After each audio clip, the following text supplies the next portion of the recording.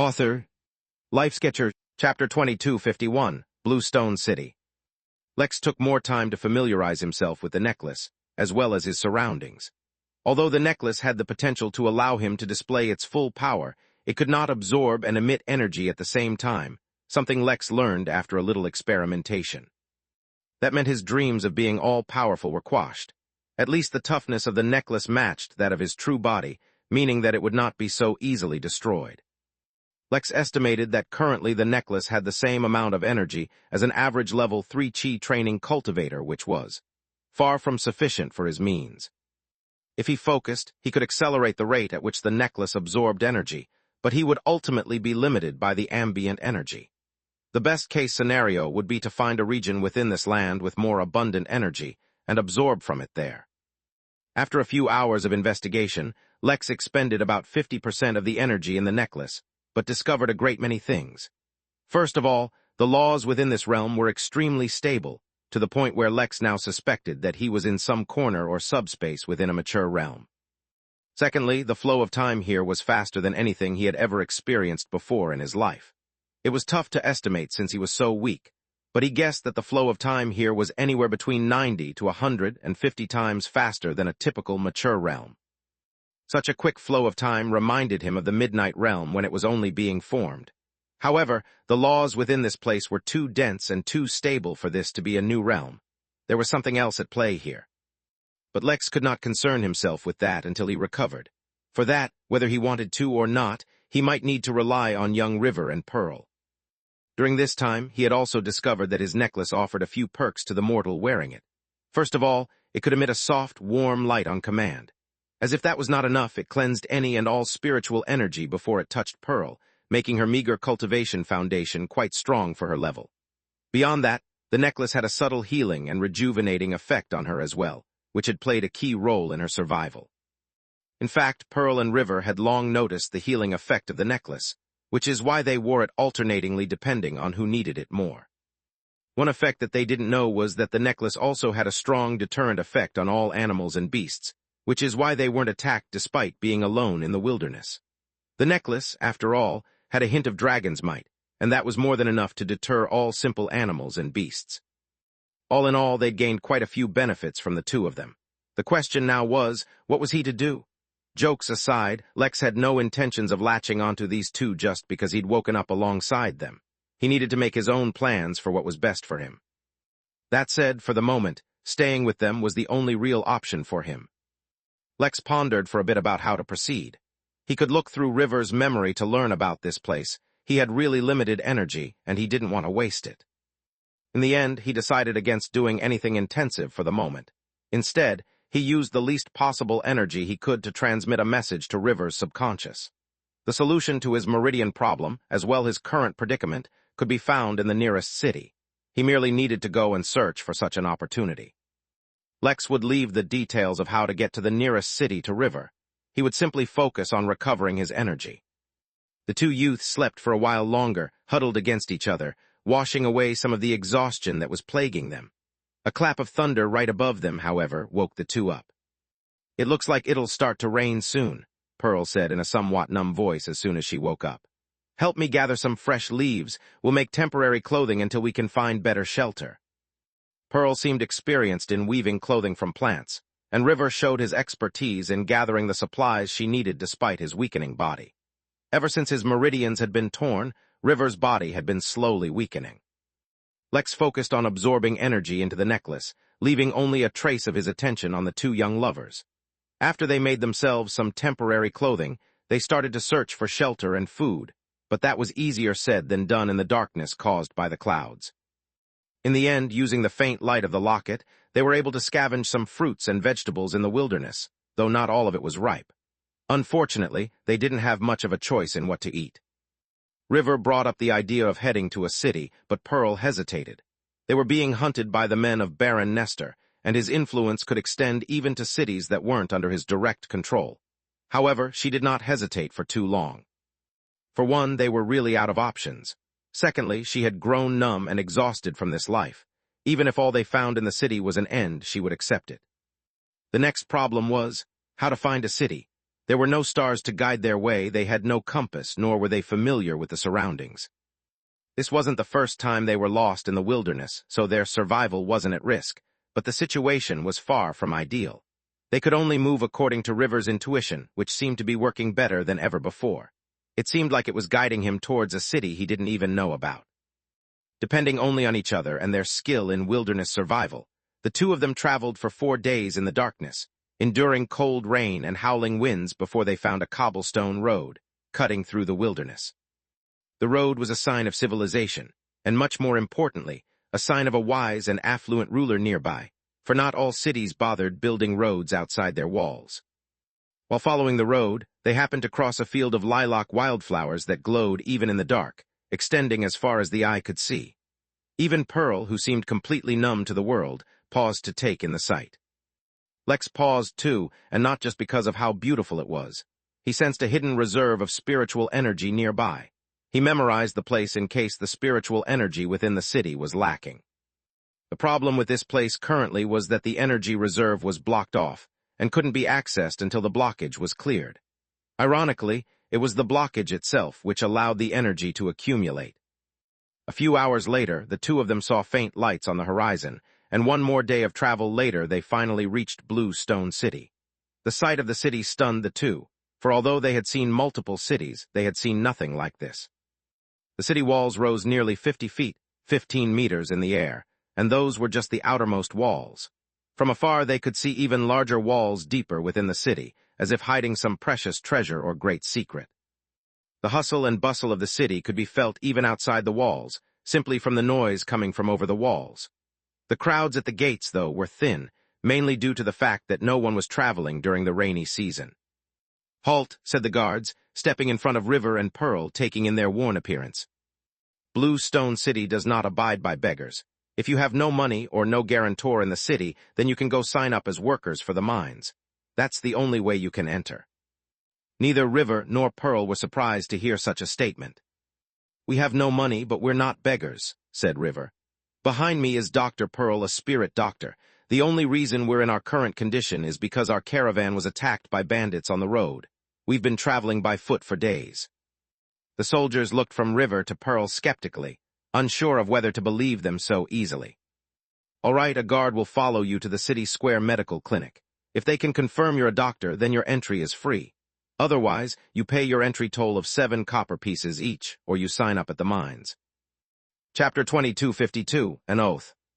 Confirming their status was easy enough. River genuinely had sufficient knowledge to pass off as a spirit doctor in training, but since his meridians were crippled, he couldn't actually treat anyone. Thus, he pretended to be Pearl's assistant, while she actually carried out the treatment under his guidance. After passing the test, they agreed to work at the clinic for food, boarding, and minimum pay, considering that Pearl lacked the actual certification of a spirit doctor. They didn't mind, because both of them knew it was only a matter of time before they'd be forced to leave. Sooner or later, the influence of Baron Nestor would reach them. Thus, that night they lay in their beds staring up at the ceiling, unsure of what the future held or how long they could enjoy the measly comforts of minimum wage. Pearl fell asleep, but River's mind would not rest, so after a while he got up and walked out, wearing the necklace.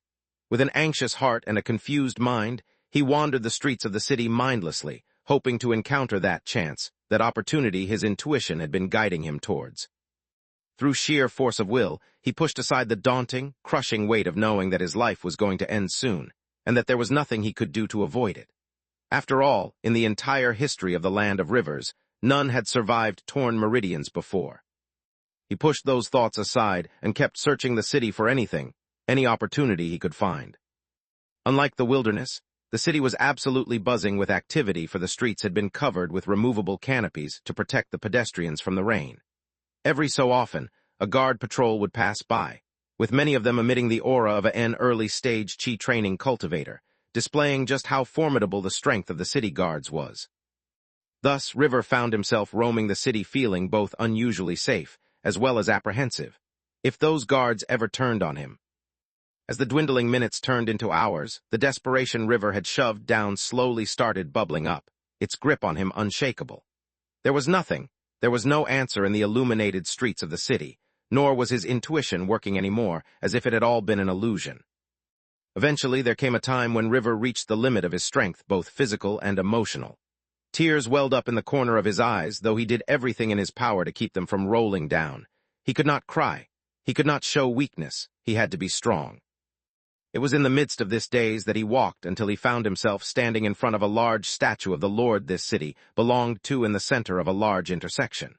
He cut quite a noble figure, his armor making him look indestructible, and his sword granting the observers great reassurance. In a desperate attempt to distract himself from the devastating, heart-palpitating desperation that was filling his being, River studied the people who seemed to almost worship the statue. He noticed that quite a lot of the residents were tossing coins in the pool around the statue and making a wish. He didn't believe in such wishes. How could they possibly come true? Yet in that moment, even in his disbelief, he was willing to try anything.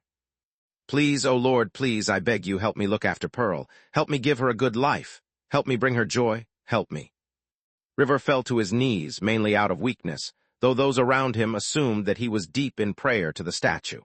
While such things weren't exactly common, it wasn't as if they never happened. River didn't care. He felt the strength in his body leaving. He felt the darkness closing in a darkness even the lights of the city couldn't keep at bay. He felt the end.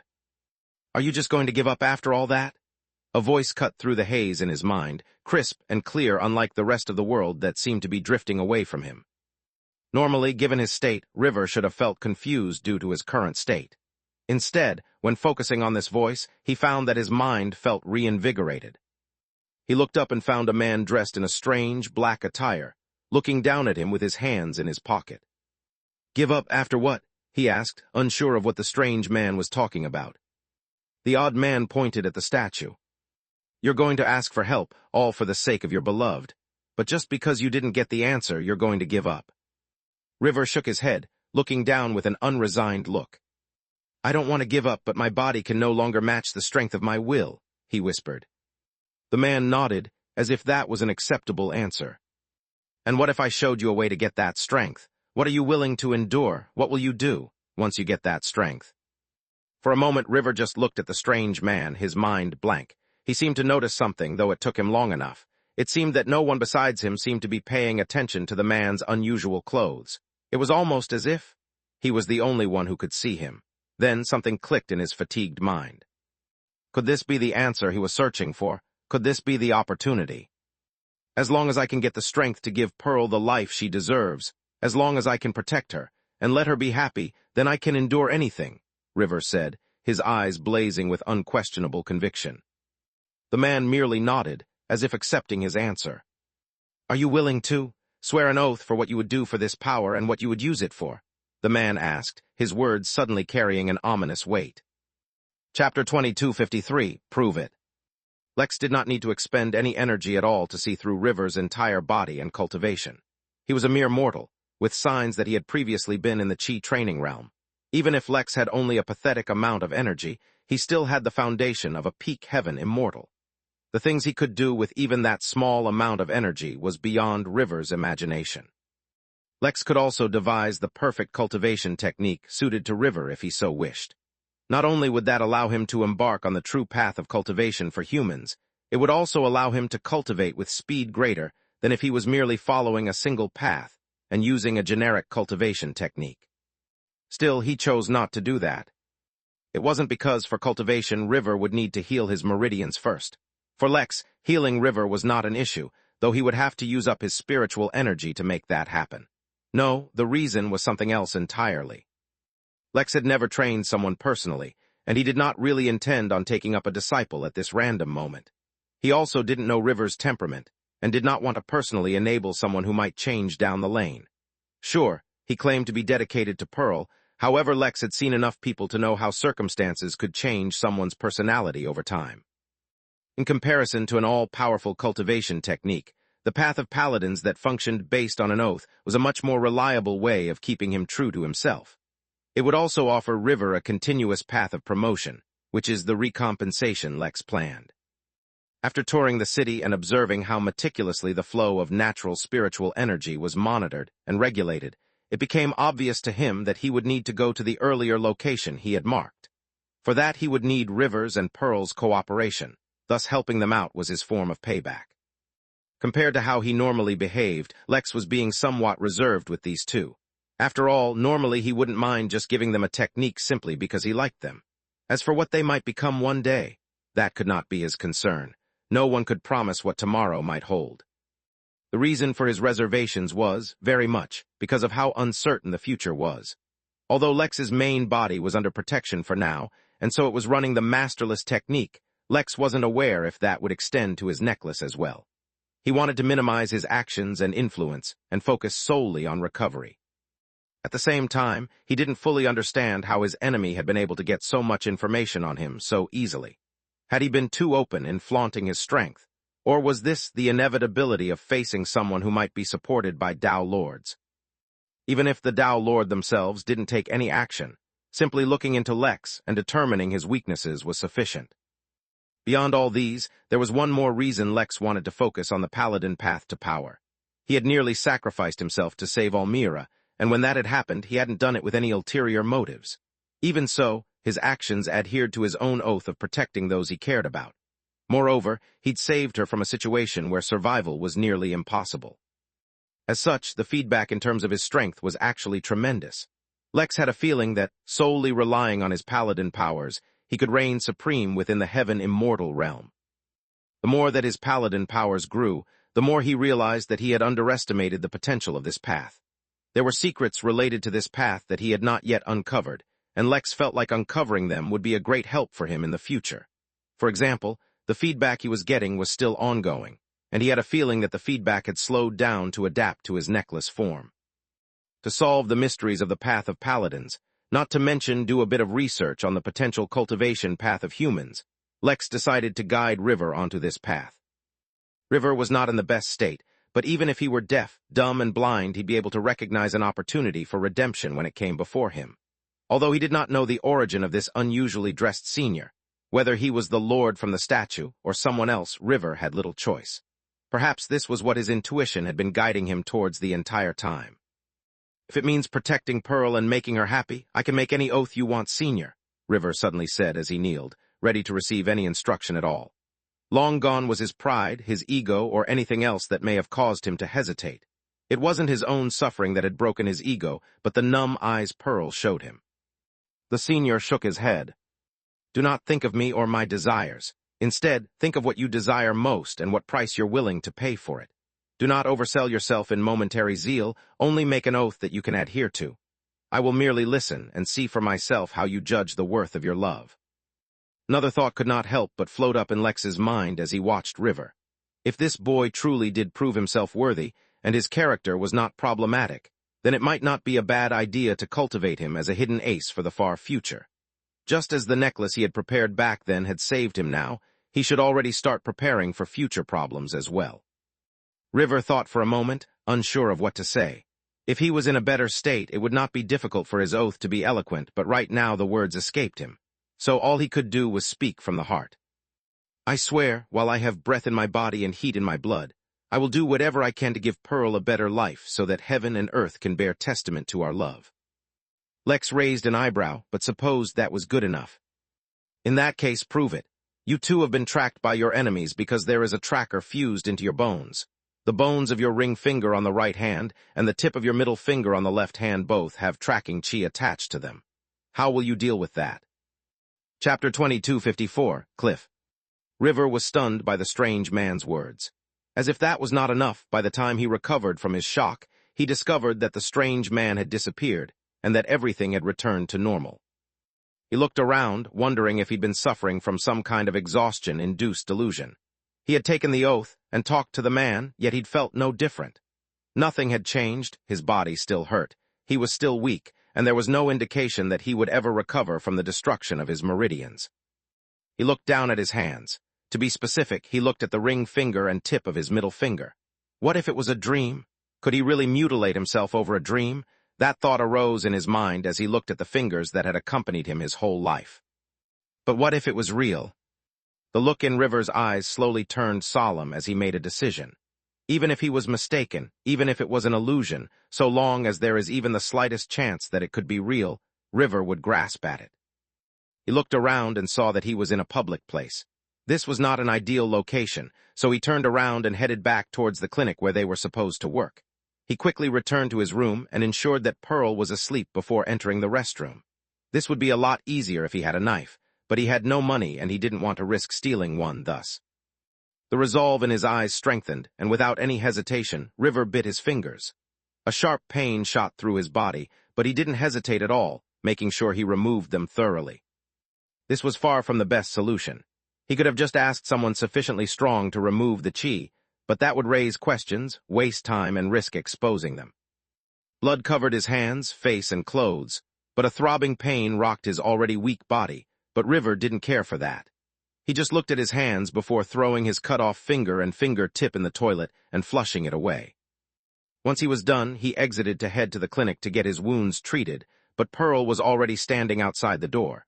She looked at his hands and then at the blood on his face. For a moment, there was silence, but then she led him into the bathroom to wash his wounds before she could address them. Her numb eyes finally showed a hint of emotion, but what hurt River the most was the fact that the emotion was of sorrow. As the cool water washed over his hands, and the chi from Pearl flowed into his body, the pain began to ebb finally. River almost felt an illusion that as his pain reduced, the strength of his body increased. But surely that was a mistake. How could self-mutilation make him stronger? If cultivation were that easy, he would have reached the legendary Foundation realm already simply based on how he ran across the fields with cracked bones and bleeding feet. "They won't find us anymore," River whispered to her with feeble strength. Pearl paused but only nodded. He wasn't sure if she believed him or was simply humoring him out of pity. "Stay here, I'll go fetch some bandages for your hand," she said before stepping out of the bathroom. River sighed and looked up in the mirror to see his state, but instead of his own reflection, he saw the face of the strange man from earlier. "I have witnessed your resolve, child," the man said, his voice suddenly booming in River's ear as if it were a voice traveling to him from prehistoric times. "Although it is merely the first step, it is a step nonetheless. I have witnessed your resolve and your oath. Now I will witness your journey." Lex himself did not fully understand the source of the paladin's power, but it was obvious to him that the oath played a strong role in it.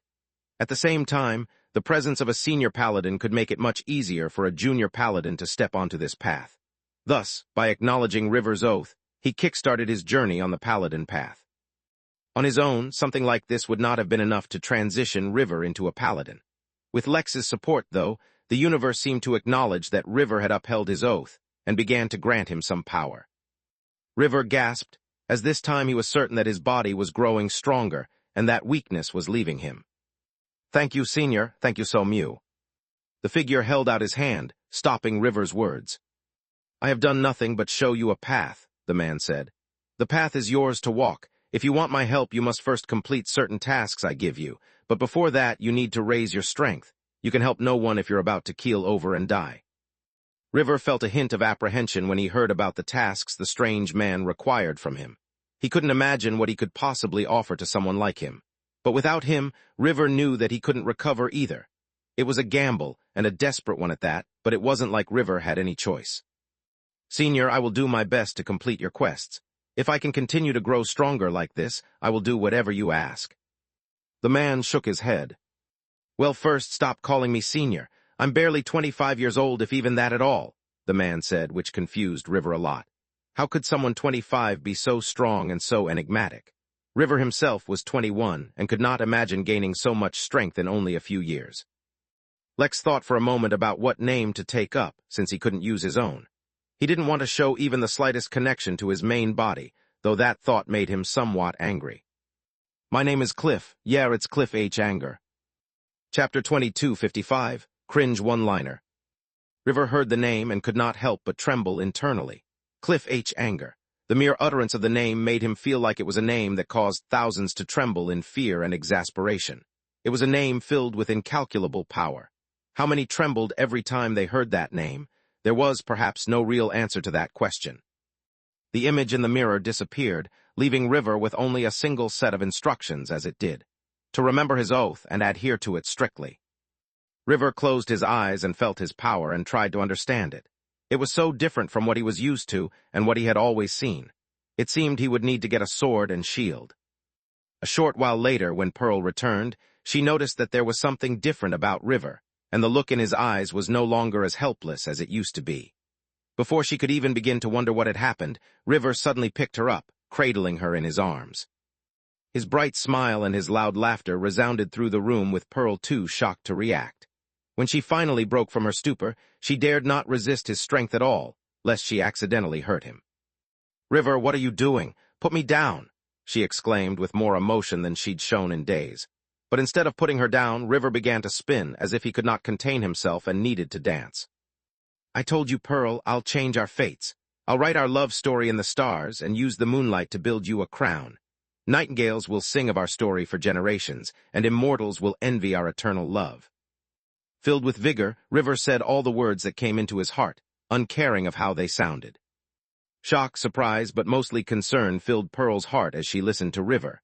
Had he finally lost his mind? But how had he gained the strength to suddenly pick her up like this? She did not know, and River did not elaborate, but from that day onwards their lives changed for the better. River kept his oath at heart. It was not to protect Pearl or anything of the sort, but to do everything he could to give her a better life.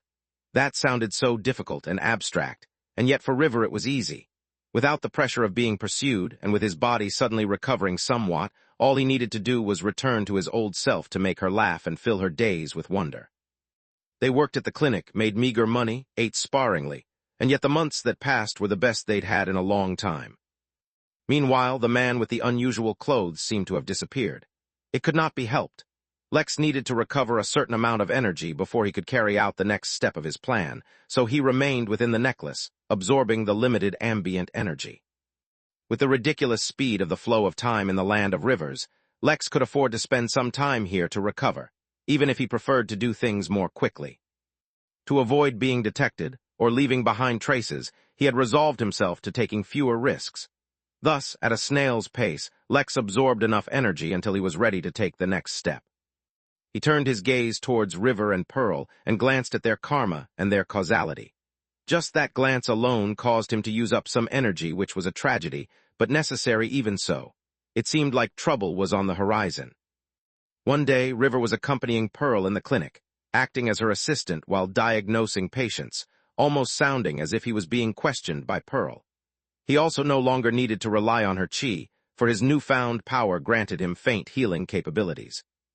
It was at that point that the doors of the clinic burst open under the force of a body launched through the doors, slamming directly into the registration counter behind it. The man thrown through the doors was dead. Whether he died on impact or was already dead before was uncertain. The loud commotion startled everyone, and River suddenly stood in front of Pearl, shielding her from view as he tried to understand what was happening. Clearly, whatever had caused the issue was far from over, for through the doors River could see numerous guards protecting an injured man while fighting against a warlock. The strength of the warlock had to be at the very peak of the chi training realm, for every attack he launched would throw the guards left and right, killing them before they even landed. River grabbed Pearl's hand and turned to run. They could not get involved in this mess at all. Yet when he turned around he saw the strangely dressed man, leaning against a wall. "Your power comes from your oath. The more difficult task you complete to fulfill your oath, the greater the feedback. That man being attacked back there is the son of the lord of this city. Think of how you could improve Pearl's life if you only saved his." The man disappeared after speaking, leaving future decisions up to River, but there was no decision to be made. River knew that what he had now was fleeting. To truly secure themselves, he needed even more power. He ran, pulling Pearl alongside him, until they reached their small apartment at the back of the clinic.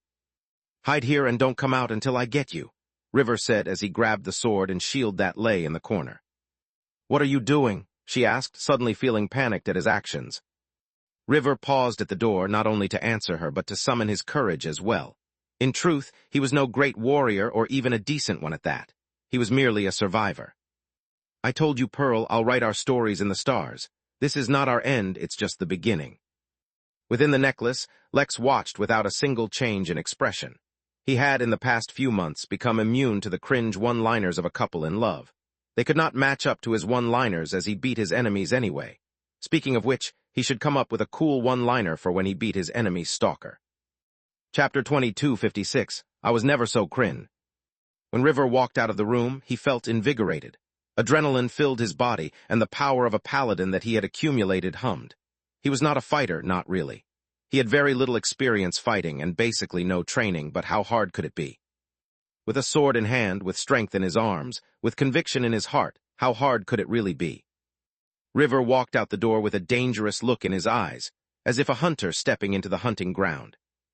Lex, meanwhile, shook his head and felt the urge to look away because he could already foresee what was happening. The overconfident demeanor and cringe one-liners that he was whispering under his breath just made Lex feel even more second-hand embarrassment. The reason he'd suggested that River go help out was because paladin powers were oddly close to divine energy in a way, with some paladin classes directly able to use divine energy as well. The paladin power, however, was its own unique thing. It could purify anything which had a demonic or evil nature, which is originally why Lex had hinted to River that he should go help out. But River was just a starter paladin, and the warlock outside was at the peak of the chi training realm. Lex had not meant that River should fight him, but that he could use the purifying nature of his energy to resist the warlock's demonic attacks and rescue the target. Instead, River had taken it as an indication to go fight. He could not help but wonder if this is how Mary looked at him when he was doing stupid stuff back when he first got the system. Surely not. He was always prudent, right? Despite Lex's urge to look away, he could not because he had to make sure River didn't accidentally die. So he watched as River huddled with his sword and shield, trying to be sneaky while carrying equipment that made him very prominent to anyone with eyes, as he tried to go around the fighting crowd and behind the warlock. Lex groaned. Yes, there was no way he was that foolish back in the day. He'd bought a gun and everything, fighting off bad guys from a distance and avoiding fights when possible. River made his way behind the warlock and then screamed as he lunged forward. If there was a wall inside his necklace, Lex would have liked to hit his face on it. If his poor attempt at stealth hadn't given him away, the scream definitely had. Lex consoled himself by telling him that River was an untrained, inexperienced boy. It wasn't his fault he had no combat awareness. As expected, the warlock summoned a protective shield, blocking his sword. The recoil from hitting the shield was so great that the sword was knocked out of his hands, leaving River stunned. Lex watched with a neutral expression. Yes, he was just an inexperienced boy. It was Lex's fault for not training him, not River's own fault for being stupid. The warlock casually launched a bolt of dark purple energy at River, and the young paladin at least had the sense of awareness to block it with his shield. His paladin energy neutralized the malevolent nature of the attack, though the impact still knocked him back. River, as if completely undeterred by his failure, had an epiphany in that moment. The sword wasn't an ideal weapon for him. Instead, he grabbed the shield with both hands and smacked the warlock with it, as if he were swatting a fly with a book. His paladin energy tore through the warlock's shield and actually caused him to stumble, which gave the other guards a chance to attack him as well. Lex showed no change of expression. Yes, this totally wasn't a terrible plan that just happened to work out of sheer luck. This was a completely justified and viable plan of attack. Which experienced warrior didn't wield their shields like a broken frying pan, repeatedly smacking an enemy's rear? He was even most certain that even if he wasn't a meticulous and formidable fighter, he'd at least not made such basic mistakes. He completely blocked out that one time he fought a horde of zombies with his bare hands atop a car from his memory. That never happened, and no one could prove it. Somehow Lex had no idea how exactly. The warlock got injured by one of River's attacks and was forced to give up on the assault and retreated. River, exhausted and slightly injured, stood tall with pride swelling in his chest as he watched the warlock retreat, convinced that he was a natural-born fighter. Lex groaned. Now that the danger was over, Lex closed his eyes and began pulling in more energy.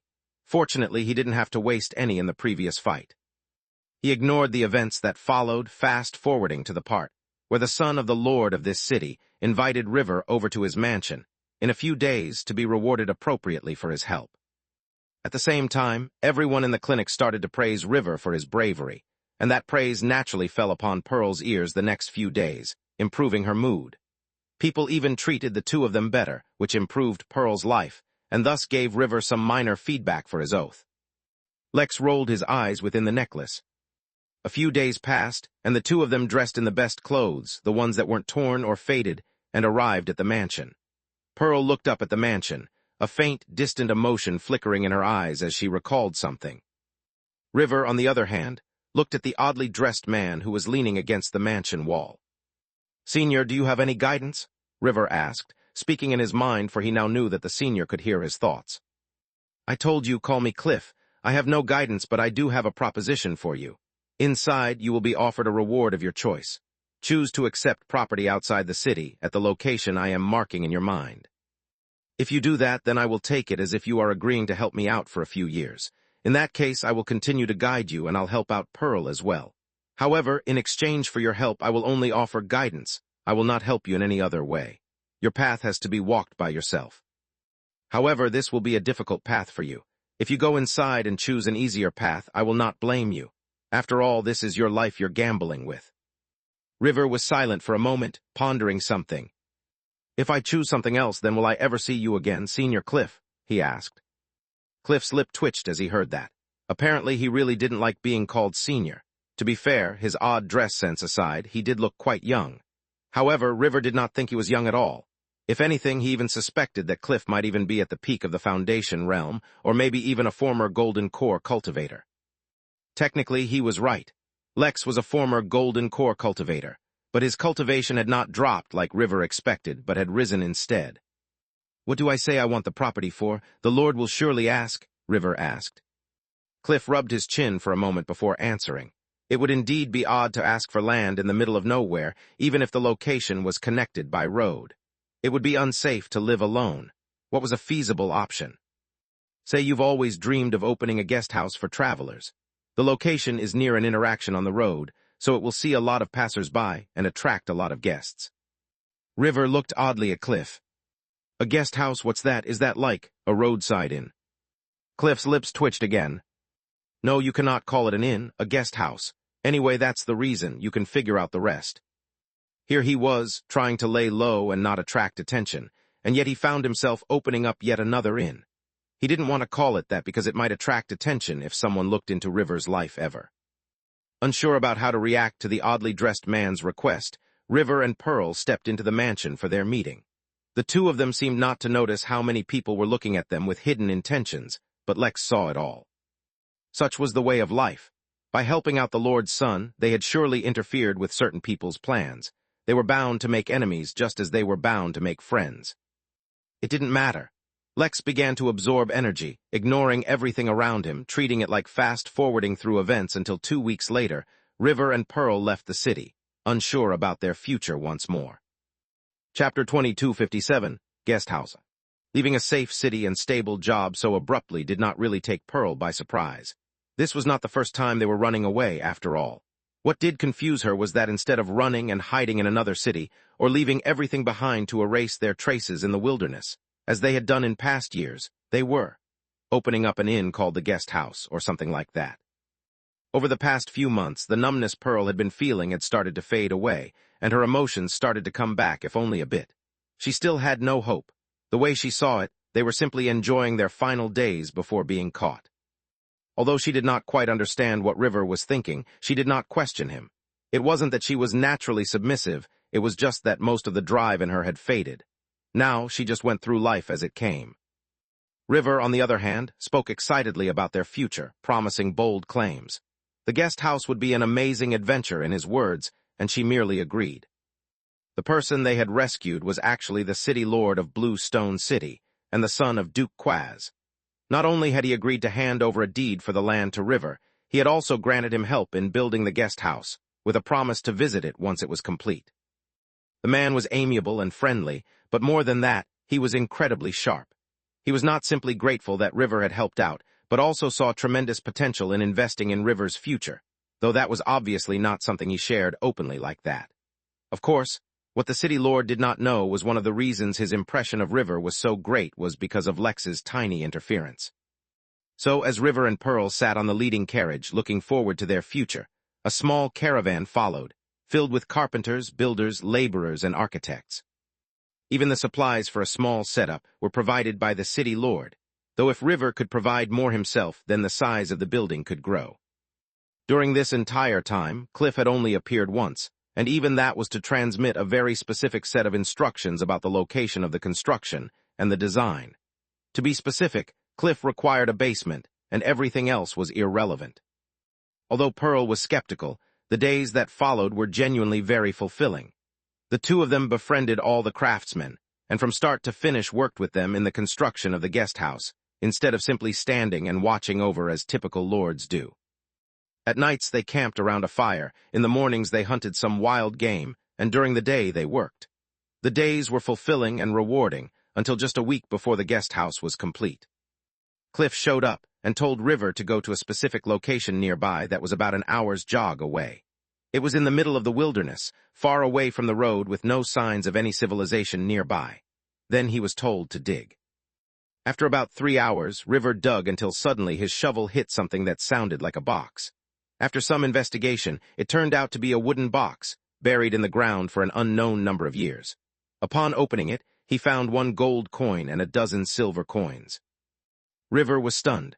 All the wealth he'd handled his entire life, if accumulated, might barely match the contents of the box. The gold was spent on acquiring a list of materials that Cliff required, while the silver was left as funds for River and Pearl to use once the guest house was opened. Without any staff, they would be the ones who would have to work and do everything, so at least they wouldn't need to pay a salary. The location of the guest house wasn't bad.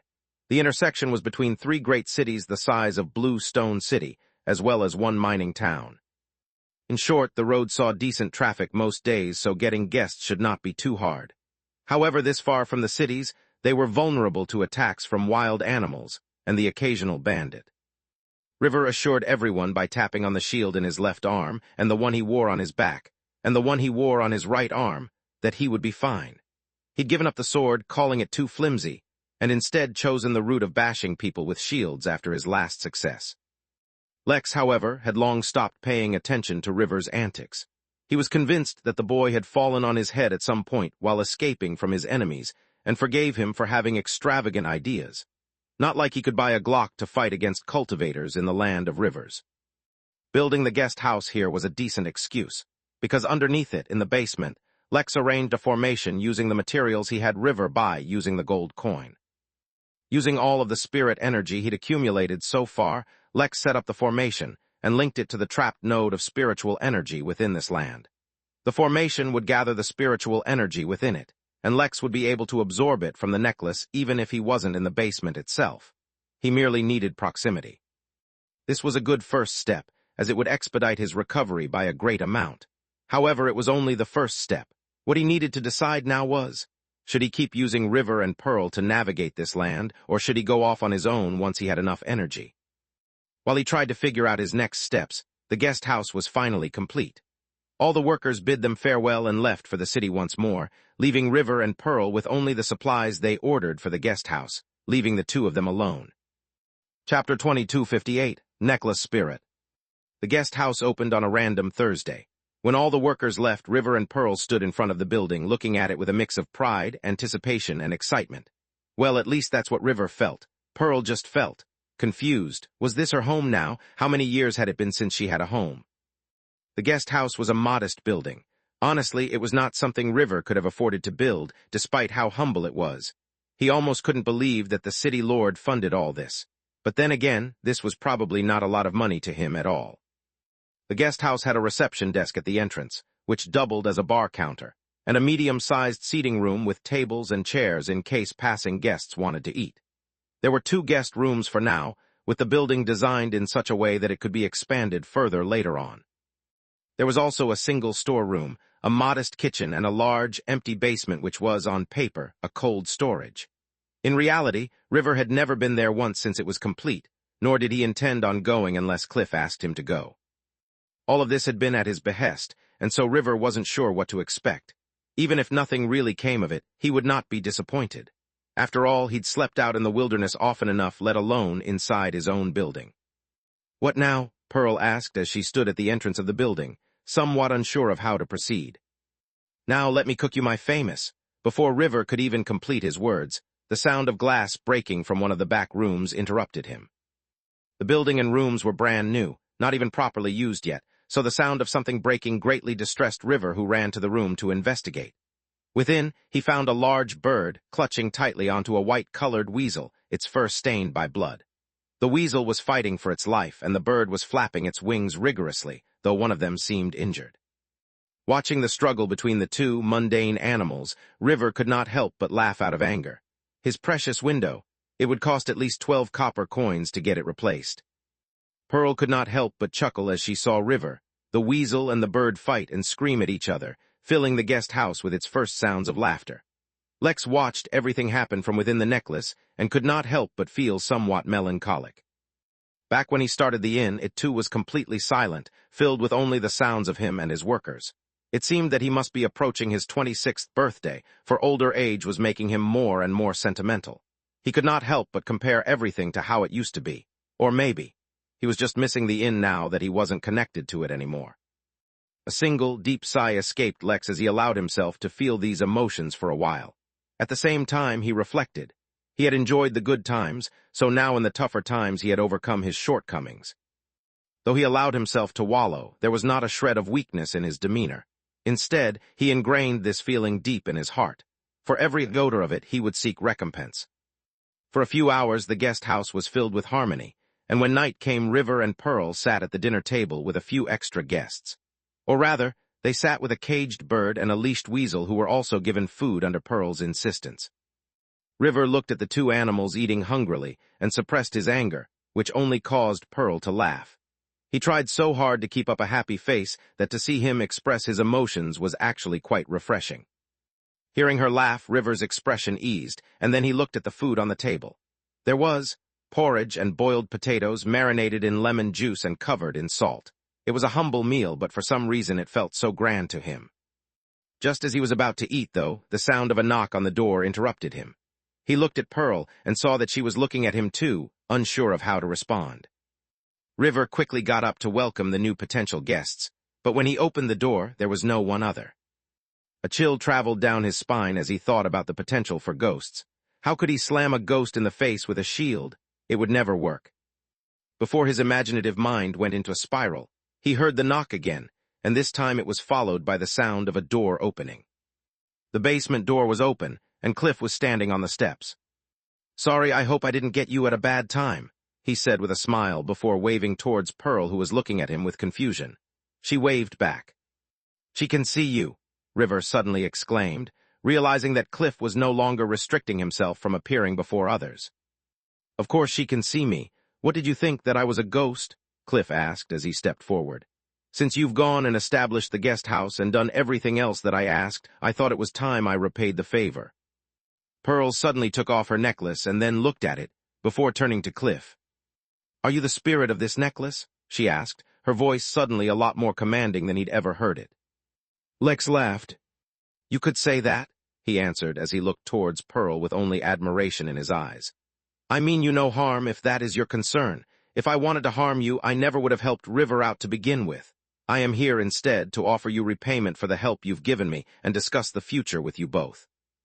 Chapter 2259, Spirit Node. River and Pearl sat on one side, while Cliff sat on the other side of the table, alongside the weasel and the bird. But now, Lex had spent long enough in the land of River that he had thoroughly understood its history and its laws. He'd been paying attention to more than just those two, so he had learned quite a lot, and in fact, probably now knew more about this place than most of the people who lived in it. River was surprised when he heard the news that Cliff was the spirit of the necklace he often wore, but in hindsight it made sense. Why else would he be chosen by Cliff to help out, and why could only he see him? Between himself and Pearl, clearly he was in the better condition to act on his behalf. However, he was confused about why Cliff introduced himself in the way he did, and didn't like being called senior. Either way, River just naturally accepted the news and saw nothing wrong with it. Pearl, however, had a deeper background, and had been exposed to much more than River. She knew what ordinary treasure spirits were capable of, and this was far beyond that. Although she did not know the full extent of its abilities, just appearing as a person before them should have been impossible. That only left one possibility, an immortal treasure. This necklace, which had been in her family for centuries, was an immortal treasure. It was just that, prior to this, the treasure spirit was likely wounded or recovering, and so it never appeared before anyone.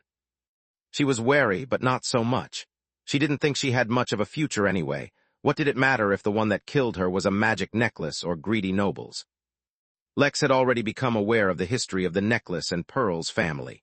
Considering the odd flow of time, it was not unusual to him that it had already been here for so long. In fact, the longer the better. While he was gathering energy and deducing the chances of him being discovered, he found that time had an amazing effect on all traces left behind by him on the necklace. The more time that it experienced, the more all external auras and traces on it were washed off. Time had given his necklace the ultimate baptism, perfectly hiding it from detection. The masterless technique, of course, only enhanced that protection even more, yet he was unaware if the technique covered him and the necklace. After all, in his current state, this small piece of him couldn't run the technique himself. Lex had always avoided using and studying time too much, just because of how dangerous it was. Thus this was the first time he was exposed to the purifying aspect of time. I promised River that if he bought this property and built a house on it, I would help him and help you as well, Lex said politely. His meridians were crippled, and healing them was difficult based on the resources available to us, so instead I have led him towards another path. It is a path of protectors and heroes, granting him the title of a paladin. You, however, can cultivate normally, and so in the basement I have prepared a cultivation room for you. The reason I had River redeem this plot of land is because hidden underneath it is a spirit node, one that has accumulated an immense amount of energy. That energy is now directly channeled into the basement and will not escape anywhere else, providing you with the best cultivation conditions. River was naturally surprised, and so was Pearl. An undiscovered spiritual node. The land of rivers did not have the same level of spiritual energy throughout the land. Instead, it had spiritual nodes of various levels spread throughout the lands, and most major cities and strongholds were built around those nodes. The nodes endlessly gave off spiritual energy to the land, and the closer one was to the node, the higher concentration of energy. But if the node was somehow damaged, then it would eventually stop working. That was quite unfortunate because the node was not some spiritual object that could be identified. Instead, it was an unseen thing that existed within the ground or air, completely out of reach, and beyond the understanding of the common people. Moreover, there were numerous ways in which these nodes could be damaged, from spiritual pollution to the buildup of too much death in one area, or a plague, or a drought. There were too many ways, which is why protection of nodes was so intense and so regulated in most cities. "And what do you need from us, Senior, in exchange?" Pearl asked. Cliff's lips twitched. What was with all this senior business? Did he look that old? As far as he was concerned, there wasn't a single strand of white hair in his head. "There is no need to be so formal. I also need to absorb the energy from the node, so at any given time either you or I will be absorbing the energy produced from it. At the same time, I can give you both some pointers on how to grow stronger so as to reclaim control over your lives. We will both be getting what we need by staying here, so there is no need to feel indebted to one another." Pearl was smart enough to realize that Cliff was trying to form too close a connection. By keeping things between them as a simple understanding of exchange, their relationship was similar to a trade or business agreement, instead of any actual emotional connection. It both comforted her and also concerned her. It comforted her because he was being upfront about what he wanted, which was to stay here. It was not yet clear to her the extent of this spirit's powers, but if he could set up an underground formation, he had to be formidable. At the same time, it concerned her because if he did not want to grow any emotional attachment, it indicated that he might be concerned that something bad might happen in the future. Of course, that was only one possibility of many, but it was the one that concerned her the most. "Were you the one who told River to cut off his fingers?" Pearl suddenly asked coldly, causing Lex's expression to freeze. Damn, he'd forgotten about that. How inconvenient was it that mortal humans couldn't regrow limbs? "Not exactly. I only informed him that the way you two were being tracked was through the chi in his bones in those fingers," Lex explained. "There were many ways to handle the situation, but he chose the quickest and most effective. I can guide you too, but that's it. Any action for your own future will have to be taken by yourselves." River didn't mind, but Pearl felt skeptical. This felt too easy. "So it's not that you can't act, but you won't. Is that right?" she asked for clarification. Lex wasn't bothered by her intense interrogation, though. Instead, he found her protectiveness to be somewhat adorable. It was like a baby lion practicing their roar. "I am severely weakened. I don't have the energy to spare. What I can do is limited, which is why you will have to rely on yourselves." Pearl nodded, his answer somewhat falling within the range of her expectations. I have one more question. Do you know about those who used to wear the necklace before us?" she asked, her voice suddenly doubtful and hesitant. "Somewhat," Lex answered, considering he'd already checked the karma of the necklace, and so had sensed everyone who had ever worn it. "Are you asking about your grandfather?" A faint sense of hope seemed to flicker through her eyes as she nodded and looked at Cliff. Her grandfather, possibly the only living family she had left. At that point, Cliff sighed. Well, if you want to know his current situation, I can't help you. I can look into it, but I don't have the energy to do so at the moment. However, the chances are quite high he's alive. At least his ascension should not have killed him.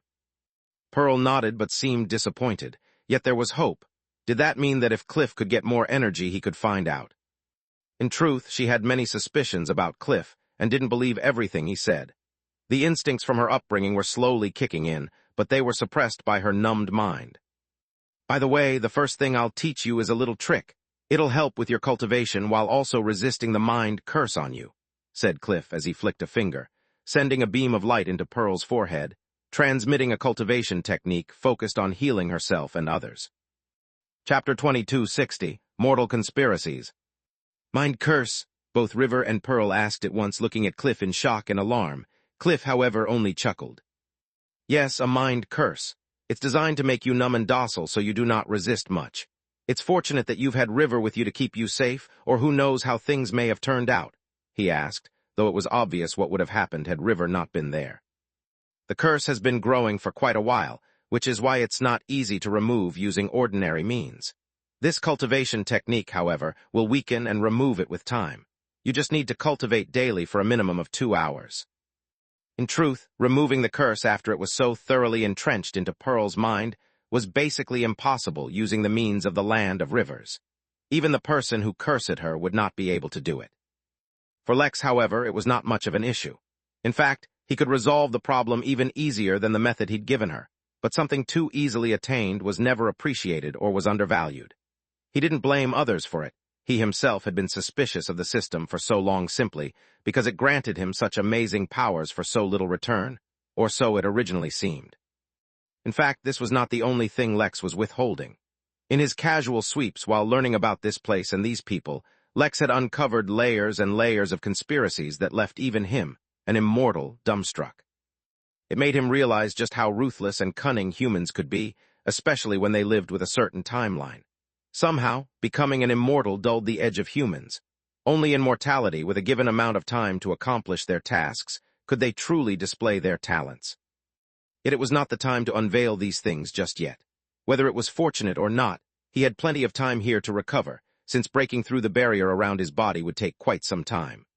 The slow flow of time in the dream realm, combined with the extremely fast flow of time in the land of rivers, allowed him plenty of time to recover and enact his own plans.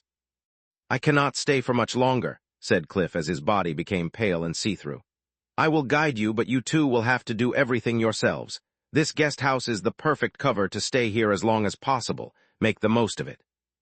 Cliff faded from existence, startling the weasel and the bird, who looked oddly at his seat, wondering where the human had gone. River and Pearl, though, looked at each other with a deep look. They first ate their meal. It was already growing cold and the basement wasn't going anywhere. Once that was done, they entered the basement and immediately paused. River's mouth fell open as he felt the dense spiritual energy in the air. Technically, he should not even be able to feel ambient spiritual energy, but since he had stepped onto the path of paladins, he could feel external energy pressing up against his internal energy. He didn't quite understand the levels of the paladin's path, and if they had distinct ranks or levels like cultivators, he did not know. He just felt like he was equal to an early chi training cultivator. Pearl, on the other hand, had grown up in such environments. Even if she could not specifically feel the extent of the spiritual energy, she subconsciously felt that the air was fresher and more comfortable to breathe. We can't let anyone into the basement, River said very seriously, and Pearl only nodded whilst distracted. She descended into the basement and took a seat on the empty floor and tried to cultivate the technique passed to her by Cliff. Since she was not too familiar with it yet, she was not able to complete one full cycle. Even so, she could already tell how profound it was compared to even her previous technique. The first night inside the guest house was spent calmly and without any problems. When Pearl woke up the next day, the sun had already been up for a few hours, and the sound of passing people could be faintly heard in the distance. The traffic on the main road was heaviest during the early part of the day, and since the construction had been going on for quite a while already, many of the regular travelers already knew about the unusually located inn. But then again, the regular travelers did not need to stop and take a break, for they already had set routines. It was those who did not necessarily frequent these roads who were attracted by the sight of the random building in the middle of nowhere, and the unusually jolly man at the porch yelling greetings at all passers-by.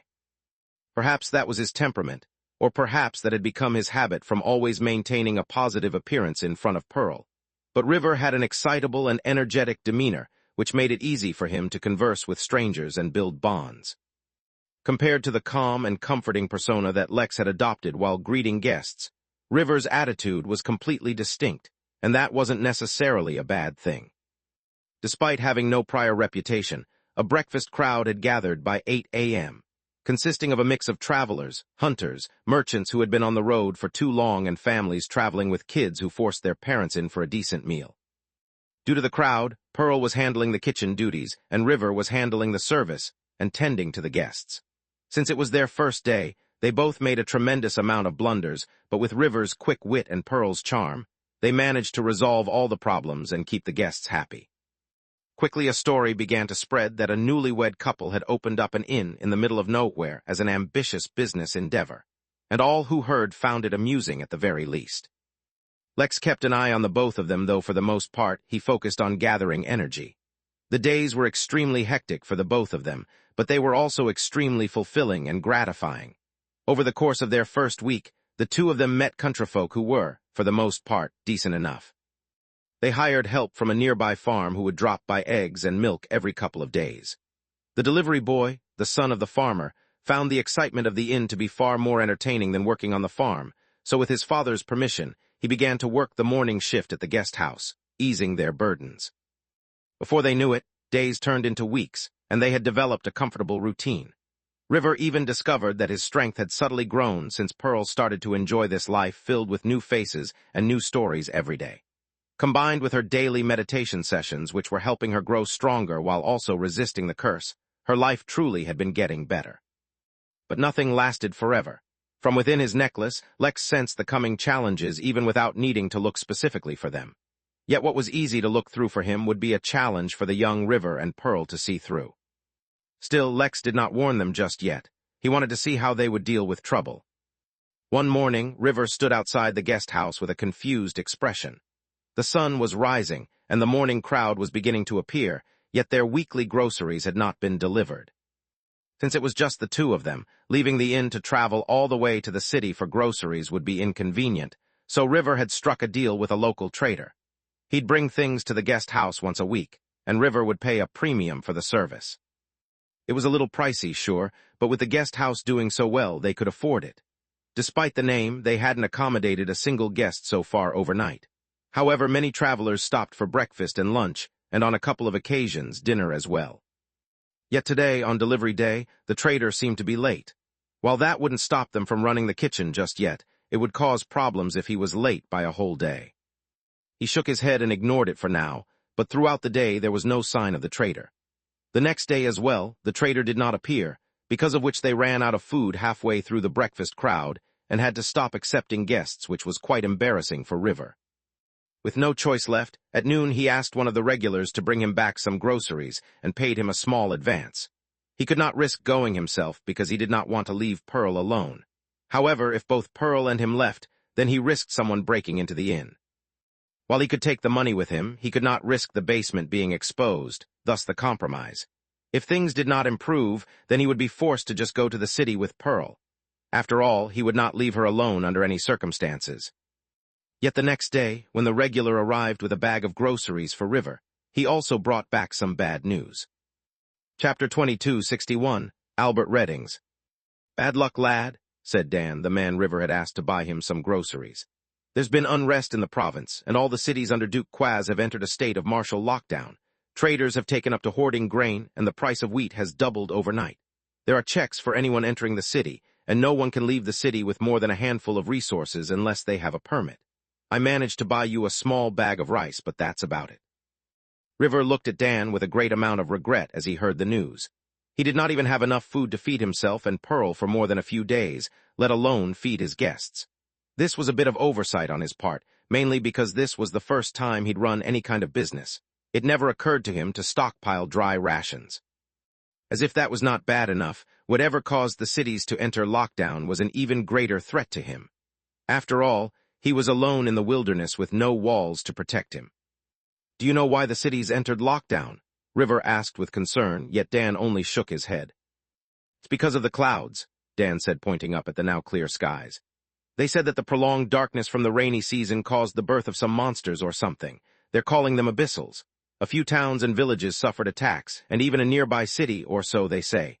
I don't know much about it, but rumor has it that the experts from the sects have been called down from the mountains to deal with the issue." River sighed as he shook his head. Everything had been going so great. Why did this have to happen? Suppressing the hint of anxiety that had built up in his chest, River discussed the plan with Pearl about what to do.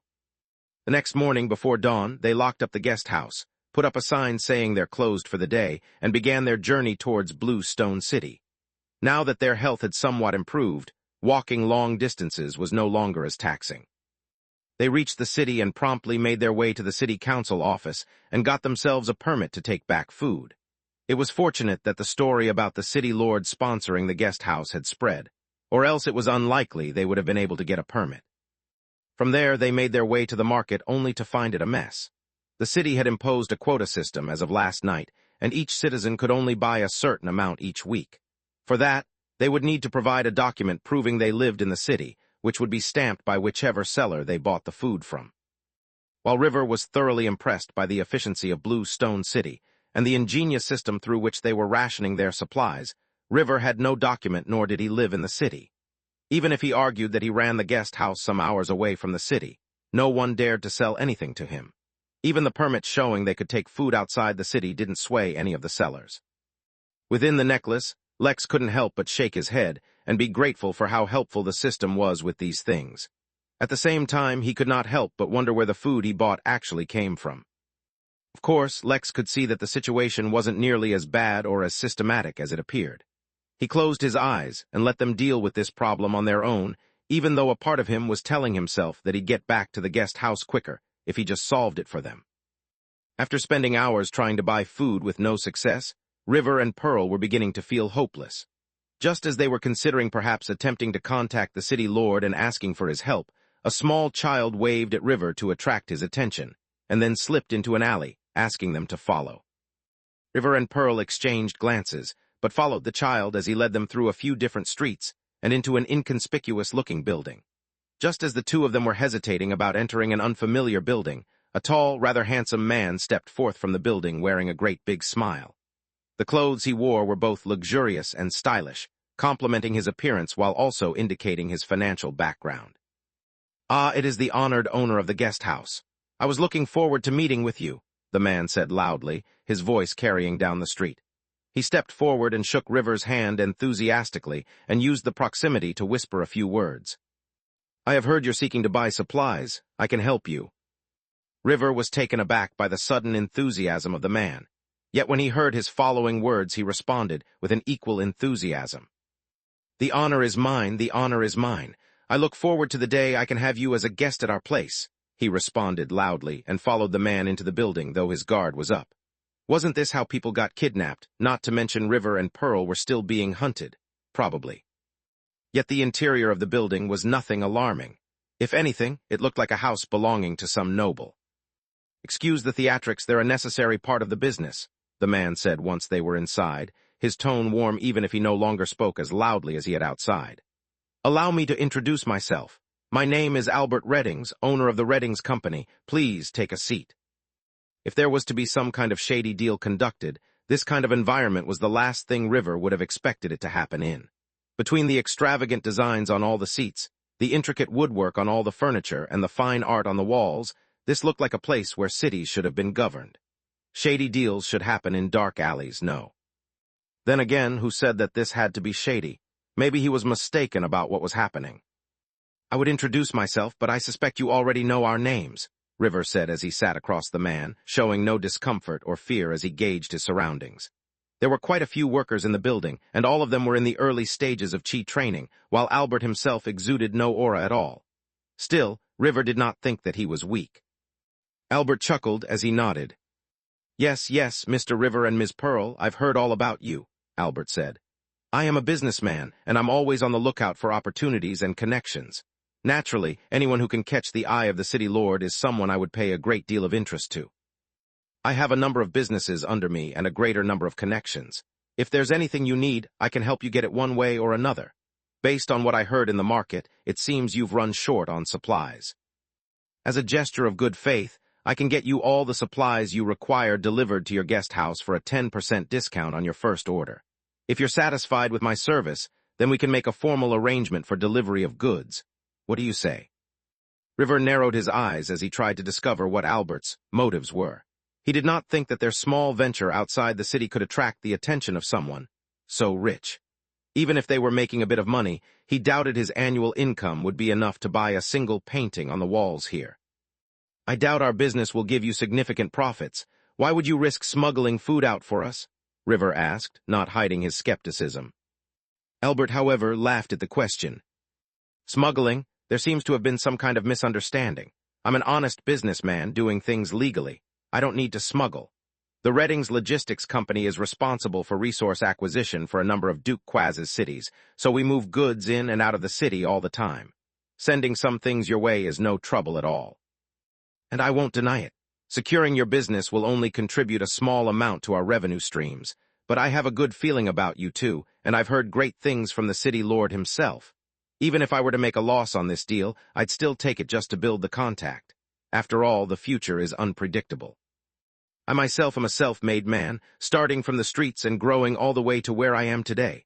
I find investing in people to be a whole lot more profitable than investing in small projects.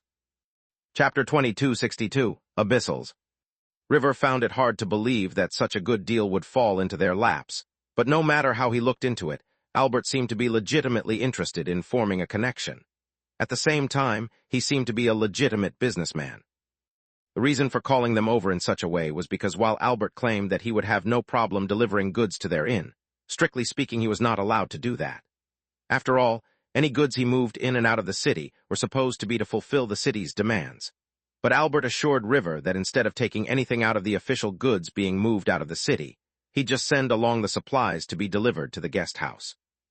To assure River that he was acting in good faith, he did not take any money for all the supplies River requested, and told them to pay upon delivery. It sounded too good to be true, but since he wasn't really losing anything, he went along with it. By evening the couple returned to the guest house and found that it remained undisturbed. The next morning, as promised, a wagon belonging to Reddings Logistics showed up outside their inn to deliver what they had ordered. River finally put his heart at ease, and they once again resumed taking in guests. However, the number of people passing through the roads had decreased. The lockdown discouraged movement, and people had been frightened from the stories of the Abyssals. Still, a peaceful if somewhat slow routine returned to the guest house. They only got people stopping by for food instead of any overnight guests, not that River or Pearl minded. Yet that streak finally broke after 10 days. It was already dark, and based on the routine they'd observed for so long, they knew it was unlikely they'd get any guests, so they turned in for the night. Since there were a limited number of rooms, River and Pearl shared a single room, though River slept on the floor and Pearl slept on the bed. Previously, before the martial lockdown, River used to hand a lantern outside the door so any passing travelers might detect the inn in the darkness of the night. Since trouble began, however, he had stopped doing that. Who knew what might attract these so-called abyssals? Thus, when a loud banging tore through the silence of the night, River's first instincts were to grab his shields. He sat still on the floor, looking at Pearl, as he'd just woken up. It was only when another round of banging sounded that he realized someone was at their door. "Is there anyone home? I'm Captain Dover of the Blue Stone City Guard. I have injured soldiers with me. Is anyone there?" Someone yelled outside the door, banging on it impatiently. River was wary, but if the guest meant trouble, he doubted a mere door would stop them. Besides, these lands were relatively peaceful with few brigands, so after strapping the shield to his left arm as a precaution, he unlocked the front door. In front of him were a few dark figures, most of them covered in dirt and blood. As soon as River opened the door, Captain Dover came inside carrying a man on his back and laid him on the ground. "Do you have clean water and bandages?"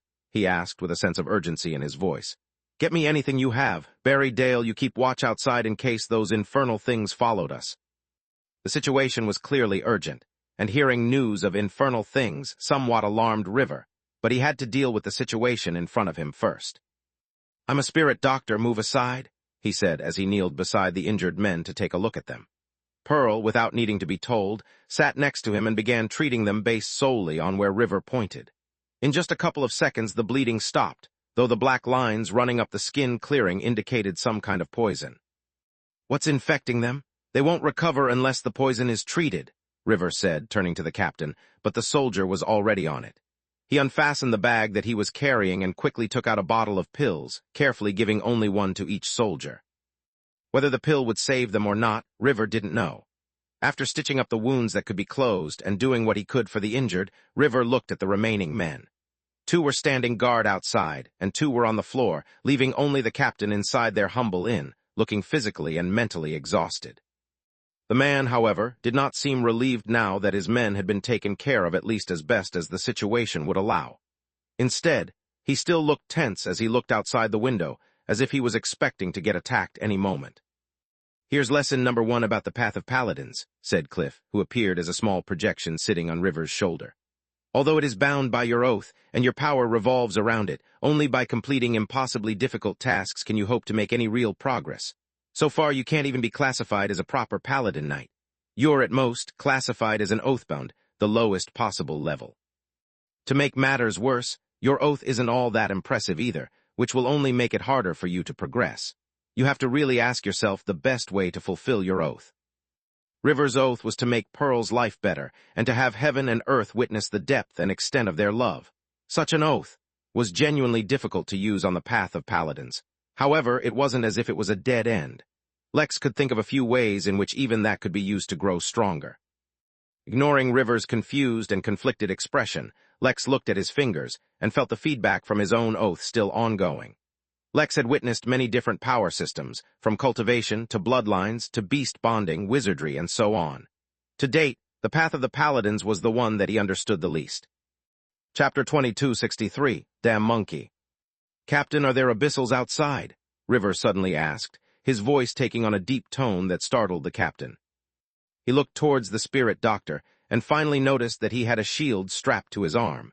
His body did not have much muscle, but it still exuded an aura of sturdiness that felt somewhat reassuring. "I can't be certain. We didn't kill all of them, that's for sure. I just don't know if the rest followed us or ran away," he answered.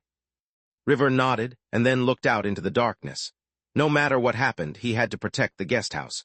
Only by cultivating within the basement could he ensure that she recovered from the curse plaguing her quickly and help her grow stronger. This was quite literally directly linked to bettering her life, so there could be no compromise. "Let me go gear up, I'll help keep watch during the night," River said. The captain only nodded, readily accepting River's offer. In his opinion, River had to be at least a late Chi training level cultivator to live out in the wilderness all alone, so he would not turn away his help. The night, surprisingly, passed in peace, and the soldiers left at first light. The next few days passed with relatively little excitement, though there was one development. River realized that having an inn at the road intersection allowed him to meet all sorts of people and hear all sorts of news. It became surprisingly easy to hear the latest information from all around, to the point where River started keeping a ledger recording news that he thought was interesting or pertinent, and marking it with dates. Just as it seemed like everything was going great, the guest house was attacked by abyssals one night. River and Pearl were alone, and 4 different abyssals attacked. That was also the night River discovered that Pearl was stronger than him by a lot. This strength was clearly newfound, which showed just how incredible the cultivation technique given to her by Cliff was. The next day, they displayed the corpses of the 4 abyssals outside the tavern, attracting a crowd and building the guest house's reputation. River got very little feedback, because Pearl herself had done most of the heavy lifting in that fight, which caused him to realize that unless he did something big, his strength would be stuck as if at a bottleneck. Many events continued to occur at the small guest house, bringing bits of excitement in the otherwise mundane life of the young couple. It was a simple, but happy life, if only because they remained blissfully unaware of the brewing storm. Weeks turned into months, and winter finally came. Meanwhile, within the dream realm, Dekal looked at Lex's body and studied the barrier around him. No matter how he ordered the barrier to disperse, it did not obey his commands. Lex, too, had displayed a surprising level of resistance to his orders earlier on. Although the conclusion remained the same, the process was still noteworthy. Dekal surmised that the reason Lex had been able to resist, and the reason the barrier did not disperse was intricately linked to Lex's Dao body. While Dekal himself did not cultivate a Tao body, he had a basic understanding of it. It should not have allowed Lex to use techniques or create barriers that approached the boundary of the Tao, and yet it happened. Such an event clearly outlined how diverse, complex, and mysterious the universe was, because he could not think of any explanation for why such a thing happened. It served to demonstrate the limited information of even large organizations when it came to such secrets. Dekal found it mildly annoying that he had to manually break the barrier, but such things as emotions and feelings were entirely irrelevant to him and his pursuits. He only used this opportunity to note that if he ever faced demi-Dao lords or those with a Dao body in the future, and he had not yet attained the Dao himself, they may be able to resist his commands. While he himself had chosen not to become a demi-Dao lord, that did not mean he was actually stronger than them. The frustrating thing about Dao was that it was above everything else and could even resist the commands of sovereigns. Pushing all irrelevant thoughts out of his mind, he began to whittle down the barrier around Lex's body. As long as it existed, he could not begin to alter the system hidden within his soul. Dekal began to muse about how he'd control the second system without having it shut down or restart. He might need to take control of Lex's soul and use it like a puppet. The thought of possibly controlling two systems excited him to a great extent, making him feel like he was about to embark on a unique path. Little did he know that after defeating the murder system, Lex himself had been offered the option of acquiring multiple independent systems, or just using them to empower his existing one. He had chosen to empower his own system. Dekal, unfortunately, had never encountered such an option because the rank of his own system was too low. The dream he was working towards was something Lex had already dismissed long ago. Then again, Lex had been offered a weak system, and not something at the level of the Midnight in system. Had that been the case, he might have acted differently. Slowly destroying the barrier was no easy task. Since it had been created using Lex's Dao body, it was created through a manipulation of laws so complex its consequence was similar to acting through the Dao.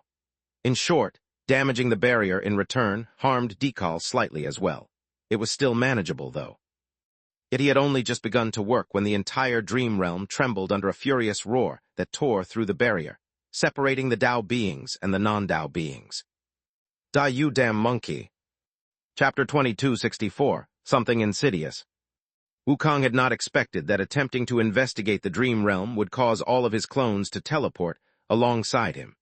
Such a wide-scale teleportation from across the universe disrupted many of his plans, big and small. Most of those losses were tolerable, but there were a couple of clones whose teleportation caused his mood to plummet. It was not easy to infiltrate a sage race within their main realm, and now that his clones had been exposed, it would become even harder to infiltrate them again. It was to the point where he entirely gave up trying to infiltrate them via clones and had to start considering other means of fulfilling his objectives. This one single setback had disrupted countless years of efforts, with nothing to show for it. While he usually maintained a jolly and cheerful mood, he found it hard to feel anything other than immense irritation these days. As if that was not enough, the dream realm itself was not something he could so easily disregard. If it was dangerous for mortals and immortals, it was even more so for Dao lords. It was as if for all the countless years it had been sealed, the dream realm had been nurturing a battalion of sandmen capable of affecting Dao lords. For a long time, they had nothing to do, but now that the realm had opened up once more, they became hyperactive, running around doing their best to catch Dao lords. Wukong had to dismiss all his clones because the more of his clones that were spread throughout the realm, the higher his chances of getting targeted. He roamed the realm, mostly undetected, searching for a way to exit when he stumbled onto something unexpected. He stumbled onto a Dao-level altar which seemed to be producing a tremendous amount of Dao essence, a liquid that only Dao lords could produce. This kind of liquid was the most stable energy source in the universe for powering Dao-level formations, tools, weapons, and so on. Its applications were numerous, but the commonality was that it was useful for Dao lords. Yet Dao essence was notoriously difficult to produce, to the point where many wars had been fought over the Dao fields, which could naturally produce them. The very same Dao fields which had been offered to the Innkeeper in exchange for using the taverns to enter the dream realm for a few years. Without a Dao field, it would take about 100 Dao lords working in unison to produce one drop of Dao essence in 1,000 years. The number of Dao lords working together could not be increased or reduced, nor could the Dao lords be changed during the process. In comparison, A Tao field would allow a single Tao Lord to produce one drop of essence every 100 years. While this demonstrated how difficult it was to get Tao essence, and how valuable Tao fields were, it did not adequately show just how precious the essence itself was. The fact that, very often, Tao essence itself served as currency between Tao Lords, however, demonstrated just how valuable it was. So to see an altar that was continuously producing Tao essence was unbelievable. Had someone discovered another way of producing Tao essence, he had to find out. This was such a big discovery that Wukong momentarily forgot that he was in a bad mood. He didn't even need to worry that this altar was a trap someone had laid out for him, because as an agent working for Nuwa, Wukong had long ago been taught the masterless technique. Even other Tao Lords could not easily investigate him, which was the very reason he could often steal from other Tao Lords without getting caught. That was also why he was always so impressed by the Innkeeper discovering his actions.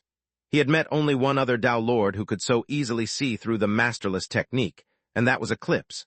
Of course, she could only see through it within her own realm where she had her seat of power. Regardless, he was sure that he had not been secretly led to this altar. In fact, he had a feeling that the very reason he even found this altar to begin with was because the Dream Master could not sense his location, and so could not keep him from stumbling onto the altar. Suppressing himself to the utmost, Wukong hid and sent a single clone to go and investigate. Entering the altar was no easy task, especially if he wanted to do it undetected. In fact, Wukong spent several years within the Dream Realm attempting to infiltrate the altar without success. Still, a few years was nothing to him, and he was undeterred. Unexpectedly, however, one day he witnessed a living dream exit the altar, apparently on an urgent mission. To be safe, Wukong did not try to replace the living dream, but he did steal a few of his memories to learn what was within the altar. This, too, proved to be much harder than he expected since it had a protective seal on his memories. Yet who was Wukong, the best thief in the universe? How could he be deterred so easily? Eventually, he was able to steal a few memories without breaking the seal, and that's when Wukong was stunned. Within the altar were countless sleeping Tao Lords, effectively being used as batteries to continuously power the altar to produce the essence. Of course, the living dream did not know that's what was happening. That was what Wukong surmised on his own based on the memories he saw. Still, even if he didn't get the full picture, he was confident in his own investigative abilities.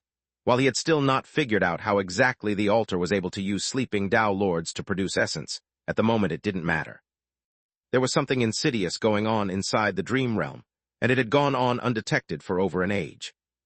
Suddenly Wukong forgot about his own abysmal mood and began to focus on this mystery. He needed to get to the bottom of it. Chapter 2265. Proceed with caution. He was careful. If Wukong got caught or he left behind any traces, then it would become infinitely harder to get to the bottom of this mystery. To make up for all the losses he'd suffered because of the dream realm, he needed to uncover the Dream Master's plan. In the back of his mind, he tried to figure out the connection between the dream realm and the ongoing universal war. So far, on the surface, there seemed to be nothing, but how could that be? The timing was too coincidental. Wukong knew, for a fact, that the appearance of the dream realm had interfered with the rescue plans for the Tao Lords trapped within Arch-Heaven. The already difficult task had become even more difficult. Simply that alone was enough to convince him that this was planned, let alone many other things that had happened. Wukong returned the memories he stole from the living dream and began to follow the stream of Tao essence to where it was being channeled. It was leading to the depths of the dream realm, and for a while he was making decent progress in following it, right up until he encountered a barrier. Its mere appearance made Wukong realize that it was ancient far older than even himself. In fact, his heart trembled as he caught an ancient scent, one that hinted at the fact that this barrier may have been around since the primordial age. Wukong realized that this was a secret that may be even beyond him, and so he retreated from the barrier and activated a mark that was attached to his very soul. That mark was one of his greatest secrets, as it was the mark that bound him to Nuwa, and allowed the two of them to communicate from across the universe. "Holy Mother, I have important news," Wukong said in a solemn voice. "I have uncovered a great ancient secret within the dream realm. There is." Wukong suddenly found himself unable to speak as a gentle, yet unquestionable force emerged from within the mark and stopped him. "Do not tell me anything, Wukong. All 8 of us have begun to move, and troubled times lay ahead. The sages will make their move, and we don't know who might be pulling the strings in secret. Although you and I think that our connection has remained secret, who can say for sure that remains true even now? Someone may be using you to transmit this secret to me. Do not share anything with me until I ask you myself, and stay safe. The last time something like this happened, many lives were lost. Even now, Tao Lords are not nearly as infallible as they wish to believe. It's just that the sages have kept the dangers at bay. Soon, that will no longer be true. Wukong was stunned and suddenly filled with hesitation. Should I abandon my investigation then? He asked, unsure of how to proceed. If only she knew the gravity of what he had discovered. But the more it was like this, the more he could not tell her lest it sway her actions in some way. She was right. When the beings above the Tao began to play their games, who could say for certain what the outcome could be? No, continue as before. If you behave differently for no apparent reason, it might attract attention. Simply proceed with caution. Wukong nodded and felt the energy from his mark disappear. He returned to the barrier once more and began to probe it, but no matter what he did, he could not find a way through. Even his many methods failed. Wukong even began to suspect that the Tao essence was sustaining this very formation, and that had been its purpose all along. Then one day, without warning, the barrier disappeared, and from within an aura of a magnificent treasure spread out. Wukong was stunned, because as the barrier disappeared, so too did the stream of Tao essence, as if it had never been real to begin with, as if it had merely been a dream. It was almost as if it really had only existed to support the barrier, but Wukong could not help but feel a hint of doubt. That was too simple, too easy. Would so much Tao essence really be required to sustain a barrier? Moreover, no matter how he looked at it, the aura of the treasure seemed like bait. Even if it really did exist, was it something that could so easily be acquired? Did the barrier only exist to suppress the aura of this treasure? How did the treasure even come to exist? Why would the owner leave it here for anyone to find? Much more importantly, did the Tao essence have something to do with the treasure?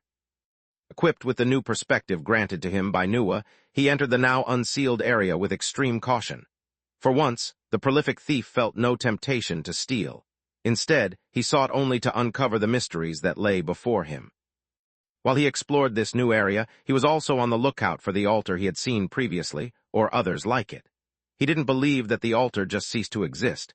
It had to still exist somewhere else. After all, if a treasure that could tempt the entire universe truly did exist, then Wukong could only imagine the amount of energy required to build it, not to mention the amount of energy required to use it. He even began to imagine a situation where the Tao essence to run that thing might be insufficient, causing the Dream Master to open up the realm simply to catch more Tao Lords. That would explain why the Sandmen were so active. Unfortunately, his plans to investigate in secret were disrupted by the surge of Tao Lords all entering the same area. It wasn't long before some enemies ran into each other, and a conflict broke out. The sheer reverberations from the fight between an increasing number of Tao Lords broke Wukong's stealth, exposing him for anyone to find. Unfortunately, this time around, that happened to be an old enemy. Chapter 2266, Minor Taos and Major Taos. Wukong grimaced as he erected a barrier around himself to keep the radiation at bay. There were too many fights going on simultaneously within close proximity to each other, causing a tremendous amount of leaked Tao energy. This energy was lethal to all non-Tao beings, but due to the high concentration, it was also dangerous for Tao Lords. The power of Tao was so immense that a majority of Tao Lords could not control it effectively and efficiently. That didn't mean they couldn't use it. Thus, when they fought, their every move would cause a large amount of chaotic Tao energy to leak into the surroundings. It was for this very reason that, in the Origin Realm, Tao Lords were forbidden from fighting, and why everyone had been so impressed that the Innkeeper had been able to act without disrupting or damaging the realm. An immature realm absolutely could not sustain damage from this leaked Tao energy, or radiation as Tao Lords simply referred to it. As it happened, this radiation did a lot of area damage spread far and wide, and as long as Wukong was exposed to it, it would passively affect his stealth. It was one of the dumbest ways to prevent him from using his stealth, but it could not be denied that it was still effective. Unfortunately, as soon as Wukong revealed himself, he was detected by someone he would rather avoid, if only because he didn't want to deal with them at the moment. Erlang, the personification of divine justice, heroism, and moral integrity, and in Wukong's opinion, a complete idiot. Erlang was born in the folklore realm, rising through legends of a hero who stood up for justice. Unfortunately, despite reaching the Tao Lord realm, his unique circumstances prevented his spirit or his mind from developing like a typical Tao Lord. He was unable to understand the complexities of morality and judged things in black and white. While not inherently stupid, he could still be easily manipulated as long as the speaker spoke honestly and without any negative intentions against Alang himself. While he was a champion of the path of order, and was renowned across the universe for confronting many immoral Tao lords, bringing justice to the land, he was also an irritating and persistent pain in Wukong's life. "Halt, thief!" Erlang yelled as he appeared before Wukong, garbed in simple armor and holding a halberd fashioned from the spine of an evil dragon he had slain, an evil Tao Lord dragon. Wukong did not even want to respond to him, if only he weren't so strong. It went without saying, but anyone capable of giving Wukong a headache had to have the strength to match his, making him unable to use any of his tricks.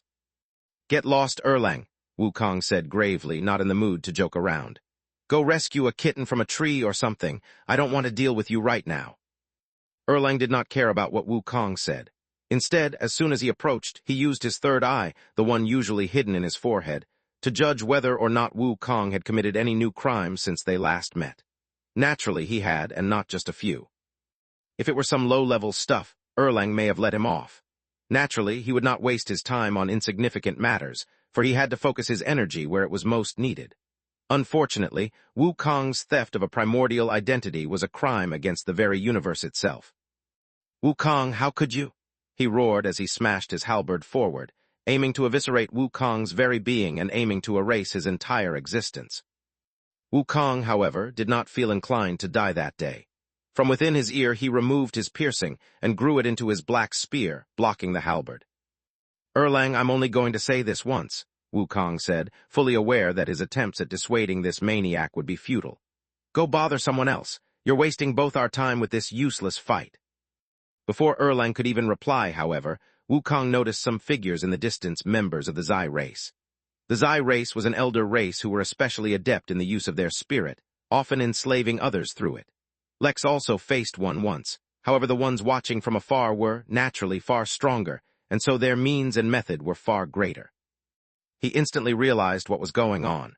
This was an open conspiracy. Erlang was being used, and he was being targeted. "Time and time again you have escaped my wrath, heathen," said Erlang, pulling back his halberd and looking at Wukong with hate. "But you shall not escape again. For committing a crime against the very universe itself, I can no longer afford to hold anything back." Wukong grimaced once more. "Don't you see you're being used? There are literally slavers watching us at this very moment, waiting for this fight to start," he said, hoping against reason that Erlang would see reason. "It did not work. Compared to yours, their crimes are petty. Their turn will come, but first I must deal with you." One moment the two were standing, and the next moment they clashed, destroying the land all around them, giving way to a beautiful forest in its place. The Dream Realm, as one of the oldest realms in existence, remained completely unaffected from the burden of a fight between Tao lords. Yet their clash was far from simple. It was not spear against halberd, no, it was Wukong's Tao against Erlang's. It was a clash between two major Taos, so naturally the fallout from it was nothing like the other fights going on. Most Tao lords in existence, including ones from elder and sage races, attained the Tao using minor Taos. Only very few, exceptional Tao lords throughout history managed to attain major Taos. A clash between them, thus, brought the conflict within the Dream Realm to a whole new level. Chapter 2267, Traps and Secrets. Wukong's name was very high up on the Tao bounty list. It only made sense, for he did not shy from stealing from even other Tao lords. Despite his wanted status, however, no one actually went and tried to capture him, not even the sage races. The reason was simple. He had something that not even the sage races could get easily, and something they could only covet in their hearts. A major Tao, even the phantasm Leviathan race. A race where nearly every existing member was a Tao Lord, had only one member with a major Tao.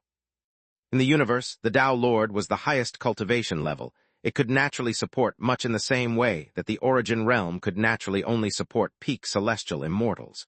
So in the universe there were Tao Lords, and among them there existed those who stood as lords above even their peers. It was easy to look up at people like Eclipse and claim that they were the best, but such things were too far removed from most.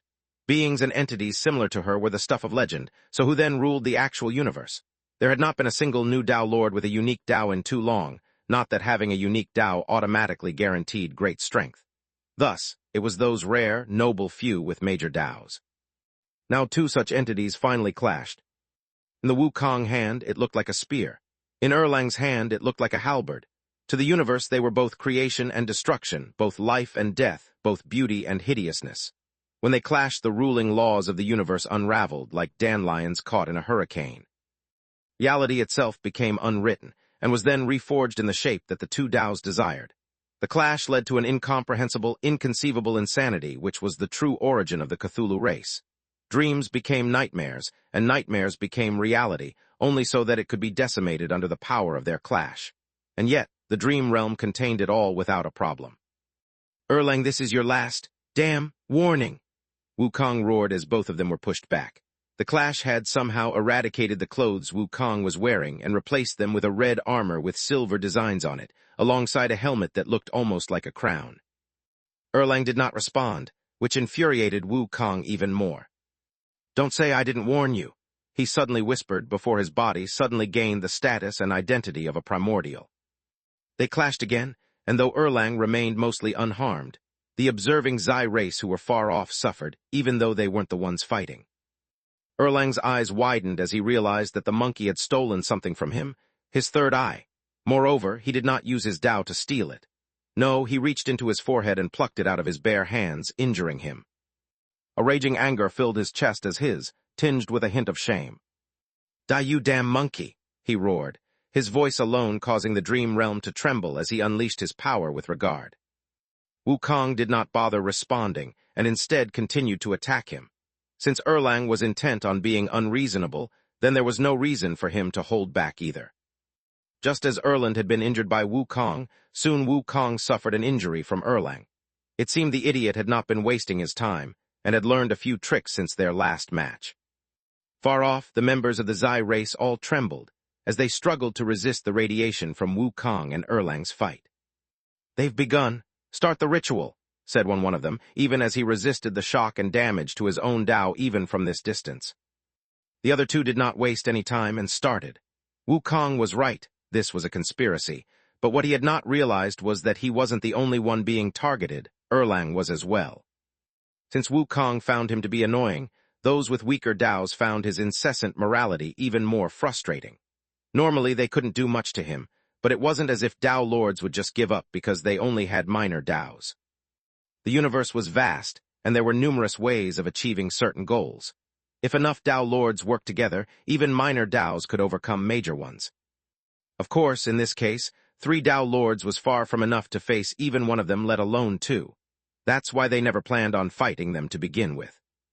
The ritual began, powered by 3 Zai Tao lords, reversing the radiation released from the fight and tracing it back to the source.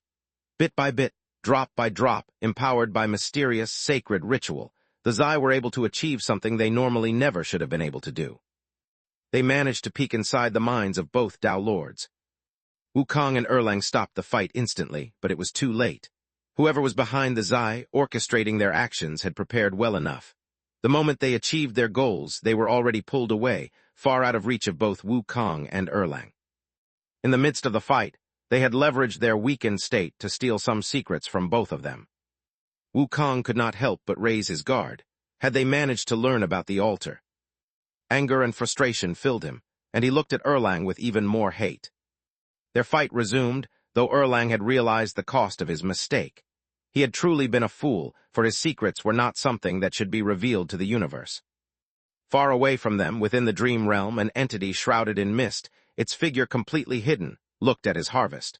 Only one secret had been stolen from both of them. Erlang's secret was about the location for where he had sealed the Tao weapon Hell's Gauntlet. Such a secret harvested from Erlang made sense. Wukong's secret, however, was a little unexpected. The Innkeeper was, in fact, not inside the Midnight Inn. How curious. Neither of them were the secrets the entity had been hoping for, but both of them could be used. Chapter 2268, Noble Races and Vassal Races I. Lex opened his eyes and took note of the mistake he'd made. When he designed the necklace, he should have also designed a method for it to be able to pull energy directly from the void hidden behind the space of a realm, or maybe he should have added some kind of rechargeable battery. He'd thought of many possibilities and prepared for them, but he'd never really imagined that energy deprivation was what would get him in the end. He sighed as he let his gaze sweep over the guest house, and at the snowy scenery all around it. To be fair, it was like Lex was suffering. Due to the sped-up flow of time, not only was he not running out of time, he had more than enough of it to allow himself to plan out his next steps meticulously. The issue was, he wasn't used to having so much free time. He was always busy, with a surplus of tasks and limited time on his hands. Now he had endless time and relatively little to do. While he certainly wouldn't waste this time, pondering over laws, his plans, and his revenge, it still left him with a certain part of his mind unoccupied. In the end, he could not help but pay more attention to River and Pearl. Pearl was making steady progress in her cultivation.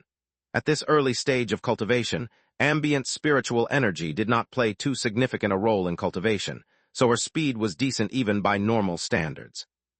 It would be when she broke into the foundation realm that her speed would be affected by the low energy levels of this place. Of course, by local standards, she'd still cultivate quickly. It was River who was severely lagging behind. While pondering the path of paladins, Lex realized that overcoming obstacles through combat wasn't the only way to progress in this path. It was just the one with the most straightforward way of progressing. All he had to do was overcome death while fighting impossible odds, or, well, difficult odds. Lex noticed that the requirement for overcoming an impossible situation provided the greatest feedback, but wasn't strictly necessary. It was likely that was how the path actually began, but shortcuts and easier paths were developed later on. For example, the recognition of the oath became much easier with another paladin watching.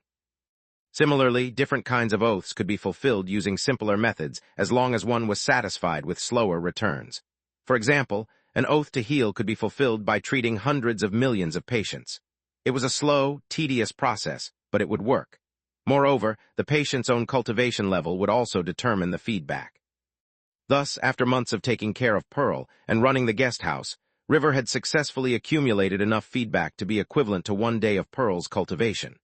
In short, the paladin path was definitely not suited for the masses, as the indirect methods of fulfilling oaths were too slow. Lex turned his gaze away from River, who was shoveling snow from in front of the guest house, to the surrounding scenery. The land of 100 Rivers had some unique flora that Lex hadn't seen before, causing a certain vegetable called icy cabbage to grow in fresh snow. It was a major crop, and more importantly, quite beautiful to look at. The surroundings of the guest house were filled with wild icy cabbages, making it look like a winter paradise of some sort. It was a truly serene and peaceful sight, something that the young couple cherished greatly. When they had started the guest house, neither of them had anticipated just how much they would come to love it. The early morning serenity was broken, however, by the sound of carriages in the distance. River looked up in confusion. It had snowed through the night, meaning the roads hadn't been cleared yet, making it impossible for carriages to pass. He didn't need to look for long to get his answer, for he saw a tall figure, wrapped in white linen clothes. He punched the snow in front of him, and the snow moved aside for dozens of meters in front of him, clearing the road, allowing him to casually walk forward and punch again. It was obvious at a glance that the man's strength was great, and that he could probably clear the roads even faster. Doing that, however, might damage the road, which is why he opted for the slow but less destructive method. Behind him, a number of carriages slowly rolled up, pulled by massive beasts that River had never seen before nor recognized. "Ahoy there," the man called out when he noticed the building and River clearing the snow. "Do you know how far the nearest city is? The storm has covered everything in ice, and we can no longer tell which way we're heading. It's fortunate that we found the road, but I'm afraid if I don't get my lord some hot food soon, someone is going to have a very bad day." River paused and gulped. As the man drew near, the aura from his body imposed onto River, suppressing him, causing him to realize that he was a Foundation Realm cultivator. "Blue Stone City is a few hours that way," River said as he pointed. "If you want, I can cook you some food. It'll be basic. It's not easy to get supplies these days, but at least it'll be warm. I run an inn called the Guest House." The Foundation Realm cultivator was unusually friendly, and seemed to have none of the arrogance or attitude one would expect from someone so strong. He quickly ran up to the carriages behind him, as if to ask whether they wanted to eat. A few minutes later, the man came running back and quickly cleared the path to the guest house. "You're in luck. I bet you've never had anyone from one of the noble races as a guest before," the man said with a wide grin as he shook River's hand. Chapter 2269, Noble Races and Vassal Races II. That was right. Not only had River never hosted one of the noble races, he'd never even met one. In fact, Even Pearl had never met someone from the noble races before. Although her family used to have a prominent background, that was only among humans. As a vassal race, the nobility or high and mighty among the humans had to remain humble in the presence of the noble races.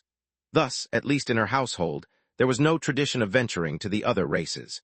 It was best to stay within their own domain, where they were respected and admired, rather than travel far away only to be looked down upon. River rushed back into the guest house to prepare. He quickly informed Pearl, who went into the kitchen and began to cook, not even bothering to wait for them to order. They had only a few options anyway, so they might as well present whatever they had. Soon a small group entered the guest house, giving the seating area a cursory glance before taking a seat. They did not specifically act arrogantly or made a display of their status. They were simply dismissive of their environment. None there had a cultivation level worthy of note, and they weren't expecting excellent service either. It would suffice for their brief respite. River, who stood in the hall to welcome them, tried to guess what races they were. The two tall, fair guests were clearly elves. Whether it was their pointed ears, their physical appearance, or the subtle smell of the forest that wafted from them, they all helped to make identifying them easy. Besides them, he also identified two figures the sight of whom filled River with a hint of dread. Whether it was their pale appearance, their red eyes, and the gentle, suppressed aura around them, all of them pointed to a single race: vampires. Among the noble races, vampires were among the ones who most often targeted humans. In fact, many even believed that if it weren't for the protection of the giants, who were closely allied with humans, the vampires might have long annexed all the human territory within the rivers. Fortunately, giants were among the stronger of the noble races, so their protection had ensured the livelihood of a vassal race like the humans for many years. Besides the elves and vampires, who appeared to be the main members of the group, there were other vassal races in the group as well, such as fairies, gnomes, and halflings. A large group of human soldiers also followed, though they stayed on guard and did not take any seats. I got the latest reports from the 54th River. They're saying an army of abyssals has been detected in the darkness of underwater caves. The armies are spreading thin, and we don't have anyone to tackle the underwater caves, but leaving them alone is also not an option, one of the vampires said. The elf looked at the vampire with disdain. Do you intend on using this as an excuse to conscript more soldiers from the Duke? You've been mingling with those human princes, haven't you? I don't care what they've promised you, I'm going to compromise myself. The humans have always been punctual with their tributes, and so the elves harbor no ulterior intentions towards them. Standing in the back, River felt the urge to tremble. Was this the kind of conversation he should have heard? Were the princes trying to harm the Duke out of competitiveness for the throne or some other interest?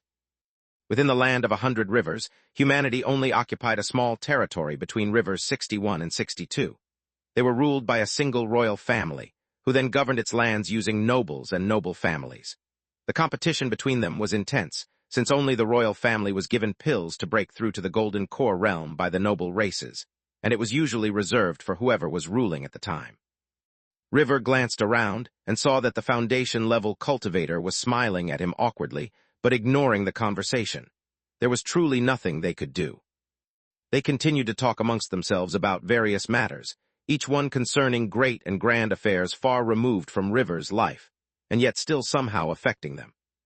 Soon enough, the kitchen door opened, and Pearl emerged carrying a large tray with several vegetable dishes and omelets, as well as a large jug of milk. River quickly stepped forward, helping her set the food on the table in front of the noble races. The elves had merely glanced at the food without much of a reaction, but the vampires seemed entirely disdainful. Suddenly, one of them reached forward and grabbed Pearl's hand as she was setting a plate near him. Your cultivation is not bad at all, and your body is exuding a truly delectable aroma. What technique do you cultivate, I wonder? The vampire said as he observed Pearl's arm as if appreciating a delicacy. Everyone in the room froze, especially River, whose mind began to panic. The vampires and elves were all in the Foundation realm far, far beyond anything he could handle. What was he supposed to do? Did this vampire want to feast on Pearl? He'd heard rumors that anyone fed on by a vampire either dies or becomes a thrall. He had an urge to suddenly call out to Cliff, that enigmatic teacher of his. But he remembered that time and time again Cliff had mentioned that he was unable to act to save them. His eyes wandered from the vampire to the human Foundation cultivator, but found that the man looked away in shame. He could not do anything. He grit his teeth and forced himself to calm down. The situation wasn't out of control just yet. The elf looked at the vampire with disgust, but did not ultimately speak up. Pearl slowly felt herself losing her mind, falling to the vampire's charm as she looked in his eyes, when River's voice suddenly broke the silence in the room. "She is naturally cultivating a technique from my family," River said, his voice loud yet calm as he looked at the vampire. "That would be the Sunborn family." River did not feel bad about claiming to be from Pearl's family. The Sunborn family wasn't in the best of circumstances these days, mostly because everyone thought that the family had gone extinct, and they were largely correct. Pearl was the last descendant of her family, a find thanks to the heroes of old. Chapter 22:70. Professionally misunderstanding the situation. River knew just how dangerous it was to expose this news. The reason they had been hunted by Baron Nestor's forces was exactly because Pearl was the last remnant from the Sunborn family. What should have been a glorious inheritance for her had now become the noose that was tightly bound around her neck, threatening to take her life at the slightest slip-up. In fact, mentioning it now most definitely assured that the Baron's forces, which had surely been looking for them, would soon hear news of them. River and Pearl may be forced to leave the guest house and go back on the run. Yet those were all things that needed to be considered in the future. For now, should the vampire stick his teeth into Pearl, all that would be pointless. Only by surviving now could they worry about the concerns for later. Yet it was also for that very reason he claimed that he was from the family, and not her. If it was revealed that she was a descendant of that family, the vampire may decide to feast on her only to see if it could gain any of the benefits from the descendants of the one of the few who had managed to ascend. The vampires, elves, and even the human Foundation cultivator all looked at River with shock and wonder in their eyes. "You mean?" the elf began to ask, and River nodded before he even finished. "Yes, the senior who achieved golden core cultivation and ascended to the ancient battlefield. Coveting his secrets, my family has been whittled down to just me by the greedy, but that is all they dared to do. My ancestor left behind certain means. If his line should perish, then he will find out even if he's in the battlefield. As for what he will do at that point, I don't know, but it's the sole reason I have been granted this land by the Duke and allowed to live here in peace. Pearl cultivates a technique from my ancestor. If you wish to sample it, then go ahead. After that, I will kill myself when I get the opportunity. As for what my ancestor does or doesn't do, I guess you'll find out." The vampire narrowed its eyes and glared at River. "You pathetic wretch, you dare threaten me!" he roared, his aura erupting from his body. River felt like his body was about to be crushed, and his instincts screamed at him to kneel and tremble before the mighty noble race, but he did not. Something in the power he had gained emboldened his heart, resisted the suppression, and kept his spine straight, even with the meager power that he had. No matter how deadly the situation became, River locked eyes with the vampire. Yet the more it was like this, the more everyone believed that he truly was a descendant of the human hero. "Enough," said one of the elves, cutting through the vampire's aura and calming the situation. "The Sunborn hero has a stellar reputation among the races and fought honorably in the allied armies. This is not how his descendants deserve to be treated. I will investigate this matter personally. Mount Decius has declared that the descendants of all ascendants should be protected for 3 generations. How could the Sunborn family be decided to a single descendant so soon?" The vampire snorted at the elf's constant interference and obsession with following the rules. "What do you know? 3 generations for humans can pass as quickly as 50 or 60 years. They breed rapidly and die quickly. Perfect qualities for a vassal race. They are perfect for breeding soldiers en masse. What better quality could there be in a vassal race?" The way the vampire looked at River, the young man had a feeling that vassal race was not what he actually meant to say. The look in his eyes hinted more towards him considering humans as livestock. "You're dead," said Cliff, who appeared as an illusion standing atop the vampire's head. "This guy has told 4 of his thralls to stay back and kill you once they leave this guest house. All 4 of them are at the peak of the Chi training realm.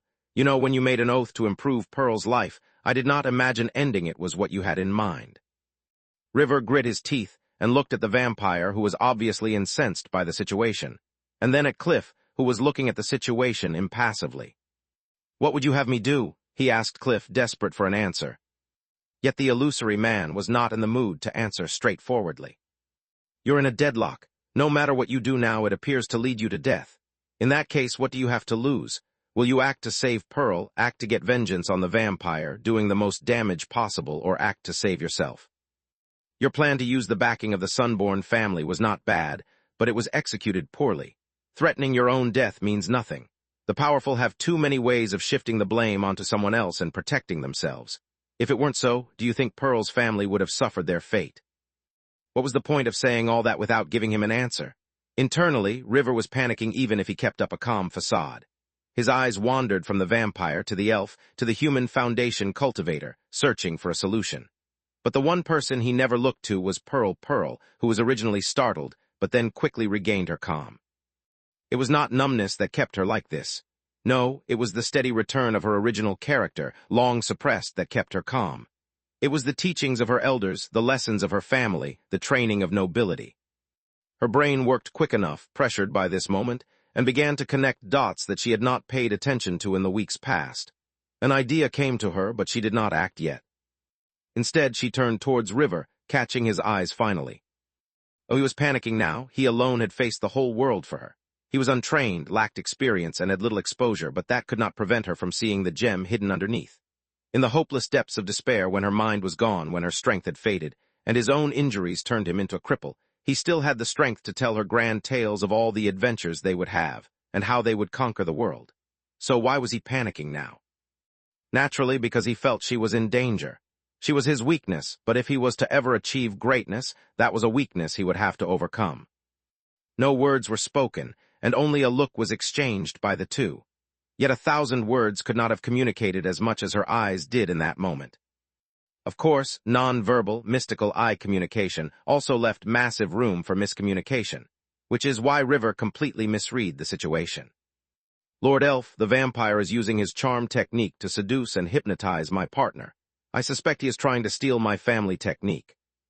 Chapter 2271, so bad that it became good. Everyone in the room froze, every single person. The vampire froze. The elf froze. Heck, even Pearl herself froze, feeling a mix of confusion, endearment, and amusement as she saw the look of sheer anger and panic in River's eyes. He seemed to really think the vampire was trying to seduce her. Lex, on the other hand, successfully managed to keep himself from face-palming. It was fair to say that between the two of them, Pearl was the one with the knack for political maneuvering, while River was the friendly, charismatic one more suited to networking and making connections. When united together, both of those things could yield incredible results. On their own, however, both of them were useless. What was the point of political know-how if she didn't actually have connections, and what was the point of those connections if River didn't know how to use them? He had the subtle urge to rewrite everyone's memories and just fix the situation himself, but he suppressed himself. The less he acted, the fewer traces he would leave behind. He'd just leave the kids to solve their own blunders. Before any of them could react to River's absurd, yet entirely possible claim, he quickly bowed to the elves.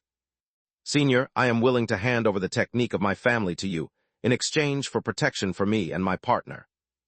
This time both the elves had a subtle change in expression, as they acted with tacit understanding, and looked towards the two vampires. "Why are you still holding her hand?" one of the elves asked as he pulled Pearl away from the elf and moved her behind him. "Hurry up and eat. This farce has gone on long enough. We still need to continue our journey. As for you, Sunborn child, do not speak of giving away your technique again. We, the elves, will not covet your techniques, even if they come from the Sunborn hero." All the vassal races that followed the group began to silently eat the food Pearl had brought, while the elves themselves only ate the vegetables. The vampires only silently glared at River and Pearl, but did not act out. Lex shook his head. Though the elves acted upright and noble, they had already been tempted by the offer of the techniques. They just couldn't bring themselves to say so in public. They would leave behind some guards to protect River and Pearl and come back to them later for a private exchange. Forcefully taking the technique was forbidden, but if it was freely traded to them for something as simple as protection. Lex sighed, then shook his head. It seemed his plan would be changing. Originally, he thought he'd stay here for a few decades and collect energy in the guest house, but moving around was also fine, as long as they were moving towards a place dense in spiritual energy. Meanwhile, he could guide Pearl to set up a formation that would collect and condense the spiritual energy from the node into spirit liquid. That way, their time away from the guest house would not be wasted. At the same time, Lex could use this opportunity to learn more about the land of 100 rivers. What was up with this noble and vassal race business? He'd always been inside the Midnight Inn, so any time he interacted with any race, he did so from a position of power. It was not easy to see through the secrets that were hidden out of sight. He was also curious about where the hell did the vampire race come from, and why was it a noble race? He had started to get the feeling that whatever realm he was in was under the humanoid alliance's control, but he'd never interacted with vampires before. How could they be considered a race when a vampire could be from any race? Or did the race before conversion not count? After a long, awkward, and silent breakfast, the group retreated to the carriages. The vampires glared at River and Pearl once, but returned without doing anything. Their mission was more important than their ego, and the elves were not as easy to deal with as many of the other races. That night, River and Pearl remained indoors, discussing various topics within the basement. They were planning out their future and discussing their past. At the same time, Pearl was beginning to offer River some of the guidance she had received from her family. After all, one could not just expect someone to suddenly become a great and accomplished person just because they had a magic necklace. Meanwhile, outside their humble inn, all was silent, but a covert battle occurred, yet never reached the building itself. The next morning, a fairy appeared at the door to deliver a letter to River, the descendant of the Sunborn family. The letter was from the elves, informing them that they would personally look into the injustices against his family, and so would come to collect him on their way back from their journey. That was, of course, a simple pretext, creating an opportunity for River to provide the cultivation technique to the elves in a discreet manner. As for when that would be, the letter did not say. Since then, Cliff also started to appear more regularly. Although he did not outright say anything, River suspected that his performance during the vampire incident had either greatly impressed him or greatly disappointed him. It had to be either one of them, because he was now teaching both River and Pearl more things, either out of recognition of their talents, or because of how sorely lacking they were. Since River had the foundation of a spirit doctor, Cliff began teaching him how to use his paladin powers to heal. Meanwhile, Pearl was being taught how to establish formations, as well as self-defense. For reasons River did not understand, Cliff teaching River actually caused him to get a tremendous amount of feedback on his oath, increasing his powers by a lot. Could his performance have been so great that it convinced Cliff to teach them, thereby improving Pearl's life? Or had it been so bad that he was forced to teach them, which ended up working in their favor? Could it work like that? Chapter 2272, Traveling. Weather in the land of 100 rivers was strange. There were 5 weeks of spring right in the dead of winter, meaning that one day when River woke up the weather was great, and snow flowers were blooming all around them. The air smelled fresh, and everyone was full of energy. It was harvest season, which meant that a lot of carriages and carts traveled on the road these days, so the guest house saw a lot of traffic. It was during that period that River also found out why the noble races had visited. For as long as anyone could remember, the land of 100 rivers was ruled by Mount Decius, which was also the origin of all 100 rivers. The Allied forces under Mount Decius' command fought against the forces of the Barren Estuary, a collective force consisting of orcs, demons, and monsters all commanded by an entity similar to the one at Mount Decius. What sounded straightforward, an enmity between two forces at opposite ends of some rivers, in truth the terrain was highly complex, and ongoing conflict was just as complex. There was a reason that neither force had ever been able to take full advantage of the other. While it seemed to Lex that the situation developed as such to purposefully train the various races in matters of conflict and strategy from the very beginning, that did not mean that the actual battles were merely orchestrated. No, each side acted with proper determination to eliminate the other, coming up with ingenious strategies and maneuvers over time. At some times, the allied forces of Mount Decius had an advantage, and at other times, the forces of the Barren Estuary. As if that was not enough, there were various schemes and politics within the allied forces as well, with the noble and vassal races vying for power, position, and resources. It was amidst this already chaotic situation that the allied forces noticed the presence of the Abyssals, an unexpected third contender in this conflict. Since Abyssals were ruled by instincts, and did not gain sentience before existing for thousands of years at the very least, their current state was equivalent to wild animals capable of causing immense damage to both sides. Of course, River did not hear actual news of what the situation on the battlefields was like. However, he did hear various versions of the conscription news. Apparently, all lords had to submit 30% of their standing armies who were being conscripted for the war efforts of the allied forces. Fighting the Abyssals and protecting strategic locations was integral for the war efforts. Unfortunately, because the humans were themselves vassals, they would need to make additional efforts to protect their own strategic locations, for the Allied forces would only protect the most important places in all the lands. He did not know if that was the case for the other vassal races just yet, but that seemed to be the case for the humans at least. He also heard rumors that the royal family had also sent one royal prince and princess to contribute in the war efforts and lead the human armies. Speaking of which, one rumor that caught River's attention was regarding a certain Baron Nestor. It seemed that his lands were one of the first to suffer from the abyssal attacks, which explained why for months River and Pearl had managed to evade his forces. Once the 5 weeks of spring ended, winter returned with an even greater fury, but everyone was already prepared for that. One unlucky group of people who got lost on the road were forced to stay at the guest house for 3 days during a long storm. Fortunately, they had restocked goods sufficiently, so their stay was not terrible. As it happened, as soon as that storm calmed, a party of brutes, a subspecies of humans who was taller, stronger, but more simple-minded, arrived with news. The elves were going to depart the human lands, and had invited River to accompany them. The claim was that they would register an investigation into why the Sunborn family was attacked, but the truth was that it was an opportunity for them to trade.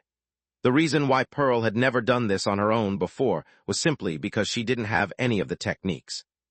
No matter what anyone thought, the only thing from her family she retained was the necklace. Thus, the technique River planned on trading was the one Cliff had taught Pearl. He'd already asked, and Cliff didn't seem to care at all about it, claiming that he could make a dozen such techniques on a whim. River suppressed his urge to roll his eyes and simply thank the show-off. If he were really that impressive, why was he stuck in a necklace, unable to help? Then again, he shouldn't be ungrateful. Even the guidance Cliff did offer was incredibly invaluable. After all, River was a man with poisoned meridians, and yet here he was, accumulating strength. River and Pearl closed the guest house, and Pearl activated a sealing formation she had prepared in advance. It would take a foundation-level cultivator to break the seal, and those were too rare, so the chances of one showing up was minimal to none. The guests staying in the guest house accompanied them, and under the protection of the brutes, they traveled through heavy winter snow, and quickly joined the delegation of noble races right before they crossed the frozen 62nd River, and to the territory between 62 and 63. This territory belonged to the Giants, an incredibly formidable and long-lived race who were masters of geomancy, a type of divination that involved the earth. They were also incredibly skilled in landscaping and designing the world according to their whims.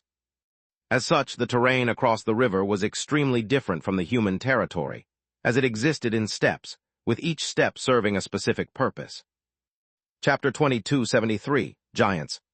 "Why do you have a weasel with you?" asked a fairy as the group waited on the border of the frozen river. River, who was staring oddly at Cliff, who had once again materialized atop the head of the vampire, looked at the fairy, and then at the white weasel hanging off his shoulder. "This pesky guy has become attached to me. No matter where I go, he follows. Since I can't really stop him, and he's not really harming anyone, I just ignore him," River answered, before looking at a large bird perched atop one of the carriages. Much like the weasel, the bird from back then always followed River around. Or maybe it was following the weasel, who could tell? After entering the territory of the Giants, the group paused and waited for an escort. Much like how there was a human Foundation realm cultivator to guide the group as they traveled through the lands, each race would send a representative. The reasons were manifold. Firstly, it would avoid the awkwardness of the group getting lost while traveling, though that still ended up happening to the group due to the winter storm. Secondly, since this was an official group following the orders of Mount Decius, they required a certain level of protocol, though this was not simply for the sake of formality and grandiosity. The protocol ensured that everyone knew this was a real representative group, avoiding chances of someone pretending to be or of the local leaders accidentally acting out against them. Such things had happened in the past, and had caused a lot of unnecessary trouble. Lastly, by having an official guide, it reduced the chances for private corruption. Previous incidents of the group forming private deals had occurred, disrupting plans and causing losses. In short, there were many vested interests, and every action performed by the group was done so under great scrutiny. That was the very reason why a pretense was required for River to follow the group, and why the transaction between him and the elves had not happened yet, and why the vampires were restrained from acting out.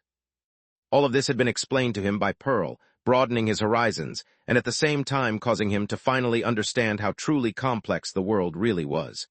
He really had a habit of looking at things too straightforwardly, and was not fond of overthinking things. While he might have the capacity for it if he tried, he wanted to stay true to his personality. Being conniving and scheming was not in his nature. He pushed all thoughts of these complicated matters out of mind, and instead looked towards Cliff, who seemed to be in a daze. "What's wrong with you?" River asked in his mind, noticing that even Pearl had noticed his oddity. Something unexpected that had happened since they started this journey, which was that whenever he thought in his mind, both Pearl and Cliff could hear it. They could all converse with each other through their minds. "Nothing, just observing," responded Cliff absent-mindedly. "The giants have done a good job with the terrain here. It's truly beautiful." What Lex was referring to was not the landscape itself, though that was most certainly beautiful as well. He, instead, was looking at how the giants had arranged their territory to create a natural flow of spiritual energy. There was a gradual but persistent flow of spiritual energy flowing throughout the land, nourishing it evenly, connected to thousands of spiritual nodes. Lex had seen a lot of amazing things, especially since his own inn was home to more than just a few rare and valuable wonders. Nourished by the light of a sun crow, affected by the vibrant energy of a new realm, governed by the guiding hand of the galactic sovereign turtle, the inn had developed wonderfully. But precisely because there was so much going on, the energy within the inn was full of excitement. That was not necessarily a bad thing. It was just that, observing the serene, clean, and simple flow of energy here, the contrast was so great that it partially stunned Lex. Whether in scale, purity, or concentration, the energy in the land of 100 rivers could not compare to the Midnight Inn. But whether it was art or beauty, neither needed to be functional. They needed only to be worthy of admiration, not to mention that within this land itself, this level of energy was still useful. The energy within this region was flowing against gravity, slowly climbing up the steps that the giants had created. Lex suspected that besides nourishing the land itself, the giants had done this because they needed to gather the energy from across the terrain altogether for some purpose. He did not look into why they were doing it, or trace back the history of how it had been done. He simply admired the work. Up until now, Lex had very limited exposure to the culture of giants, and had assumed that they were simple-minded and focused more on brute strength. This scene, however, let him realize just how mistaken he was. They had brought the art of landscaping to a whole new level, revealing that they were fit to be called artisans. In the grand scheme of things, it hardly mattered, unless even higher-leveled giants retained a proportional level of talent at spiritual landscaping, in which case he might hire a few at the inn. Considering that River and Pearl were confused, and kept looking at him for guidance, Lex thought he'd give them a few hints at how remarkable this achievement was. The way the giants have built a seemingly natural path for the flow of spiritual energy to travel up the steps is remarkable. I don't think any of the other races can even understand the extent of what they've achieved, let alone copy it. If you have the opportunity, you should learn a bit about their heritage. After all, for something to impress even Lex, it had to be far beyond normal. Cliff disappeared, leaving River and Pearl to exchange glances. This was the first time Cliff had complimented anyone else since they'd known him. Over the past months, whenever they admired someone or praised some ability, Cliff would always scoff and look down on it, as if it was completely insignificant. They could not tell if he was just being petty, or if his perspective was truly beyond their comprehension. River personally thought that he was just bluffing, but Pearl thought it was most likely he was a golden core cultivator who had suffered some harm and had descended from the lands above. The group waited for several hours before they spotted their escort on the horizon, though none bothered to complain. One reason why Lex's opinion of giants was that they were simple-minded was because, generally speaking, that was their reputation absurdly strong and straightforward.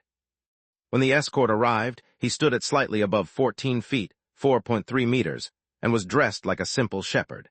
He carried a long staff with him, which he seemed to be using as a walking stick. The giant laughed and apologized for being late, claiming that he had gone to sleep in a nearby pasture and forgot that they were supposed to arrive today. None complained, and neither the elves nor the vampires bothered to converse with them. While all three were considered noble races, these three races weren't particularly close. In fact, there was not a single giant among the vampires, if only because it was nearly impossible to pierce their skin with their teeth even for the strongest vampires. The elves, similarly, could not befriend the giants who disregarded their reverence for the older trees of their forest. Unexpectedly, though the giant was very friendly and among the entire group, River hit it off with him. River first complimented the terrain, claiming that it was the first time he'd come there and he was impressed by the land, and especially the steady flow of spiritual energy. While no one else could understand that comment, the giant seemed especially pleased to find someone who appreciated their work, and began to share stories about how he'd worked on the land from a young age, as was tradition among their race. Their travel among the lands of the giants took 6 weeks, during which time they visited only a single city, one that made River and Pearl feel truly insignificant. The tallest giant they encountered was well over 100 feet, 30 meters, tall, with a physique and bearing that made him appear like a moving hill. He promised to send giants to aid the cause of abyssals, especially since not a single abyssal had been born in the land of giants. None knew if this was a coincidence or a result of the giants' efforts. Regardless, investigating that was someone else's job. They only needed to concern themselves with conscription. After the land of giants, they visited the land of the Ulin. Chapter 2274, Energy Types. The Ulin race was, once again, a noble race. Although it seemed like there were so many noble races, in truth there were many more vassal races. It was just that most vassal races existed as appendages to the noble races, and the human race was among the very few vassal races who had earned the right of their own territory. River and Pearl could not quite understand the distinction between vassal and noble, except that the noble races seemed to be more powerful in the same cultivation realm. Lex, of course, knew that the noble races were those that had at least one Tao Lord. The difference in strength was because of the difference in rank in the cosmic ascendance spectrum, as well as the fact that none of the humans were cultivating the true path. Cultivating even one path was exceptionally difficult for humans, let alone 3. At least in the land of 100 rivers, they were not limited by the absence of cultivation manuals. One might find it odd that the various races had such robust and comprehensive management systems. At least, Lex certainly found it odd that the excellent management of Blue Stone City seemed mismatched with the level of technology and societal development. The only thing in his mind that could explain as much was that the systems in place, not just among the human race but in all races, must be established by a higher power. In this case it was Mount Decius, but he suspected that it went far beyond just that. The matter might be as simple as a cultivation ground owned by the Humanoid Alliance, or it might be more secretive. Either way, all he could for now was watch and learn, which brought his attention to the Ulin race. Compared to so many other races, the Ulin had a much smaller presence, but that was only because their population was low, and they found it incredibly difficult to reproduce. Even with their smaller population, though, none looked down on them, and all treated them with respect, if only for one reason. The Ulin was a race that needed nothing to grow stronger save the presence of spiritual energy. What they cultivated were the line of power which grew on their very skin, which allowed them to wield a tremendous amount of spiritual energy, making them capable of delivering devastating attacks in a single blow. Lex did not know much more since his interaction with them was limited. When their escort arrived, they all took the opportunity to observe the lines of power. He looked almost identical to a normal human, but a closer look revealed the lines of power currently faded. Almost as if he knew what they were looking for, the Ulin channeled his power, making the lines much more prominent. Veins of deep blue energy pulsed beneath his fair skin, carving through the earth, spreading in naturally formed, intricate patterns. Those luminous lines supposedly carried entire torrents of spiritual energy within them, vast and potent beyond anything any of the observers could hope to endure. This Foundation realm Ulin could kill a new golden core cultivator in one attack, assuming that the attack landed correctly. It was a humbling realization, and even the vampires dared show no attitude in front of the Ulin. "Welcome to the Selpix Plateau," the Ulin said in a surprisingly soothing voice. "It is unfortunate, but I come bearing some bad news. An armored wyvern showed up on the southern battlefield against the orcs, causing the protective fort to fall and countless losses to the garrison forces. With that loss, the positions on neighboring rivers have become vulnerable, and new battle lines need to be prepared.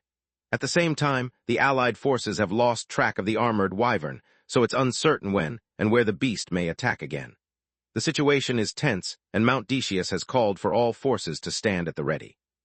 Your delegation will have to wait in the capital until the situation progresses further, and new orders are issued. Depending on what happens, you will either get new orders or may even be deployed." The delegation was shocked, but they didn't waste any time. News of the deteriorating battle lines was about the worst news they could get. They rushed to the capital, which was unlike any River had seen yet. Unlike the dense and crowded human cities, and unlike the grand and majestic cities of the giants, the Ulan capital was more like a suburb. Buildings were few and far, with great patches of parks, gardens, artificial forests, and lakes all around. Some houses even had relatively small farms in the back instead of gardens. It was a very peaceful sight, and made it abundantly obvious the preferences of the Ulan as a relatively peaceful and calm race, or so River thought. Lex, however, saw something else. Just as the spiritual energy within the lands of the giants nourished the whole lands, here the spiritual energy became oddly concentrated, not in quantity, but in a certain type of energy. To be specific, what cultivators generally referred to as spiritual energy was actually a mix of all kinds of energies. Lex's cultivation technique accepted all energies the same, refining them and using them with perfect efficiency, but generally speaking, a cultivator's affinity, the nature of the cultivation technique, and the type of energy they use needed to be similar. Back in his earliest days at the Midnight Inn, he treated the injuries of an old cultivator called Will, who had come to the Midnight Inn in a wheelchair. Hera and Jimmy were also brought to the Midnight Inn through Will. The reason Will had been disabled was because his body had a water affinity, but he cultivated a fire affinity cultivation technique. When the nature of the energy became apparent within his body, it began to poison him, crippling the man. The issue was fixed when he dissolved his cultivation and restarted with the appropriate technique. When he entered the capital, the thing that Lex noticed most was the abundance of a type of spiritual energy called budding green spiritual energy. It was a common type of energy, produced by the flourishing abundance of spirit plants and insects. While this type of energy was common in most places with greenery, so were a whole lot of other common energy types. Yet within the capital, they had taken great care to eliminate all other kinds of energy, and promote this one the most. Of course, it was not possible to eliminate all other types of energies. Budding green energy made up about 90% of the energy within the capital. On the way to the capital, Lex noticed that certain areas had been treated in similar fashion, creating regions where various types of energies were dominant. One example was the gentle spring energy, which was only produced by water which carried spirit fish, and flowed consistently at slow speeds. It had been nurtured in an area with thousands of small, clear streams. Another one that Lex noticed was called boulder bun energy, which was formed when countless boulders were partially exposed to the air. The heat from the shining sun would warm them up, and then get transmitted underground from the rest of the boulder that was buried, giving rise to boulder bun energy. All of these areas had been created with the utmost care, so as to not arouse any attention and seem entirely natural.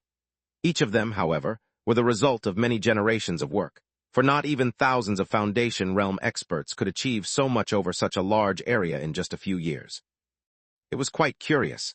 Lex could, of course, learn the reason why they did all of this if he exerted any effort at all in investigating, but it was better to preserve his energy. He commented on what he observed to River and Pearl, and he'd let them learn whatever they could from the Ulan themselves. It wasn't like he had to know what the reason behind such a layout was. Yet Lex had underestimated the reaction River got from the Ulan when he asked the question. Even the elves and vampires hadn't noticed these subtleties. They would, at most, be able to tell that the energy in certain areas was easier or harder to absorb. "You are truly the descendant of the Sunborn Ascendant," said their escort with a hint of admiration in his voice. "I shall not speak of these matters lightly. Wait a few days for the situation to calm down, and I will introduce you to an elder who will reveal the truth to you, as well as the history between your family and our race." River and Pearl were both surprised because they had no idea that the Sunborn family had any connections to the Ulan. They both exchanged glances, an unspoken communication occurring between their eyes. Fortunately, this time there were no misunderstandings. Chapter 2275, Hidden Mastermind. A few days passed, and the situation on the battlefield became increasingly complicated. Complicated was better than becoming increasingly worse, so at least there was that. For River and Pearl, alongside all the other vassal races who were in the delegation, this meant that they were left to their own devices. Neither the elves, the vampires, nor the Ulan could bother to supervise them, so as long as they didn't go out and break any laws, they could do as they wished. For the noble races, this was an incredibly stressful time. River, on the other hand, felt like he should be worried and stressed, but the environment in the Ulan capital was too comfortable, and he could not help but relax. While the nobles pondered over enemy invasions and future battles, River and Pearl went trout fishing in the early mornings, swimming at noon and horse riding in the evenings. They were as if a couple enjoying a vacation, scarcely bothered by the troubles of the locals. Their demeanor and mood only served to impress the Ulin, who took their actions as confidence, befitting a descendant of the Sunborn family. Eventually, a few days passed, and they were brought to meet with an elder who had apparently known the Sunborn ancestor. Just like you, he was especially sensitive to energy types, though his affinity for sun-fire energy was the greatest. Kerv came to our land serving as a mere soldier, passing through. Yet when his great affinity was discovered, we Ulin conscripted him. On paper, he carried out his duties as a soldier here, but in reality he helped us perfect the energy in the region with concentrated sun-fire energy. In exchange, our ancestor from the upper battlefield sent down a cultivation technique suited to his body specifically. That was the true beginning of the Sunborn, and also the beginning of the cooperation between Kerv and us. River and Pearl were both stunned to hear this news, for there had not been even the slightest rumor regarding it before. Pearl, using her thoughts, conveyed some questions for River to ask, since he was pretending to be the descendant at the moment. "Does that mean you have a way to contact the upper battlefield?" River asked, astounded. "Would it be possible to communicate with my ancestor through it?" The elder shook his head reluctantly when he heard River's question. "Yes, we do have some way of contacting the upper battlefield.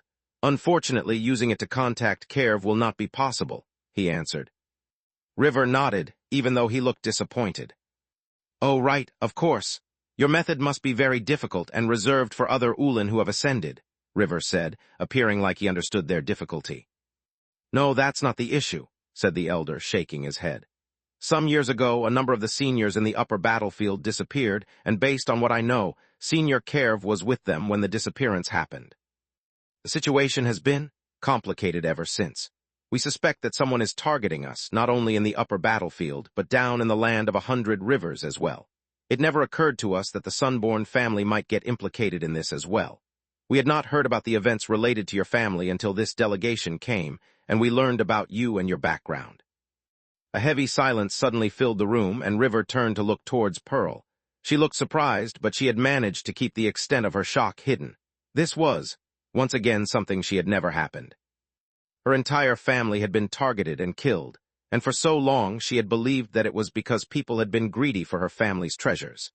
Even the elves who visited them were surprised to learn what had happened to her family, as that was highly unusual. Now it appeared like there was more to the situation than everyone had assumed. The Ulin elder looked at the young couple with a guilty expression.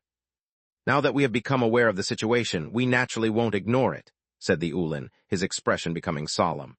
"While the past cannot be undone, the future is still within our ability to influence. First, we will provide you with some treasures to help your cultivation. Second, we will discuss on how we may lure the hidden hand behind these actions out into the open." River shook his head, interrupting the elder. "My meridians were torn using poison. I cannot no longer cultivate traditionally. Although I have found an alternate path, your treasures cannot help with it. I would much rather that any benefit you have to offer goes to Pearl, my partner. I am more than willing to work with you on figuring out who is behind this, though. Whether for revenge, justice, or my own future peace and stability, I fear that this matter cannot be left alone. Even if we wish to ignore it, whoever is targeting us will not let things be. Especially now that I have publicly visited the lands of the Ulin, the mastermind might suspect that we communicated on this very matter. After all, if this issue began because of my ancestor working with senior Ulins in the upper battlefield, then our meeting must produce some results. Even if the chances are low, I suspect that the mastermind will act as if we have already discussed what has happened with my family." The elder nodded, as if agreeing with River. "These matters are complicated. It's best you leave them to us for now so that your actions don't accidentally reveal something. If we need your cooperation, we will tell you in a timely fashion. For now, please allow our doctors to take a look at you. Worry not. Whether it's you or your partners, we will not shortchange you for all that you have suffered." River nodded appreciatively, and so did Pearl, though she kept her thoughts hidden. This was too easy, too convenient.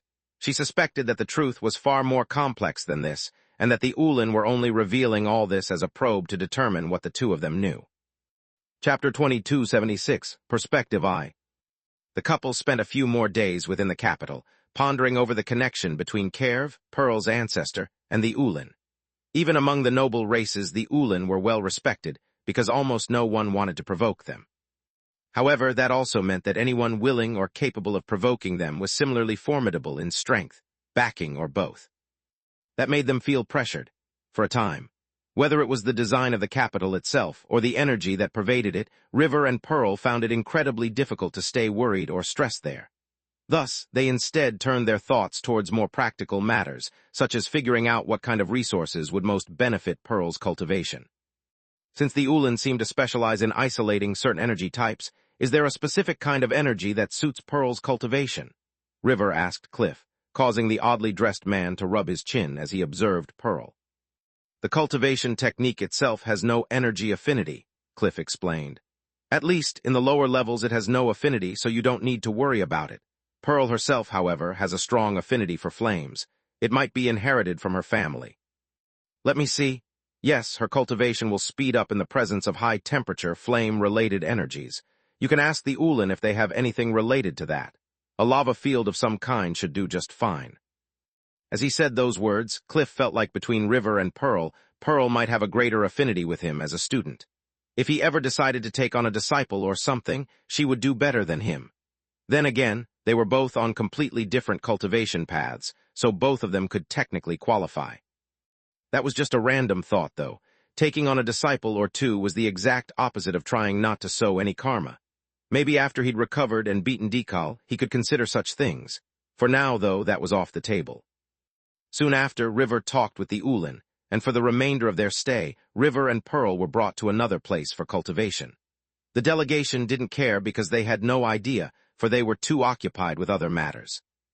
Over the next couple of weeks, Pearl cultivated near a literal magma field where the Ulin grew and harvested some demon flame berries, a type of berry which, when ruptured, produced a type of fire called demon flame.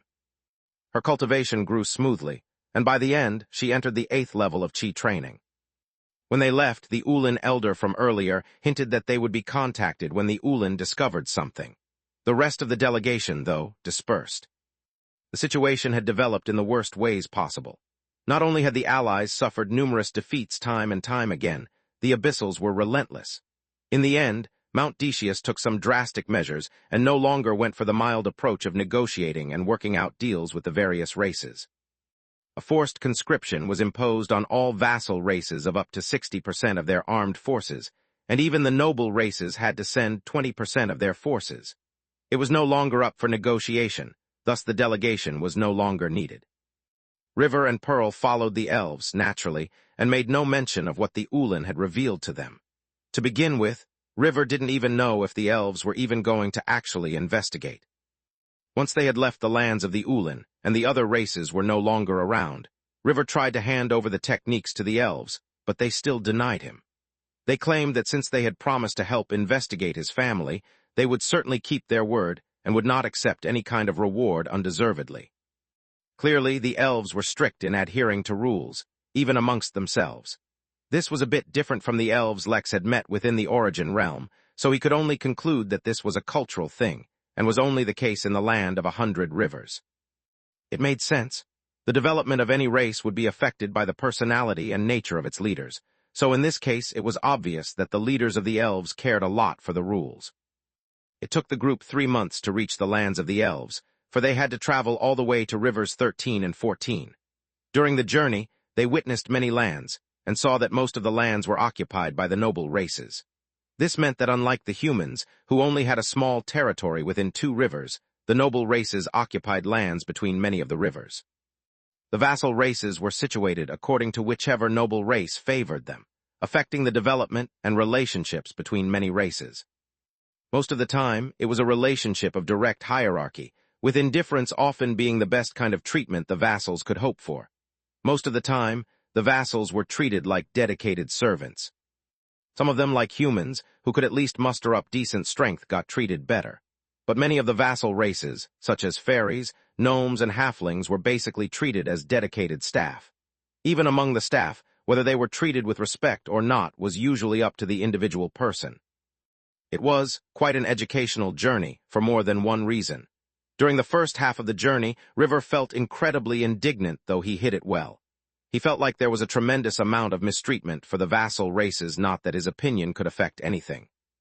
The second half of his journey, however, gave him a different kind of perspective on the noble races, mainly because one day, while crossing dwarven territory, they ventured close to the border, and he got to see the never-ending war of the land of 100 rivers. Chapter 2277, The Rules. There was no fixed boundary wall, nor were there any trenches dug in the ground near the battlefield. There was only a large fort wherein the Allied forces retreated after every battle, and defended from whenever the enemy armies came close. That was the best they could do, considering that the battle lines often moved back and forward depending on who had the advantage. Sometimes, entire provinces, as the areas within the rivers were divided into, were gained or lost during the battles.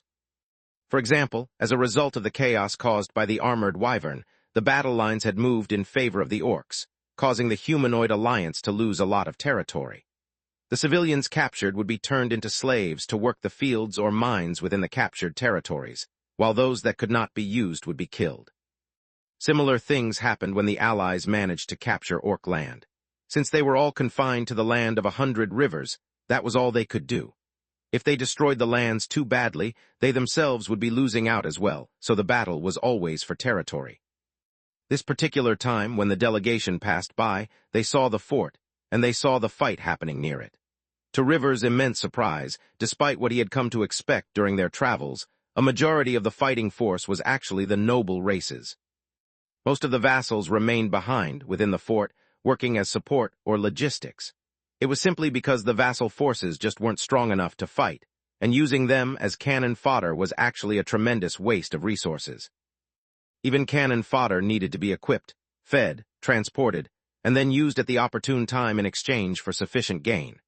Just the amount of resources required to sufficiently outfit them would cause the Allied forces to suffer a loss if they treated them as expendable. They were instead much better equipped to contribute to the war from the safety of the fort, while the stronger, noble races fought the difficult battles on the ground. Whether this was a result of circumstances, or whether the Allied forces genuinely disdained to use them as such, it was a fact that the protection of the lands actually fell onto the shoulders of the noble races. They faced the greatest danger and had the highest chances of dying. River wasn't sure if such a thing excused their behavior towards the vassal races, but he certainly knew his impression of the noble races changed after that. At least they weren't as cold and callous as he initially thought. As they traveled, River learned the facts of the matter soon enough. Besides participating in the war in general, all Foundation-level cultivators were mandated to serve the army in some way for a minimum period of time. For some, that service naturally came in the form of soldiers and officers, but for many it was as alchemists, weaponsmiths, forgers, doctors, and so on. In short, no one could escape service of some kind. The vassal races, simply because they had a tough time reaching such a level, often managed to get away from service. Even the forced conscriptions were not from the general populace, but from the vassal races standing armies and forces. River didn't know if this situation was because there were rules set from up above, or because they were protective of the vassal races, or for some third, unknown reason. All he knew was that things could have been a lot worse. The whole party was in a somber mood once they passed the battlefield, all for different reasons. Eventually, their group reached the Elven lands without issue.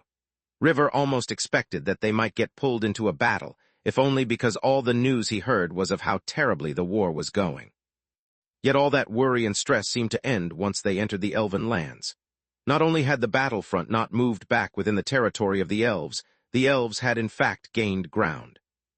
Wyvern or no, the elves' steady march seemed entirely unstoppable, for no matter what the enemy threw at them, they overcame it and kept moving forward. The only obstacle to the elves was that the pace of their progress, while steady, was incredibly slow. That is because they turned all captured land into forest, and only moved forward when the lands showed signs that the budding growth would not suddenly fail. River thought that now that they were in the Elven lands, their journey would end, but that was not the case. The specific elves that they were traveling with kept moving further and further into the Elven territory, right up until they reached the very foothills of Mount Decius. The mountain was absolutely enormous, with a majority of its body hidden by the clouds that hugged its body, exactly as River had imagined.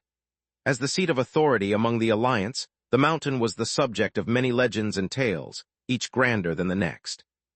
Of course, the only reason River could see the mountain at all was because they stood upon a wooden deck near the top of one of the ancient trees, from where a zipline would take them to their destination. Temporary accommodation has been prepared for you, where you will have to stay for a while. Over there, you must keep your true identity hidden for your own protection. If anyone asks, you will claim to be promising talents I have scouted for medical training, since you seem to have genuine knowledge and skill in the field.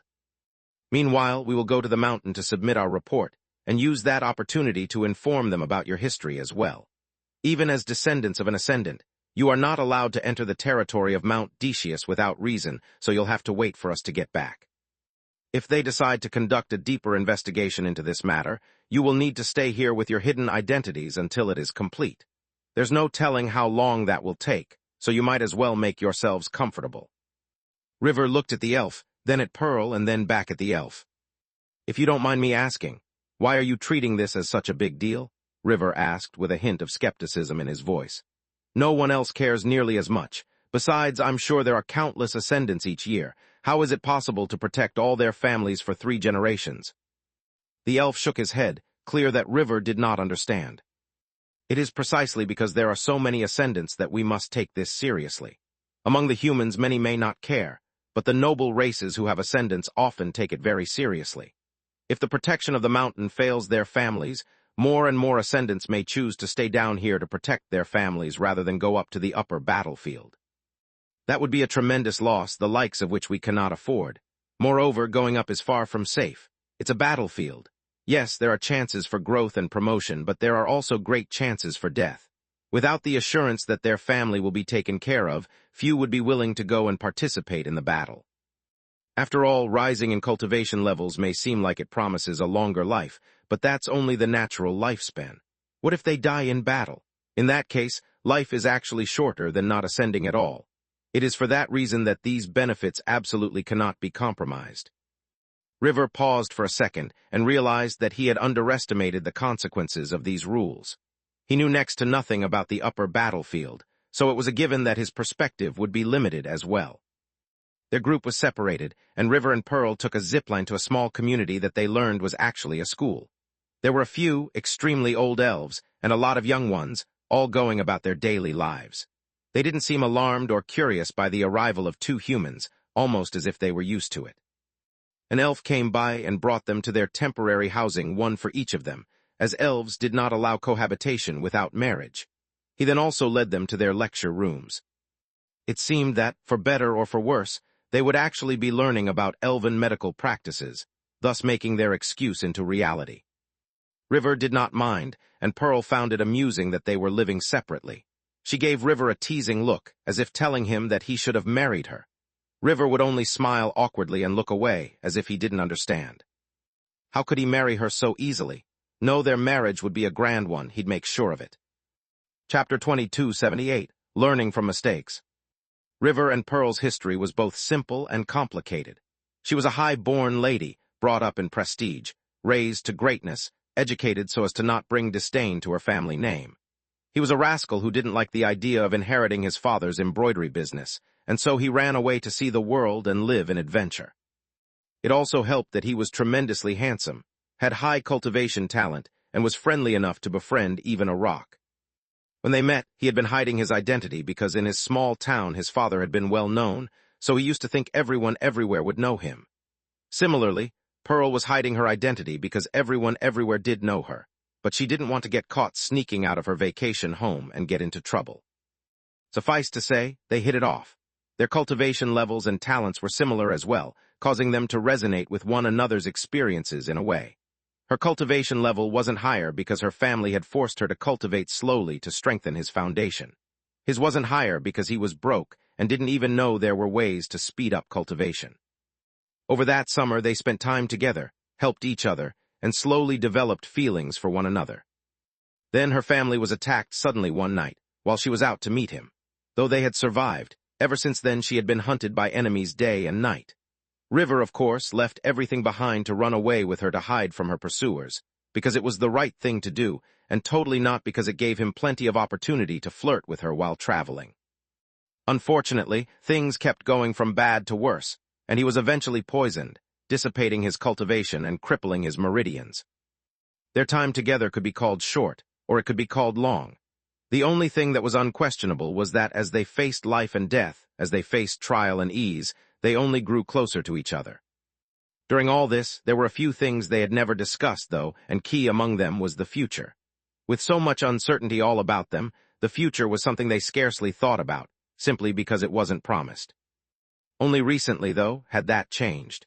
With Cliff teaching Pearl and River, with the elves offering protection, with life slowly becoming stable once more, the two of them gaining some small measure of confidence in themselves, they once again began to think about the future.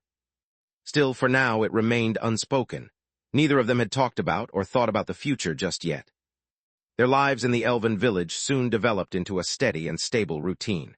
The elves had a very different perception of time from humans. From the moment of their birth, all elves had a minimum lifespan of 200 years. Yet as they grew from children into young adults, their lifespan increased instead of decreasing.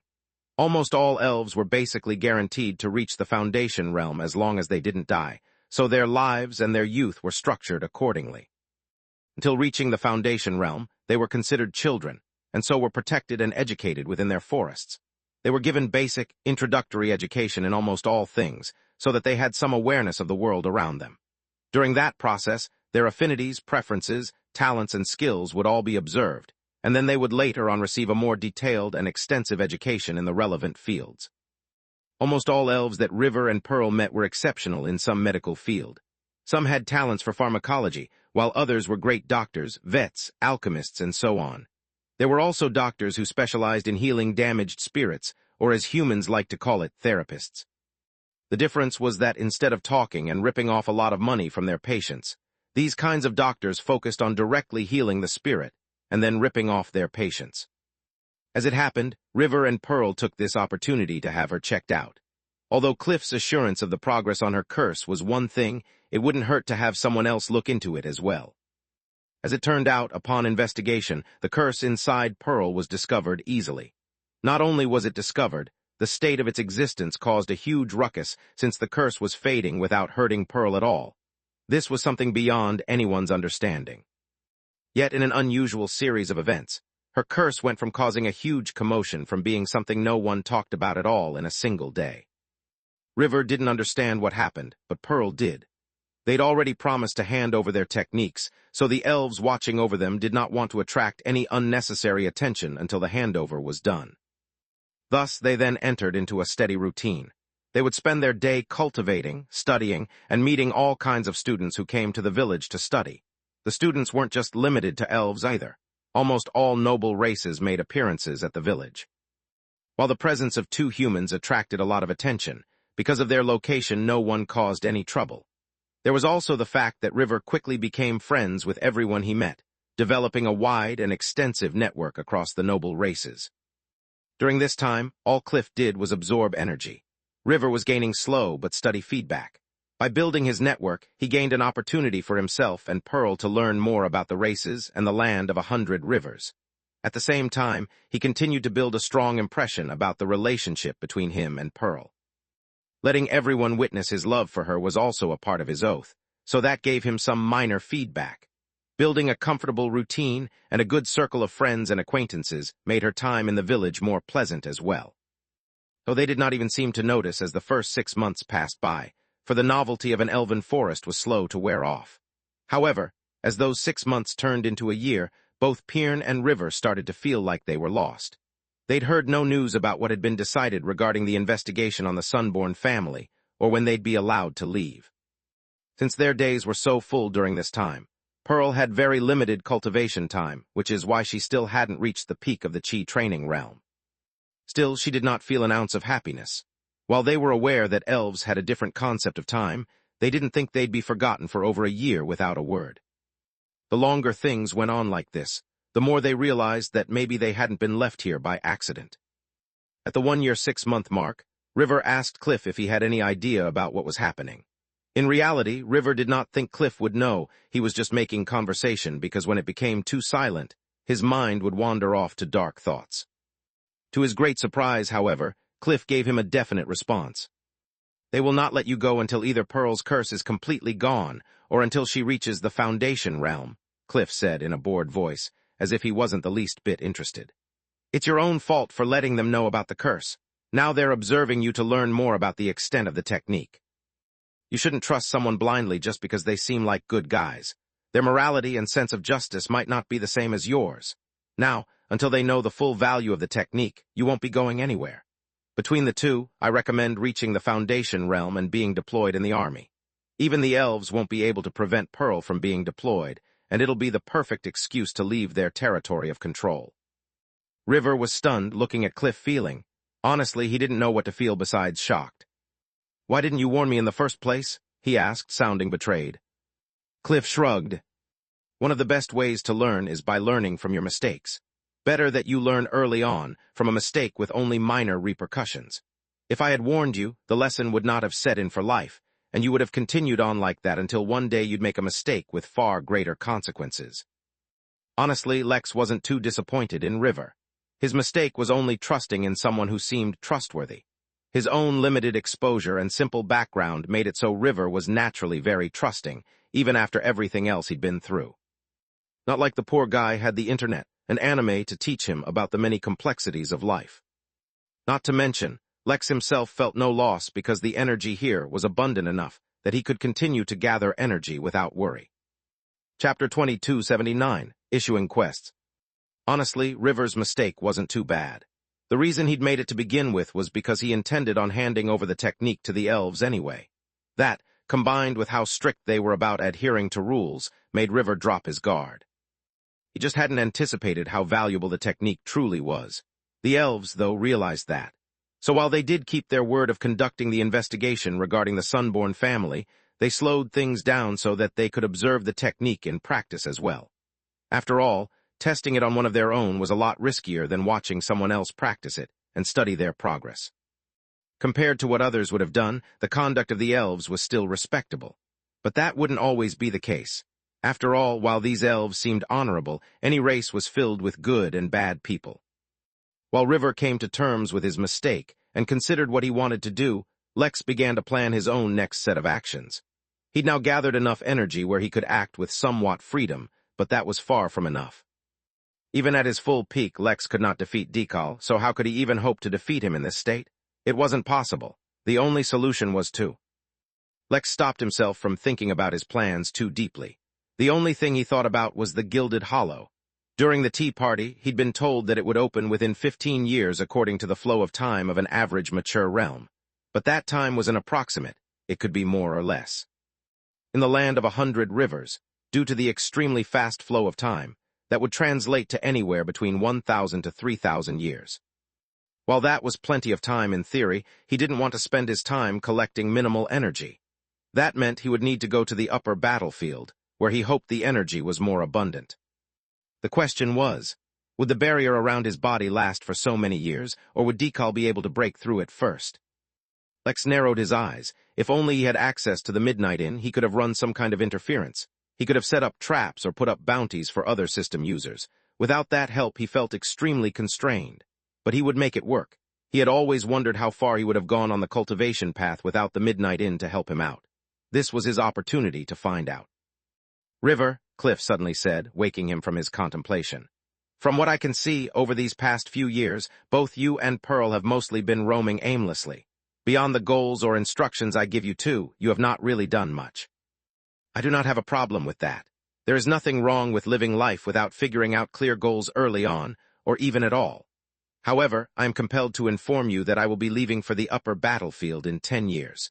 If both of you wish to continue taking my guidance, then you must find a way to reach the Golden Core realm within 10 years so that you can follow me along." Both Pearl and River were stunned when they heard his words. Golden Core, 10 years, was that even possible, what? The couple exchanged glances, and then looked back at Cliff to see if they were hearing things. "Reaching the Golden Core realm in 10 years seems impossible for humans, doesn't it?" Pearl asked, opting for diplomacy in her speech. But her words only caused Cliff to chuckle. "What do you know? From the day I started cultivating, within 10 years I had already defeated deities, stolen from dragon hordes, and dined with beings beyond your comprehension. I governed lands like a king and charged fearlessly towards the future. Opportunities only find those who are searching for them. Seldom will they fall out of the sky and hit you in the head. Pearl opened her mouth to respond, and then shut it. They had known that Cliff was prone to exaggeration, but wasn't that a little too much? She looked at River, unsure of how to respond. Yet Cliff needed not hear anything to know what they were thinking. Naturally, I understand that you don't know how to reach the golden core within 10 years, so I'll make it easy for you. I'll give you some quests. No, I'll give you a whole list of options with corresponding rewards, and you can choose whether you want to follow them or not. Your future is in your own hands. Whether you seek out greater pastures or seek to make your life within these lands more comfortable, both are your choice. I won't force you towards either. Cliff pointed his fingers towards the two and shot 2 beams of light towards them, transmitting a lot of information to them both. There was an entire list of quests that appeared in their minds, and each one corresponded with a certain number of points. By gathering enough points, they could redeem certain rewards from Cliff. While the list of quests itself seemed unbelievable, the redeemable rewards seemed even more absurd. From help in overcoming bottlenecks to spiritual techniques, attacks, knowledge on formations, crafting, medicine, and so much more, it was all there. The crazy thing was, the list contained knowledge on things the Duke did not even know existed. What was soul cultivation? What was the shadow plane, and why could they learn to enter it? It all seemed quite unbelievable, and yet there was a very easy way of checking it out. All they needed to do was complete some easy quests, gather a small number of points, and redeem one of the cheaper rewards. They'd learn on their own whether or not any of this was possible. Chapter 2280, Too Easy. Lex's purpose in giving out quests to River and Pearl was twofold. And no, it wasn't because he was getting sentimental and missing his system. That was totally absurd. The first reason was because over this period of time, he'd basically figured out their personalities to a certain extent. They were both ambitionless homebodies who wanted to cultivate, live a comfortable life, and overcome their difficulties. Such personalities weren't too bad. At least they wouldn't develop strong yet random tendencies or go off on revenge arcs. Heck, even with strong motivations for revenge, they hadn't thought about it. If Lex were in Pearl's shoes, he would have already been planning how to make Baron Nestor regret ever being born, and then discover who was the mastermind behind him. Instead, the two of them were content to simply survive and not get found out. With such personalities, they were suitable to act on his behalf without triggering any kind of unnecessary trouble. He had to say, without the influence of the system causing him problems on every turn, life was quite easy. Heck, he hadn't even gotten involved with any of the major local conspiracies going on. In short, with easygoing and unproblematic personalities, Lex could use them to fulfill his own tasks without raising any suspicions or needing to act directly. The second reason was that after years of consideration, Lex had created the framework for his plan at saving himself. For that, he would need to prepare a number of things, and for that he would need resources. While even the most valuable resources in the land of 100 rivers wouldn't be worth much to him normally, he had to start from somewhere. From trash he would make treasure, and from treasure he would buy workers, and through workers he would create a wonder. A mere sovereign dared to look down on him. Lex did not take that as a sign that the sovereign was arrogant, but that he had been incompetent and had not adequately prepared himself. If any random, peak celestial level sovereign system user could conspire against him, then he should be ashamed of himself. "You are limiting your achievements based on your imagination," said Cliff as he looked at the young couple. "Dare to imagine the impossible and I'll show you how to do it, but the steps still need to be carried out by you. These 10 years are your chance as well as your last opportunity. What you do next will determine the rest of your lives." River and Pearl looked at each other, feeling conflicted. Cliff was very upfront with them about everything, excluding his notorious bragging, which could directly be ignored. After all, even now, years later, he still claimed to be 25 years old, which basically told him all they needed to know about his bragging. When confronted about it, he would say stuff like they wouldn't understand, and his age was relative to the flow of time of a different realm, so in that realm he was still 25. Ridiculous claims like that caused the couple to roll their eyes. Yet in most other things he was incredibly reliable. Knowing that they would be losing him in 10 years filled them with a bit of reluctance. They almost felt like trying things out. Who knew? Maybe they really could reach the Golden Core realm in 10 years if they tried hard enough. Cliff had never led them astray in terms of cultivation before, at least. Yet compared to Pearl, River was the most conflicted. Improving his cultivation was the hardest simply because of how difficult the standards of his oath were. Still, that was something that they could work on later. For now, River and Pearl discussed amongst each other, and decided on a number of easily fulfillable quests. Among the quests, many of them had to do with acquiring various raw materials and ingredients. As it happened, some of them could only be found in the Elven territory. Since they were here, they might as well aim for them. For example, one quest that Cliff had given was for 300 bulbs of the yellow petal gladiola. That was a very specific number, which was not easy to fulfill. Fortunately, there was 1 point per bulb, so they could at least make some points from that quest. Getting their hands on a few dozen was fine, but so many were impractical because of how difficult it was to plant and grow them. Another quest was to collect the molted skin of a twin-tailed tiger python, a type of snake that could be found in the elven forests. While they could not fathom what Cliff wanted with these materials, what mattered was the points submitting them would give. With the decision made, the two of them got to work and immediately started asking around for how to get their hands on those items. Since they didn't have the money to buy them, they could only work for them. Fortunately, there was no shortage of work. While they, as students, couldn't work as doctors, they could still do other tasks around the village. Over the next week, the two of them did all sorts of odd jobs just to raise enough money to buy enough materials to raise 15 points. When they brought all the stuff together to submit, Cliff absorbed everything into the necklace itself, as if it held infinite space, and then he looked at them. Although he could guess what they wanted to do, he still asked them. "What reward do you want to redeem?" Cliff asked. Pearl glanced at River, who nodded at her. "I want to redeem the option to raise my cultivation to the peak of the Chi training realm," she said. Cliff only smiled softly. There was a reason he had made that reward cheap. He had anticipated that the couple would be skeptical of his rewards and wouldn't take it seriously until they tasted the benefits. Lex flicked his finger and set but a single speck of the energy he had purified himself into Pearl's body. Something like that was really too easy. Chapter 2281, We Need to Do Quests. When Lex sent a speck of energy inside Pearl's body, his actual goal was not to directly increase her realm. He could do that, of course. The energy he produced was the purest, meaning it could easily adapt to any form and seamlessly become a part of her cultivation. But doing such a thing was only a short-term benefit. Why would he do something like that when he could, for the same amount of energy, provide her with both immediate and long-term benefits, creating a sturdier foundation upon which her cultivation would be built? They were inside the house assigned to River, so there was no concern about getting spotted or having their actions discovered. Of course, if the elves were secretly spying on them, River and Pearl would be unable to detect it, but Lex would. Fortunately, the elves had tried nothing of the sort. Even if they did, they would not discover anything if Lex wanted to keep things hidden. River watched as the energy flew into Pearl, unsure of what it was meant to do. A few seconds passed, and nothing seemed to happen. Both he and Pearl were staring at each other, waiting for a reaction. River opened his mouth to ask a question, but before he did, he saw Pearl's expression suddenly change. She dropped to the ground and sat down in a cross-legged position, closed her eyes, and steadied herself as her body temperature rose. A moment later, her body started to sweat, and a moment later the sweat turned to steam from the intense heat radiating from Pearl's body.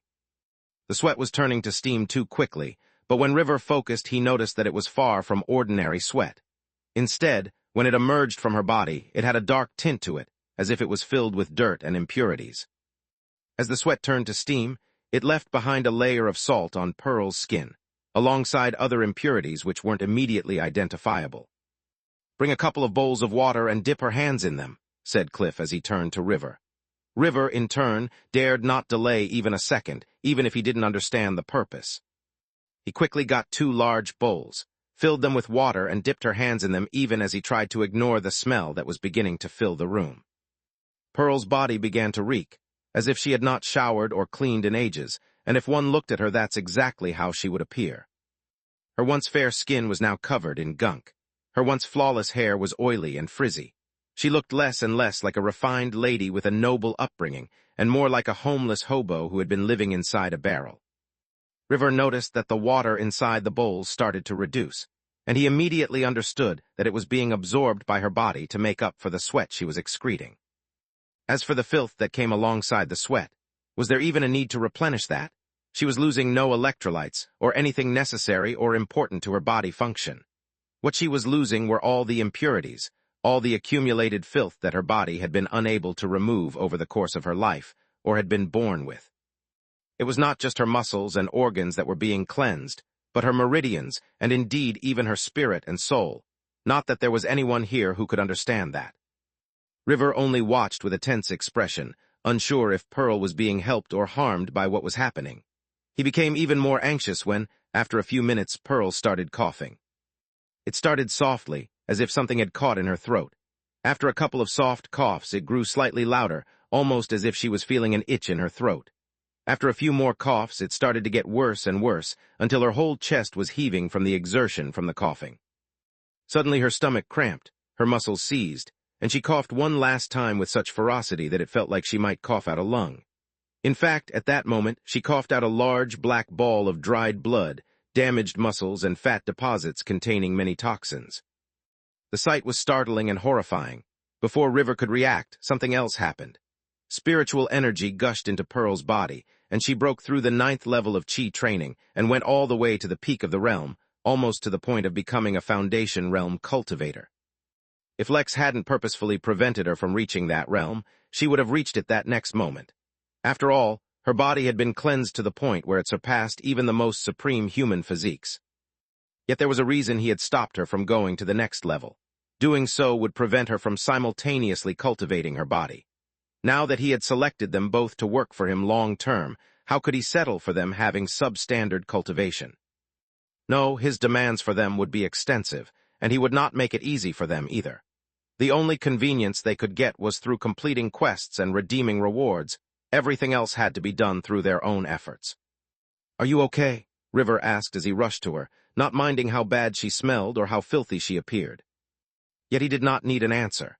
The moment she opened her eyes, the vigor and excitement in them told him everything he needed to know. Not only was she okay, she was far better than she had ever been before. "River, we need to complete as many quests as possible," she suddenly said with a certain drive in her voice he'd never heard from her. Before he could talk to her about it, though, Pearl noticed her own state and screamed in horror. Then she bolted for the bathroom. Chapter 2282, Hey Cliff. River froze as Pearl ran away. It wasn't because her reaction was amusing or unexpected. It also wasn't because he was a fan of marinating in that smell. No, it was because he started getting feedback for his oath, and it was far greater than what he'd been getting lately. River's mind raced as he tried to explain why that was happening. It did not take him long to figure it out. Dee promised to improve her life, and while making her life more enjoyable and fun was one interpretation of that, helping her improve her cultivation was another, much more literal interpretation as well. After all, as her cultivation rose, her life expectancy, her power, her capabilities, her prospects, and more all changed, and for the better. It also contributed towards her happiness for obvious reasons. The reason he was getting some feedback for her improvement in cultivation was because half the points she had used to improve her cultivation had come from him. All of a sudden, he'd finally found a reliable and effective way to grow stronger. His strength had grown by a tremendous amount, not just because he'd helped her, but because her cultivation level was so much higher than his that even the smallest help towards her would give him tremendous feedback. After all, it should technically be very difficult for someone with a low cultivation to help someone with a much higher cultivation grow stronger. When he finally snapped out of his reverie, River quickly used his power to purify all the evidence left behind by Pearl's improvement. He had learned from his previous mistake. He couldn't let others easily find out about what had happened to Pearl, and he even needed to prepare a plausible explanation for her improvement in cultivation talent for if and when it was discovered. At the same time, River did his best to ignore the disdainful look Cliff was giving him. It was obvious that Cliff had long discovered that they were actually quite doubtful of his claims about quests and rewards, and so had tried to test him. Now that he had proven himself, Cliff looked down at him as if he were standing atop a cliff. "You have eyes but fail to recognize Mount Tai," Cliff uttered while shaking his head, and then disappeared. River paused, confused. Mount Tai, wasn't it Mount Decius? Where did Mount Tai come from? Unable to decipher the cryptic words from Cliff, River stopped thinking about it, and instead turned his attention towards the remaining quests and subsequent rewards. He stopped thinking about redeeming anything for himself, and instead focused solely on Pearl. Moreover, instead of trying to figure out the best path himself, he figured that he might as well ask Cliff, since he was so knowledgeable. "What's your recommendation for Pearl's cultivation? What rewards do you suggest we aim to redeem?" he asked, though his focus was mostly on the redemption list. Cliff shrugged. "Depends on what you want, I guess. Do you want to quickly rise to the golden core level? Do you want to make her into an ultimate fighter? Do you want her to have the best foundation for future cultivation? It all depends on what you want. Instead of picking something, River turned to Cliff. What would you pick in this situation? River asked, once again putting the focus on Cliff. For once, the man did not smirk in disdain. No, instead he smiled genuinely, as if for the first time in his life River had said or done the right thing. In this case, I would focus on how to make Pearl the strongest in her given cultivation realm while giving her the best foundation for future cultivation. Make her undefeatable now and create a far-reaching path for the future. Do you really think cultivation ends at the golden core realm? Not at all. River paused. There were cultivation levels above the golden core realm. He'd never heard of something so absurd, yet as he looked at Cliff's confident expression, he began to wonder if maybe Cliff had ever seen such high-leveled cultivators. Maybe that's why he was so knowledgeable. Then that's what we'll do, River said with conviction, causing Cliff to nod. Okay then, you leave everything else to me, and just focus on collecting points. You'll need 70 points to redeem your next reward, and be warned, the price for the rewards will only increase from this point onwards. It won't get less. You'll need to get imaginative about how to complete those quests. River sat down and carefully went through the list of quests carefully as he began to consider how he could fulfill so many quests.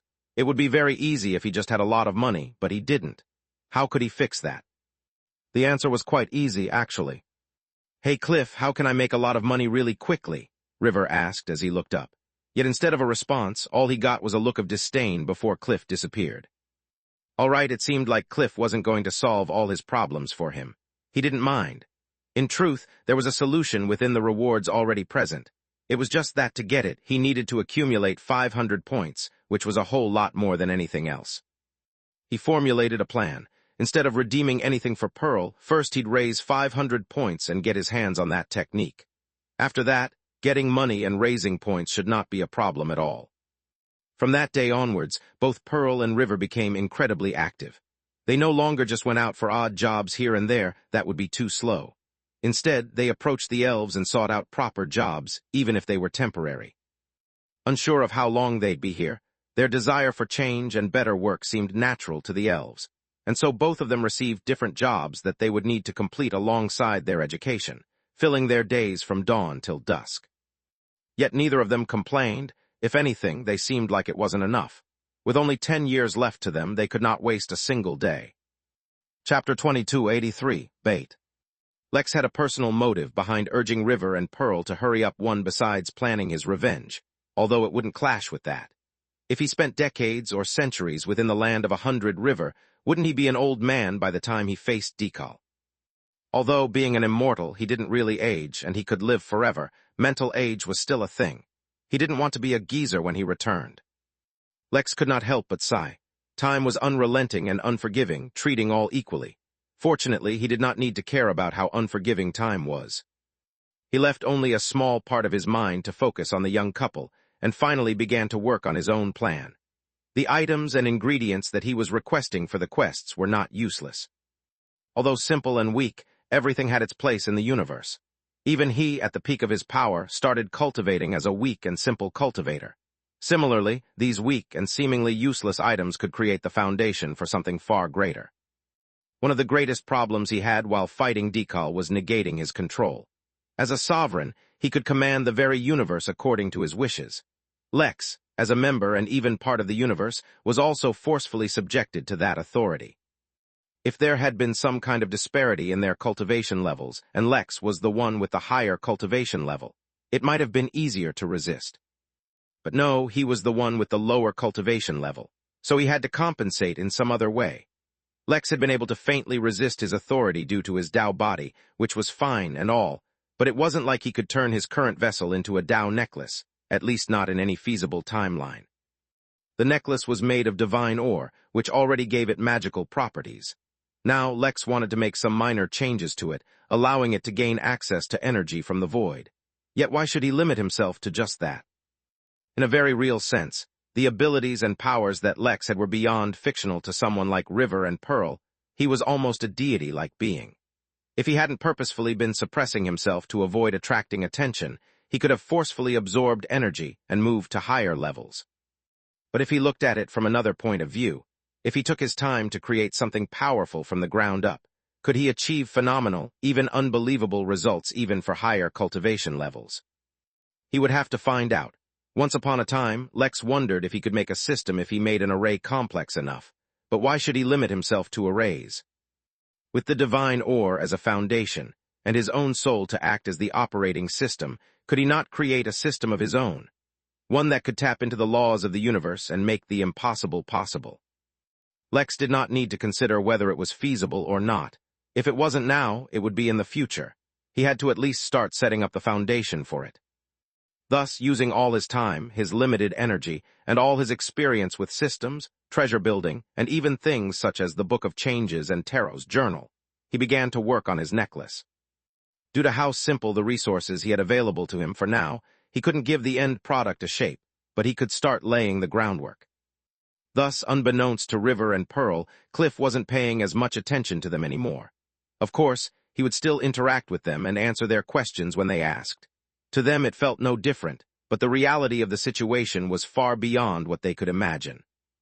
During this time, many things happened to the young couple. The elves came back with the result of their investigation. All the forces who had attacked the Sunborn family had, since then, mysteriously vanished or died. People like Baron Nestor could not be investigated in detail because they had provided perfectly reasonable, logical, and justifiable excuses and alibis for their actions. While no one was stupid, and everyone could see a conspiracy, they could not just break the rules of the Alliance and forcefully interrogate people. After all, the rules were the foundation of the Alliance's existence. If they started to ignore that, then the Alliance would crumble sooner or later. After that, River and Pearl handed over the cultivation techniques to the elves, one for Pearl, and one they had redeemed from Cliff that had results similar to River's paladin powers to fool everybody. He had wisened up a little after making so many mistakes, and had learned to cover his tracks. At the same time, after a year of toil, they had gained enough points to redeem the technique they wanted. It was a technique which mimicked a dragon's treasure sense. Dragons could sense treasures nearby, which is how they could increase the size of their hoard. The size of a dragon's hoard would directly affect their strength, which was why it was so important. For River and Pearl, this was the perfect technique to roam the lands, find treasures, and either submit them to Cliff or sell them for money to buy materials to sell to Cliff. Since their agreement with the elves had come to an end, and they had submitted the techniques, they left. Instead of asking to get escorted back, they departed on their own. On one hand, they were used to traveling the wilderness together. On the other hand, they could find treasures like this without concern for getting spotted. Everything they submitted served to aid Lex in his task, while they too started to grow stronger. Pearl had started body cultivation and was catching up to her spirit cultivation, while River was growing stronger by helping Pearl redeem points. They were no longer the weaklings they had been when they set off on their journey. It took them another year and a half to move through all the rivers, exploring all the lands, befriending countless people, and building their own reputation as they went. At some point in the middle, Pearl had reached the foundation realm, and River's strength had reached a point similar to the peak of chi training. Their increased strength allowed them to get in touch with stronger people and greater secrets, learning not just about the war, but about the dealing of the various races. By the time they returned to the humble guest house, they had attained a comprehensive and detailed understanding of their world, and had established a mature reputation across the lands. They'd also dealt with countless conspiracies and traps, allowing them to mature from their previous, youthful and clueless selves. In fact, it was because of their experiences and their growth that they had finally turned their attention towards Baron Nestor themselves. While Mount Decius could choose to not pursue the investigation because they were bound by rules, they were. They had seen enough people bending the rules in the shadows to become far more comfortable with the notion. The problem was how to do it, and to have the strength to tackle him. After all, even as a minor nobility, he had to have the strength of a Foundation realm cultivator. While Pearl was also a Foundation cultivator in spirit and body, it would be foolish to go against him without understanding his strength first. Thus, when they returned to the guest house, the duo reopened their tiny business, still in decent shape due to the formation they had left behind, and began to activate the network of contacts they had developed over the years. At the same time, Lex used the energy accumulated within the guest house for his own purposes. Everything was going smoothly. A month later, after making many plans and setting everything up, they left the guest house and prepared to face off against the man who had once pushed them into the pits of despair. The sky was dark as the rainy season was once again approaching. River found it to be quite fitting. He could not help but think back to that one tree he and Pearl had rested under to take refuge from the rain. Back then, they could only use their own torn clothes to wrap their wounds and survive the days through risk of infection. They had lived lives worse than death, only out of hope for a better future. Now it was time for the Baron to feel everything they had felt, and for them to get back everything that they had lost. Within the necklace, Lex glanced at the couple and shook his head. They had matured, but still hadn't realized that the Baron was an obvious bait laid out for them from the very start. Oh well, this was still a part of learning about the complexities of power. Chapter 2284, Frog in a Well. The duo had planned out meticulously and extensively. The location for their trap had been picked out so that the Baron would not be able to escape, ask for reinforcements, and so they would not get caught. With the help of Pearl's formations which were prepared in advance, they would have a tremendous advantage. Moreover, they weren't acting alone. The duo had worked with many different races in their search for treasures and had encountered the many gray areas of society. While they did not personally allow such things to lead them astray, they made many contacts to easily dispose of their acquired treasures without attracting attention. Moreover, they had been preparing for this for a long time. They had researched the Baron, found his enemies, and had allied with them without exposing their own identities. They had even consulted Cliff in the plan, though Cliff was very specific in his answers, only giving them the specific guidance they asked for without alerting them to any possible flaws in their plans. They were already used to this type of behavior from him. Cliff had already informed them that learning through their own efforts was the best way to grow. While he would guide them and aid them, he would not resolve all their difficulties.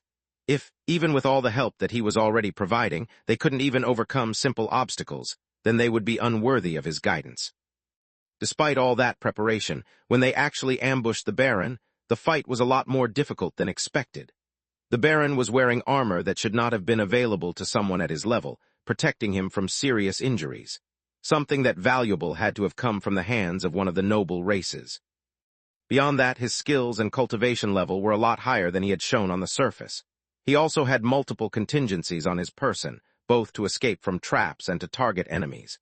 If River didn't specialize in the use of shields, making his defensive abilities far higher than normal, he would have been gravely injured. Heck, he might have even died. Similarly, Pearl found it much harder to defeat him than expected. Ever since she had embarked on the path of cultivating her body and spirit simultaneously, she hardly ever found any challenging opponents among the vassal races. While she was still not quite up to the standard of the noble races, she was still quite strong. Even so, Baron Nestor proved that he was not someone who boasted an empty title. The man was cunning, deceptive, and powerful.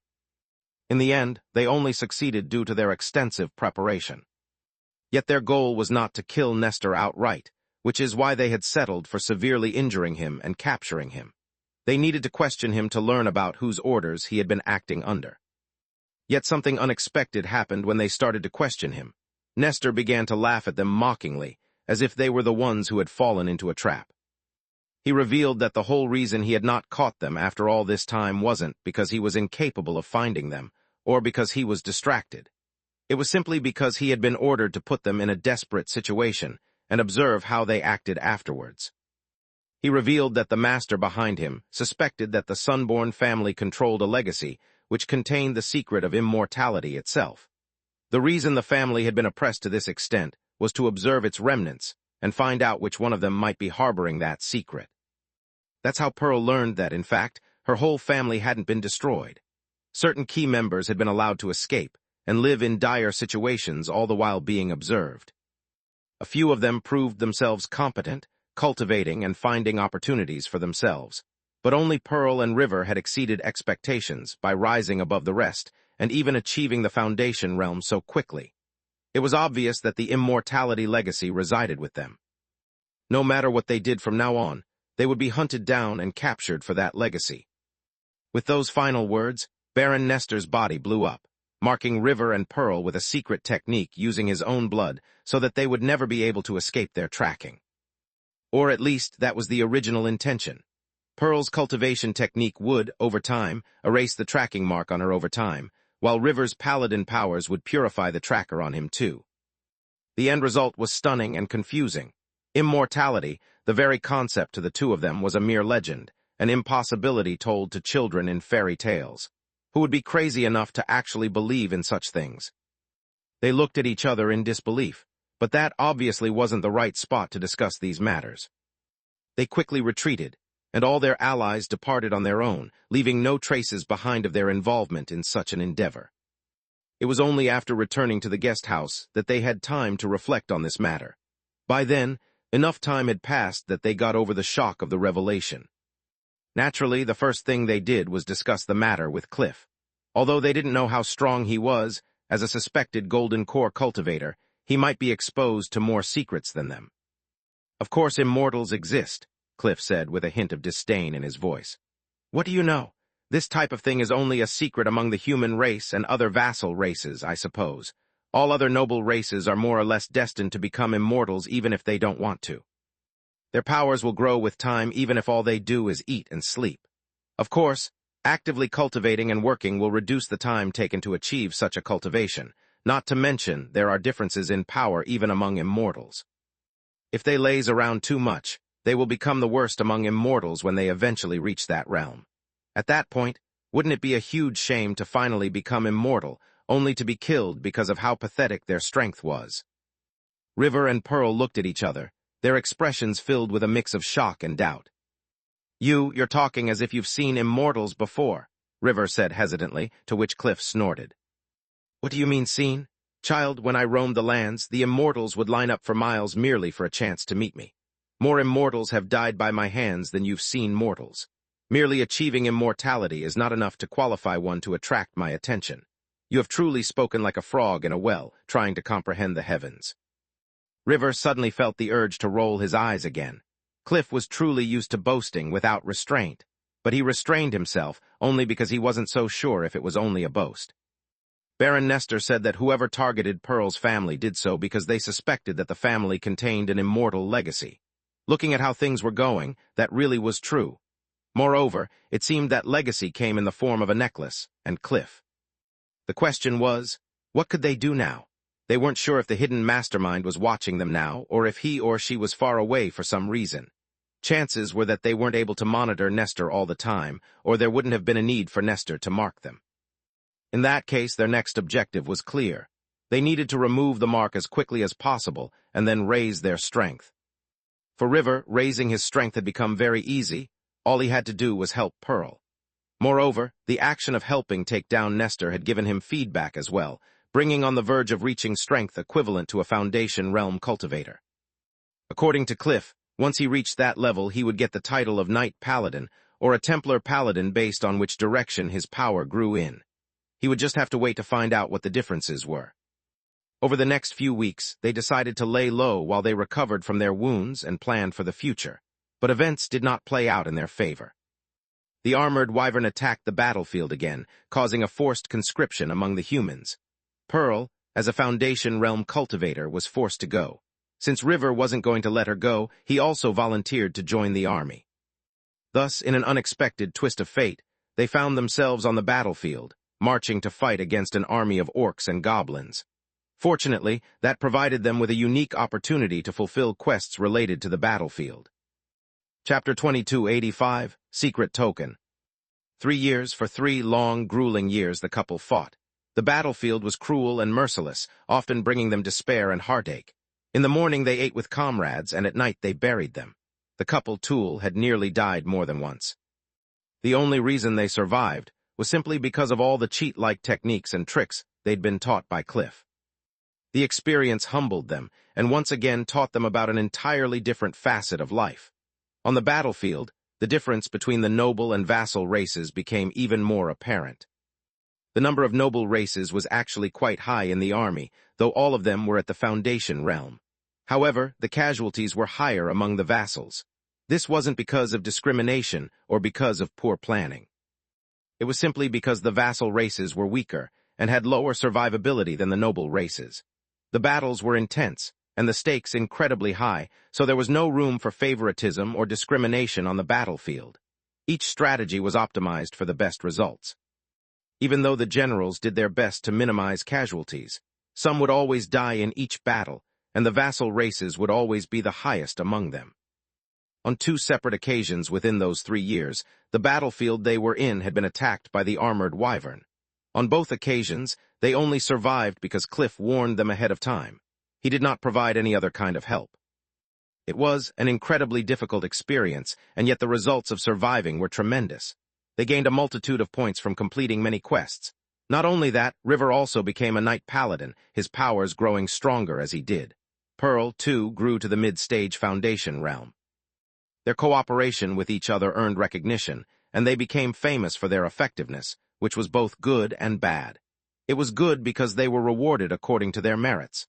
It was bad because they were sent on more dangerous missions, befitting their strength and skills. The only reason that they were able to leave the battlefield after 3 years was because the 2 of them were informed that they had been recruited for a special mission. They were confused until they learned that the mission sent them to the lands of the Ulen. It seemed like the Ulen might have made some progress in their investigation. Thus, they said farewell to all the comrades they had made, the ones who were still alive at least, and ventured off. On their journey, River, once again, asked Cliff if he could become Cliff's disciple. The idea came to him after they passed their 5-year mark from when Cliff gave them the 10-year deadline. River said that if he could become Cliff's disciple instead of someone who he casually guided, then reaching the Golden Core realm within the time limit would be easy. Unfortunately, he was always rejected. "Don't bother. Don't you have it great as things are right now? Just enjoy your benefits and don't think of unnecessary things. First off, I have no intentions of taking disciples. Secondly, even if I did, someone whose first instinct is to run when they hear about a wyvern attack are definitely not qualified." River had long noticed that Cliff had a strong bias against wyverns, considering them worthy of only death. That wasn't too strange. Everyone he met on the battlefield only hoped that the wyvern would die one day.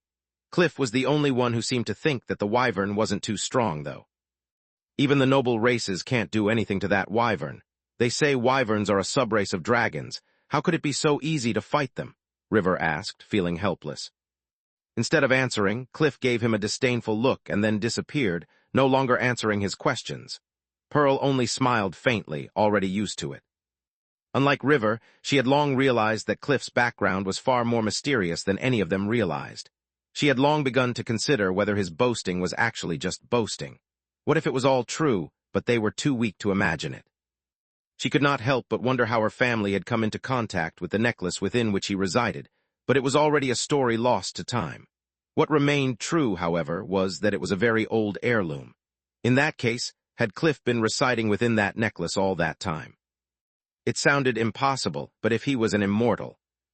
Instead of asking for more things for Cliff, we should really be asking if there is anything more we can do for him, said Pearl as she looked at River, who was showing a regretful expression. He has already done a lot for us. Who else can enjoy the benefits that we have? River sighed but then nodded. He had to agree he should not be too greedy. After a few seconds, Cliff's voice rang in their heads once more. If you want to do something, submit that wyvern's reverse scale to the necklace. Consider it a special quest worth 8,000 points. If you manage to do that, I'll also give you guys a small hint about something you've been overlooking. The 2 of them were startled and stared at each other. What had they been overlooking?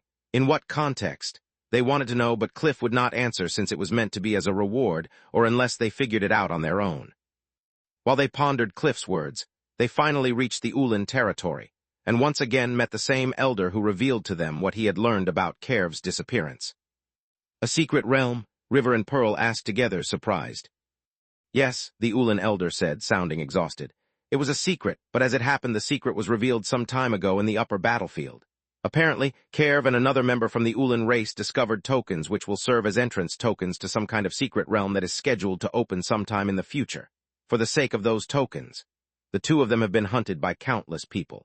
By now, it's basically impossible to ascertain their actual situation. Author's note, a lot of people have varied opinions of this arc, so I'll speed through most of it. However, there are several important parts where I will need to slow down again. Please bear with me and trust the process. Chapter 2286, Dead of Night. The news was both good and bad. Although the Ulen were unaware of what the couple had uncovered, they continued to explain things to them. Apparently the tokens had been discovered in the land of 100 rivers by Kerv and an Ulen elder, and they had kept them secret for many years. At some point, the secret of the token must have been leaked. The likely reason the Sunborn family was persecuted was to see if a lead on those tokens could be discovered. However, now that a lead had been discovered in the upper battlefield, it was unlikely that they would be bothered anymore.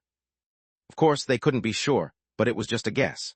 For now, the Ulin had decided not to search for their elder and Kerv, simply because their search could be misconstrued as trying to hunt the two down for the tokens. Instead, they would focus on identifying the enemy and eliminating obstacles so that they would have an easier time in hiding. They were playing the long game, hoping that their elder could gain meaningful benefits from the token. That news left the duo feeling conflicted, relieved, and helpless. It was a confusing mix of emotions, but that is all they could feel. What they weren't aware of was the fact that they had actually benefited from being sent to war. It had given them enough time to purify the markers left on their bodies by Nestor, not to mention it made them harder to encounter accidentally. The forces behind the hidden mastermind had tried to search for whoever was responsible for harming Nestor, but hadn't been able to get any leads. Thus, through sheer luck, they were now in the clear. Unfortunately, they still didn't know who was hunting them, but at least they could have some peace. Yet neither Pearl nor River were interested in peace. After spending years at war, the thought of returning to the guest house and silently and happily accepting guests and continuing with their lives seemed unbearable. The reason was simple. They had become aware of just how weak they were and just how easy it was for them to die. Thus, they wanted nothing more than to grow stronger as quickly as possible. All that was left was to plan out how to do that. Under the Ulin's authority, they appeared to be fulfilling their duty in the army, but in fact they were free to do as they pleased. They returned to the guest house first and utilized the concentrated spiritual energy that had been accumulated in the basement. The necklace absorbed most of it. A significant chunk of it was used by Pearl to solidify her cultivation. After that, the two of them used the remaining points to redeem combat techniques to strengthen themselves. Once they had honed their skills and ensured that they were in the best shape, they began to prepare to kill the armored wyvern. They didn't coordinate with the army. If that was the case, they wouldn't be able to decide the strategy, nor would they be able to decide the time. If the army were capable of killing the wyvern, it would not have lived for so many years already. Instead, they relied on their personal contacts to gather a team of desperados who were willing to bear the risks for the rewards. The wyvern's body was considered extremely precious, and every inch of it could be considered a cultivation resource. As if that wasn't enough, Mount Decius itself had put a massive bounty on the head of the wyvern 3 golden core breakthrough pills. Although such pills were more valued by vassal races than noble races, that didn't mean that the pills lacked value. Far from it, in fact, as this pill was about the most valuable item in all of the land of 100 rivers. Of course, Cliff had already warned Pearl not to waste her time taking something like that, as it would pollute her foundation and limit her cultivation speed in future realms. Considering she had access to his teaching, she did not need to resort to such substandard means. Of course, that was assuming she could live up to his standards at all. If she found herself unable to reach that stage on her own, she could go ahead and take it. In total, besides River and Pearl, their group had 1 peak foundation level fairy, 1 peak foundation dwarf, 1 elf, 1 Ulin, and 1 other human. They had already agreed on how to split the 3 pills in case they succeeded. River and Pearl didn't care about the pills. They only needed items that could help them complete quests, so their shares could be exchanged for money. Each member of their team had proven their strength, the nobles and the vassals. Oddly enough, however, the leader of the team was Pearl, and for one very simple reason. She was the strongest among them and the formation expert whose expertise they were going to rely on. Thus, this very unexpected group set off in the dark of night, without any fanfare, to rid the land of 100 rivers of the nightmare that had haunted it for years. They got no hero's farewell, for they were not heroes. Each and every one of them had their own motives and reasons. The group snuck past the battle lines and into the territory of the enemy to the site that they had picked for the trap. Carefully, over a period of 3 months, Pearl set up a massive formation that cost all the accumulated wealth of the group. Once everything was ready, the elf silently departed to do his job and bait the wyvern. After all, the elf had followed one of the orthodox paths of cultivation among their race, and was known as a druid. As long as it was a beast, he could influence it in certain ways. On that day, all he needed to do was bait the beast. Chapter 2287, Lucky Ancestor. On a certain unsuspecting day, the peace within the land of 100 rivers was broken. The land itself, technically, had not seen a day of peace for centuries. Whether it was the Alliance, the Orcs, the wild beasts, and the more recent Abyssals, they were all fighting night and day. Sometimes the fights were harsher, fiercer, and other times the fighting was less intense. Yet there was never a moment without it. So why then did this day seem special? Because on this day, the entire land itself bore witness to an epic fight. Foundation realm cultivators were far from strong enough to have a fight that could affect a piece of land large like the land of 100 rivers. However, they could tip certain balances. When the Wyvern was baited over, the allied armies trembled in fear as they retreated, and the Orcish armies cheered. Yet the script went askew from that point onwards, for a formation appeared out of the very ground, raising pillars that reached into the sky, trapping the Wyvern within a cage. The daring team appeared, and baited the Wyvern some more, pulling it deeper into the formation rather than clashing against the pillars that trapped it. The Orcs realized that something was amiss and ran to save it. The allies realized that this was their chance and ran to protect the pillars. Pearl ignored both and focused on controlling the formation.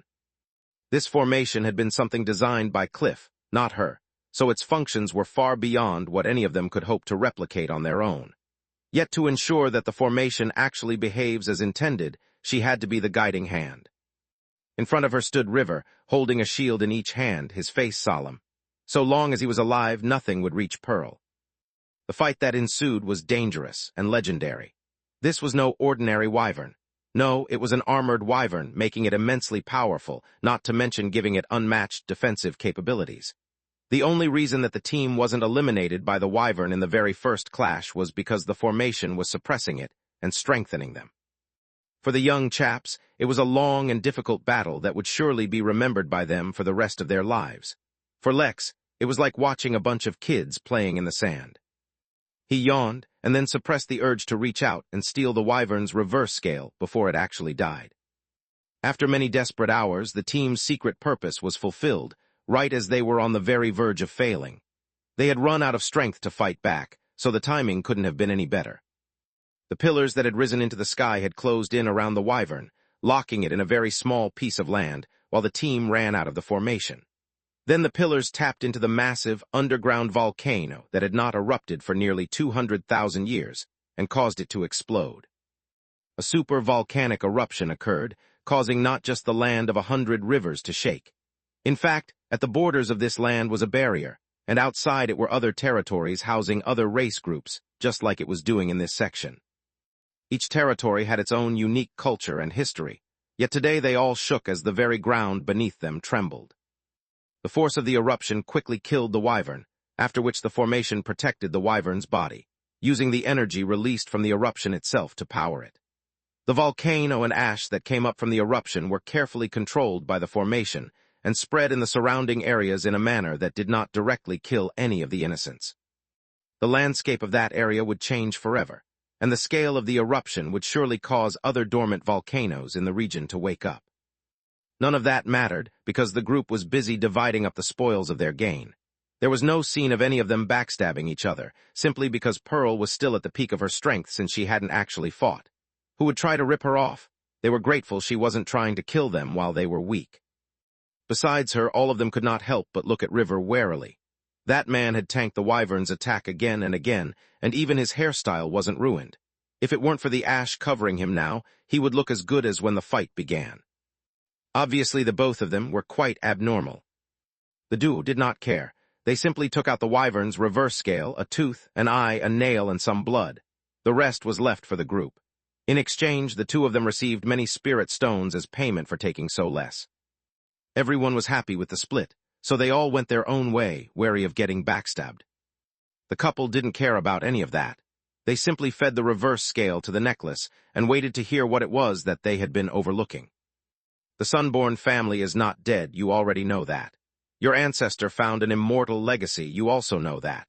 The Ulan think it's a token, and you think it's a necklace, but in truth it's a ring, and it's being worn by one of the remnants of your family. You better go find it quickly before someone else does, and realizes what that ring can do, because then the ring and the last few remnants of the Sunborn family besides you will be gone. To offer a little more help, Cliff even told the couple which region of the Land of Rivers to look in. The couple was, once again, shocked. Just how lucky was the Sunborn ancestor to encounter so many treasures. They wasted no more time. They redeemed more rewards from the necklace, helped Pearl grow stronger, gave River more feedback, and started to run towards the remnant family. At this rate, they would be able to leave these lands even sooner than the 10-year deadline. Chapter 2288. All Roads Lead to. River and Pearl experienced something extremely unusual after defeating the Wyvern. The lands, which had once been so perilous for most of their lives, suddenly became so mundane. They ran into abyssals and defeated them effortlessly. In fact, it almost seemed like the abyssals were afraid of them for some reason they couldn't figure out. If only they knew that it wasn't them that the abyssals feared, but the aura from the necklace. Regardless, that wasn't all. Since they both emitted the aura of Foundation Realm cultivators, they were basically treated like nobility. Even other nobles would treat them with great care and etiquette, with only the royal family having the authority to actually order them around. Moreover, they were stronger than even those who had higher cultivation levels, which made them feel like there wasn't much left in this land for them. At that point, Cliff did not even need to encourage them. They did their best to grow stronger and leave. Before that, there were a couple of things they needed to do. Go to Mount Decius and claim their bounty, as well as search for the remnant of the Sunborn family. Oh, and visit River's family once while they were at it. River would not miss the chance to show off in front of his parents. Since they were in a rush, it took them only 2 weeks to go from the battlefield to the small village of Butterscotch, where a small family lived in a thatched hut and tended to cattle.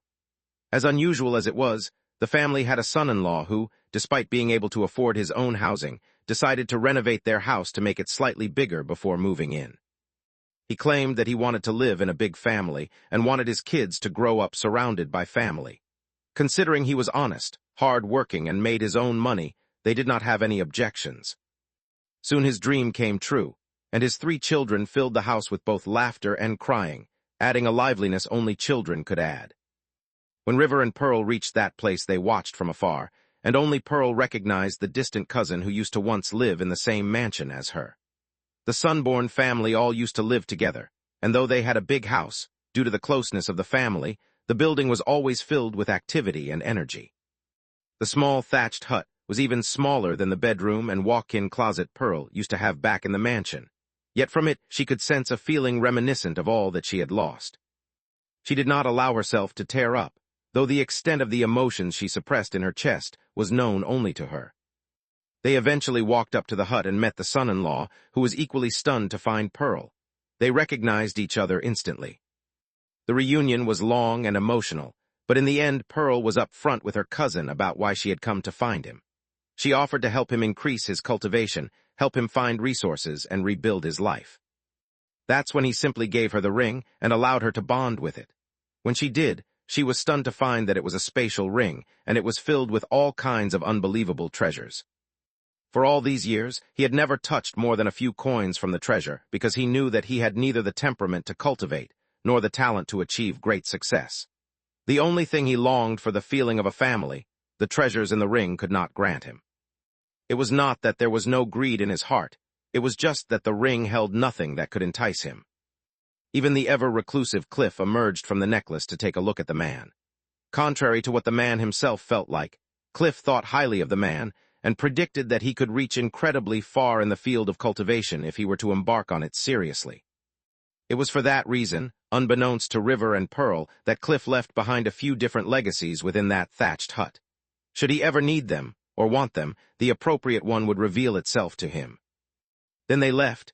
The man sought neither revenge nor power or fame. His heart, despite what he showed up front, was thoroughly broken by the loss he suffered. Perhaps only time and the love of his new family could repair it. River and Pearl looked through the ring but could not find the actual immortal legacy.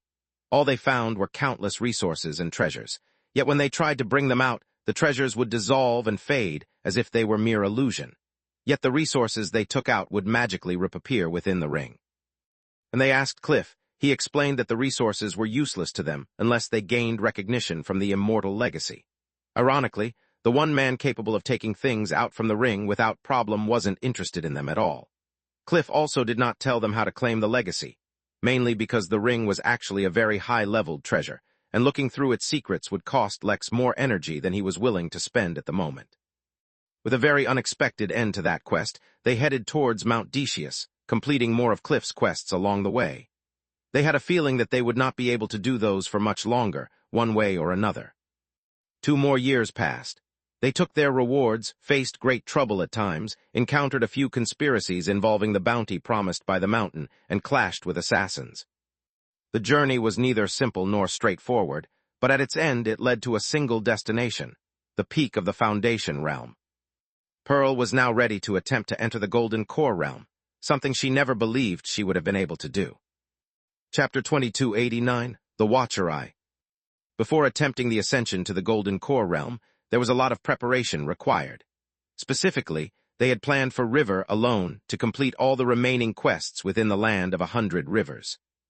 That was because Cliff told them that once they go to the upper battlefield, the quests will be renewed, and will once again become very difficult to complete.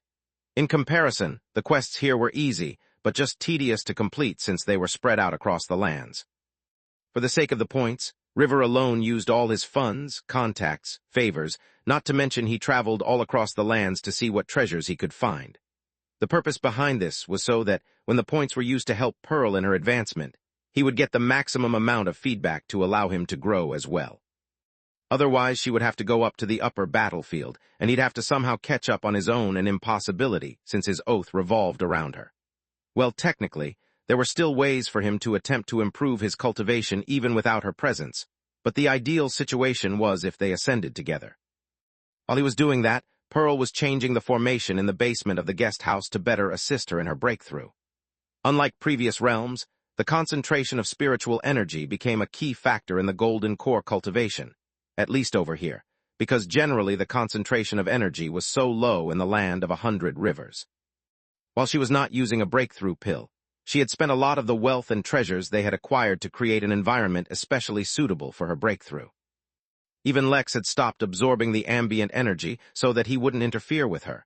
After all, it was still better for him if she was able to move to the upper battlefield. One fine day, River hung a closed sign outside the guest house and activated the protective formation around the building.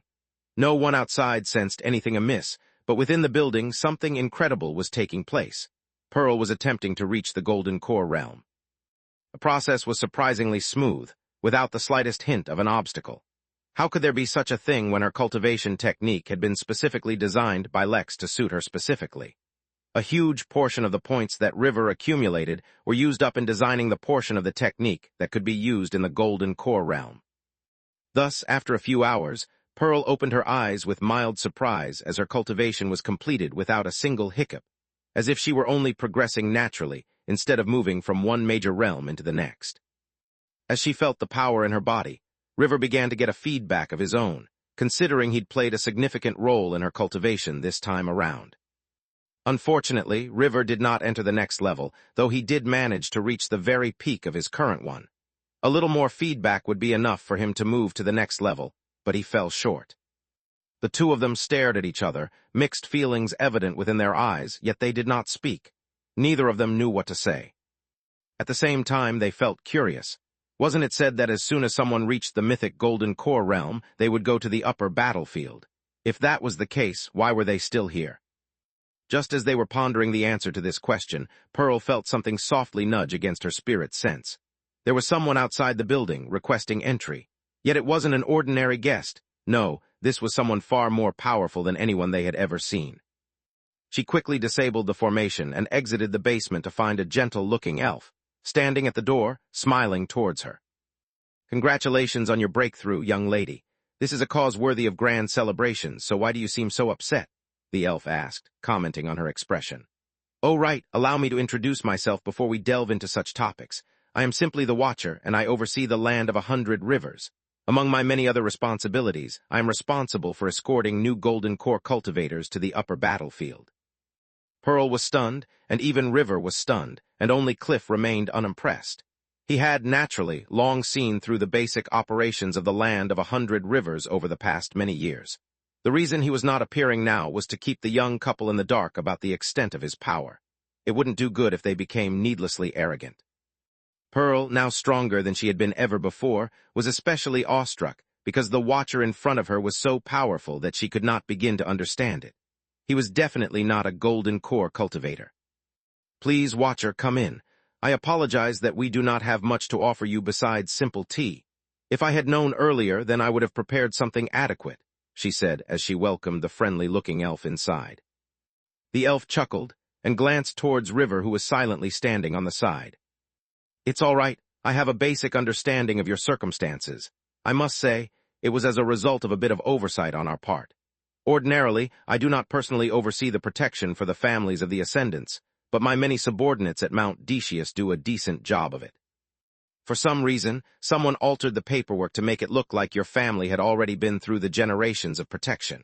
If the matter hadn't been reported to us by the Ulin, we would have never known.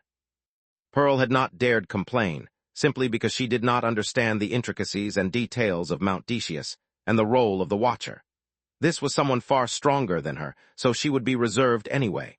Perhaps that was the very reason he was addressing the situation so directly. Chapter 2290, The Watcher II. Seeing how reserved Pearl was behaving, the Watcher sighed. He could not blame her. She was someone who had already suffered the cruelty of this world, so she was wary of being hurt again. It was only natural. What I mean to say is, I am aware of the fact that you have not been exposed to the matters of Mount Decius, despite the presence of such an accomplished grandfather. Allow me to introduce you to these matters. Please take a seat and make yourself comfortable. You too, lad. I can see how close you both are, not to mention how close you are to your own breakthrough. There's no need to keep these matters a secret. River went and sat beside Pearl, taking note of the fact that Cliff had not appeared above the Watcher's head. Had he finally met someone he didn't dare appear in front of? You see, while there is a limit that no cultivators at the Golden Core will appear within the land of 100 rivers, that does not mean that there aren't any. In fact, all Golden Core cultivators reside within Mount Decius, from where they manage the land. Most others, however, are sent to the upper battlefield. Even if they're not interested in fighting, they have to go. That's because the difference between an ordinary person and a Golden Cultivator is too vast. Allowing Golden Core cultivators to stay here will only invite them to act out sooner or later. The slightest action from them could cause immense, incalculable damage, which is why they are sent out of these lands. It works out in everyone's favor because the spiritual energy here is so low that it becomes impossible for Golden Core cultivators to cultivate. Their absence also ensures that lower-level cultivators get more exposure and are able to act without fear of being overwhelmingly suppressed.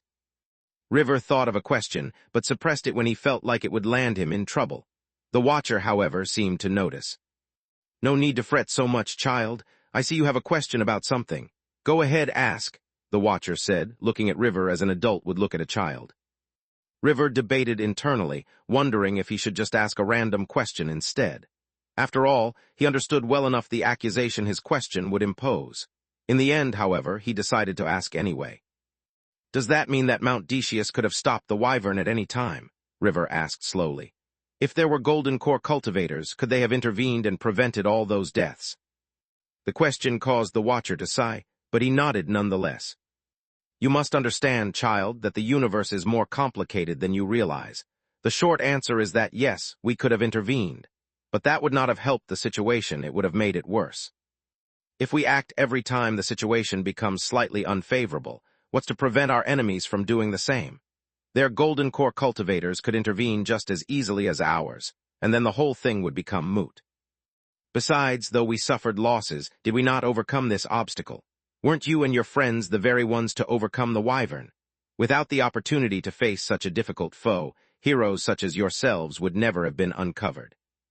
In truth, the situation at large is far more complicated than you realize. All you know now only touches the very tip of our struggles. To stabilize and maintain the situation at large, some sacrifices must be made. What do you think lies at the border of the land of 100 rivers? Does the land just simply cease to exist? Or is there some large, uncrossable ocean? The truth is neither. The land of 100 rivers is one of many territories, divided by a massive formation, existing in its own delicate balance. So to save a dozen, or even 100, or 1,000 lives, if we deploy even one Golden Core cultivator, we risk far, far more. It's an unfortunate reality of life, one that you will slowly come to understand as you ascend to the upper battlefield. River's expression turned solemn as he realized that he had been underestimating things.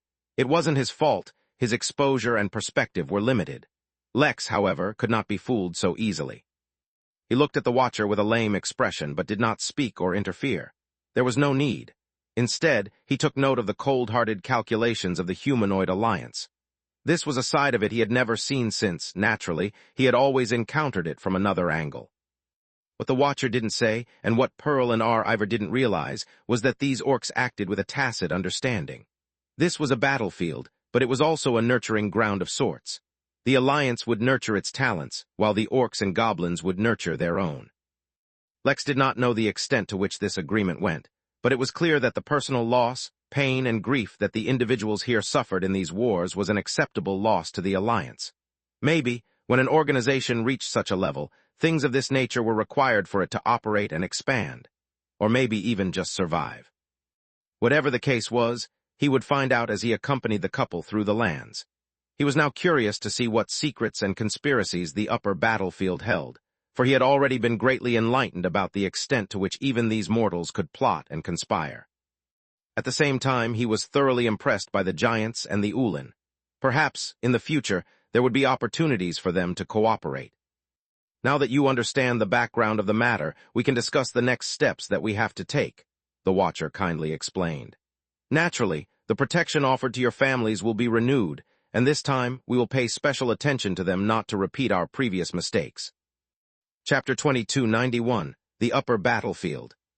To be honest, neither River nor Pearl specifically required such detailed protection, though they appreciated it. They had not spent decades building a cultivation family, nor did they have any legacy they were leaving behind, so their attachments weren't that great. River still had his parents here, true, but he was hardly an only child, and his parents would do fine in his absence. In fact, giving them wealth and power would do them more harm than good. At the moment they were well settled in their environment, but if they quickly rose to prominence and gained a lot of attention, they might now even know how they were taken advantage of. Once the 3-generation protection period expired, no one could say for certain how long they could last. There was also the fact that River was the one pretending to be a descendant of the Sunborn family, so if he revealed his true parents, the discrepancy would immediately be noticed. Thus, neither of them actually nominated anyone for protection. Under normal circumstances, the cultivator is given anywhere between 1 to 6 months to wrap up any remaining tasks and obligations before they are taken to the upper battlefield. Once there, the chances of coming back are few to none, so it's best not to leave behind any regrets, the Watcher continued. Although he did not say it outright, it was obvious that he was hinting that Pearl could wait for River to break through for 6 months at most. If he could not manage it during that time, then she would have to leave. It was an unnecessary statement, for the Dew had already discussed how he would proceed if he could not be elevated by her breakthrough, which was the sole reason he had accumulated so many points. Once you reach the upper battlefield, you won't necessarily go out to fight. There are many strongholds, and you can stay within them and cultivate. The specific details of the situation up there is not something I can share with you just yet, but unless you're particularly unlucky, no one can force you to risk your life. The Watcher was working hard to convince them that everything was peachy, which is why they didn't believe him at all, at least as far as the upper battlefield was concerned. They were no longer as naive as they used to be. With nothing much left holding them back, the couple revealed the existence of the node hidden in the basement and sold that information to Mount Decius. In exchange, they were allowed to reside inside the mountain for a few months and gained access to resources from the upper battlefield. Well, technically, River did all that since the deed was in his name. They flew towards the mountain, carried by a small ship that the Watcher took out of some spatial tool, all the while discussing the future. They still didn't know what level the Watcher was at, and he did not reveal it. They remained reserved for the most part, but that reservation quickly turned into awe as they approached the sea of clouds blocking the peak of Mount Decius. That awe then quickly turned to shock as they traveled through it, and then emerged to what seemed like another world at the top. On the top of the mountain was a palace that looked like it should have existed in legends only. Its size was sufficient to fit even giants, and its design was like it housed deities. Several others were flying in and out of the palace on similarly designed tools, each of them emitting the aura of a golden core cultivator. Only the Watcher was above everyone else.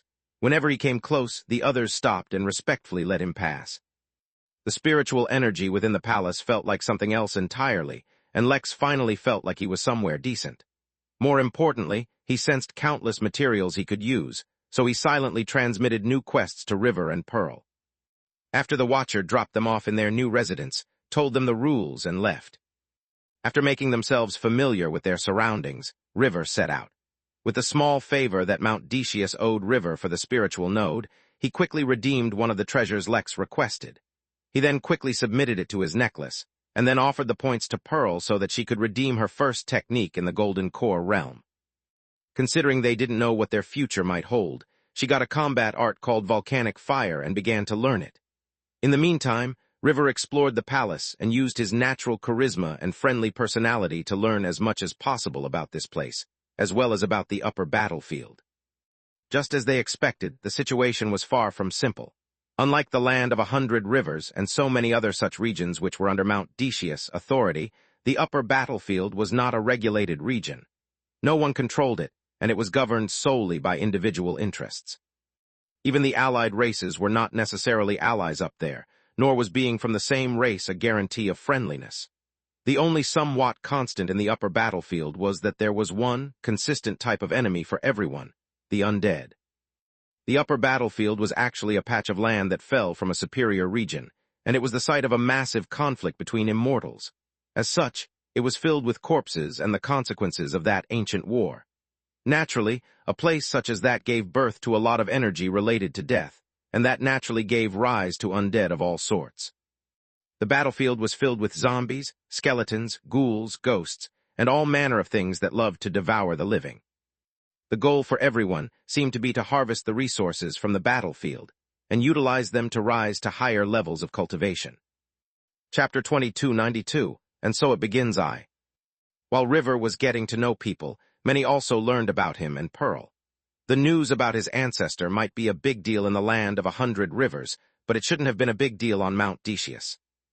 After all, Mount Decius received Golden Core cultivators from all the allied races, and considering the steady growth of all the noble races, not to mention the other territories, Golden Core cultivators weren't really a big deal. That's how things should have been, but they were. News had already spread. Kerv Sunborn had a token to an immortal legacy of some sort.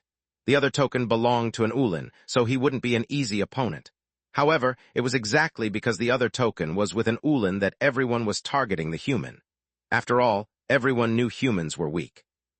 To see now that a descendant of Kerv, and one that hadn't even reached the Golden Core realm just yet, had arrived at Mount Decius attracted a lot of attention. No one did anything untoward, however. No number of Golden Core cultivators were a match for the Watcher, so all they could do now was observe him and find out if there was anything special about him. Like this, 4 months passed. River used every leverage he could get to complete quests and hand over points to Pearl, until he eventually got enough feedback to reach the next level.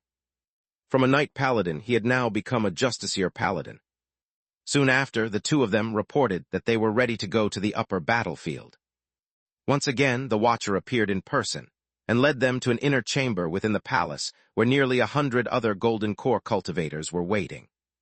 Once the number reached 100, the formation was activated, and they were teleported away from these lands, perhaps forever. Lex immediately noticed that the flow of time seemed to have changed. It had now stabilized around 60 times faster than a major realm, which was about half the flow of time in the land of 100 rivers. Relying on alternating flows of time between levels was a good way for the Alliance to accumulate and grow lower-level cultivators, and then filter them up slowly, making sure they constantly received fresh blood. That was one of the drawbacks of the Midnight in everything was at the same flow of time, which made it difficult for him to accumulate many high-level cultivators. It was something he could try to fix later on.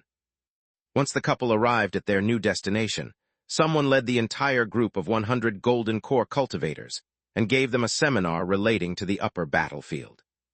They were in a place called Fort Souza, controlled by the Souza family of the Moon Elves.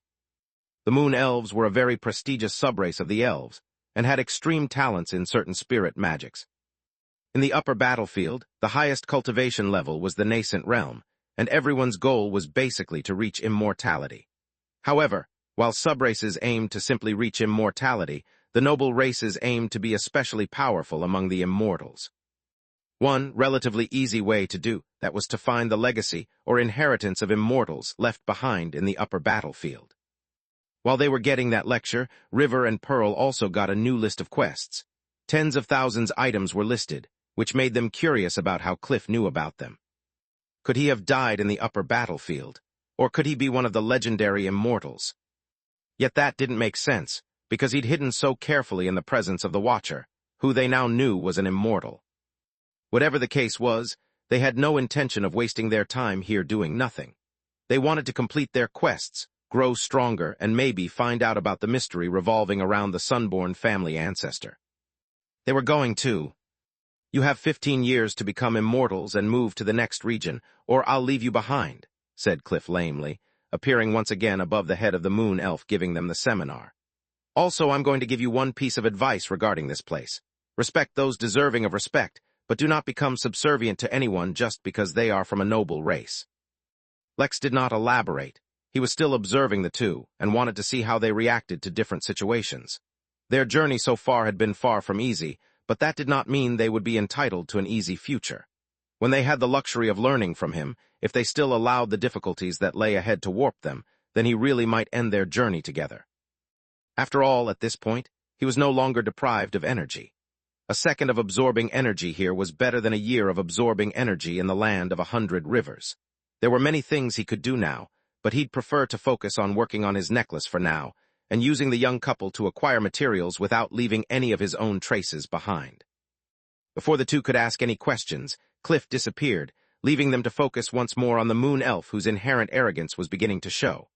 Unlike the very noble elves the couple had met in the land of 100 rivers, this one was not bound by the feeble constructs known as laws and rules. He was bound only by his own strength and limitations. Of course, compared to him, all of these newcomers had a whole lot more limitations, as they were soon about to learn. Eden, Isle of the Valkyries. Belle grit her teeth, not letting herself utter a single cry of pain as she used divine energy to burn the corruption poisoning her hand.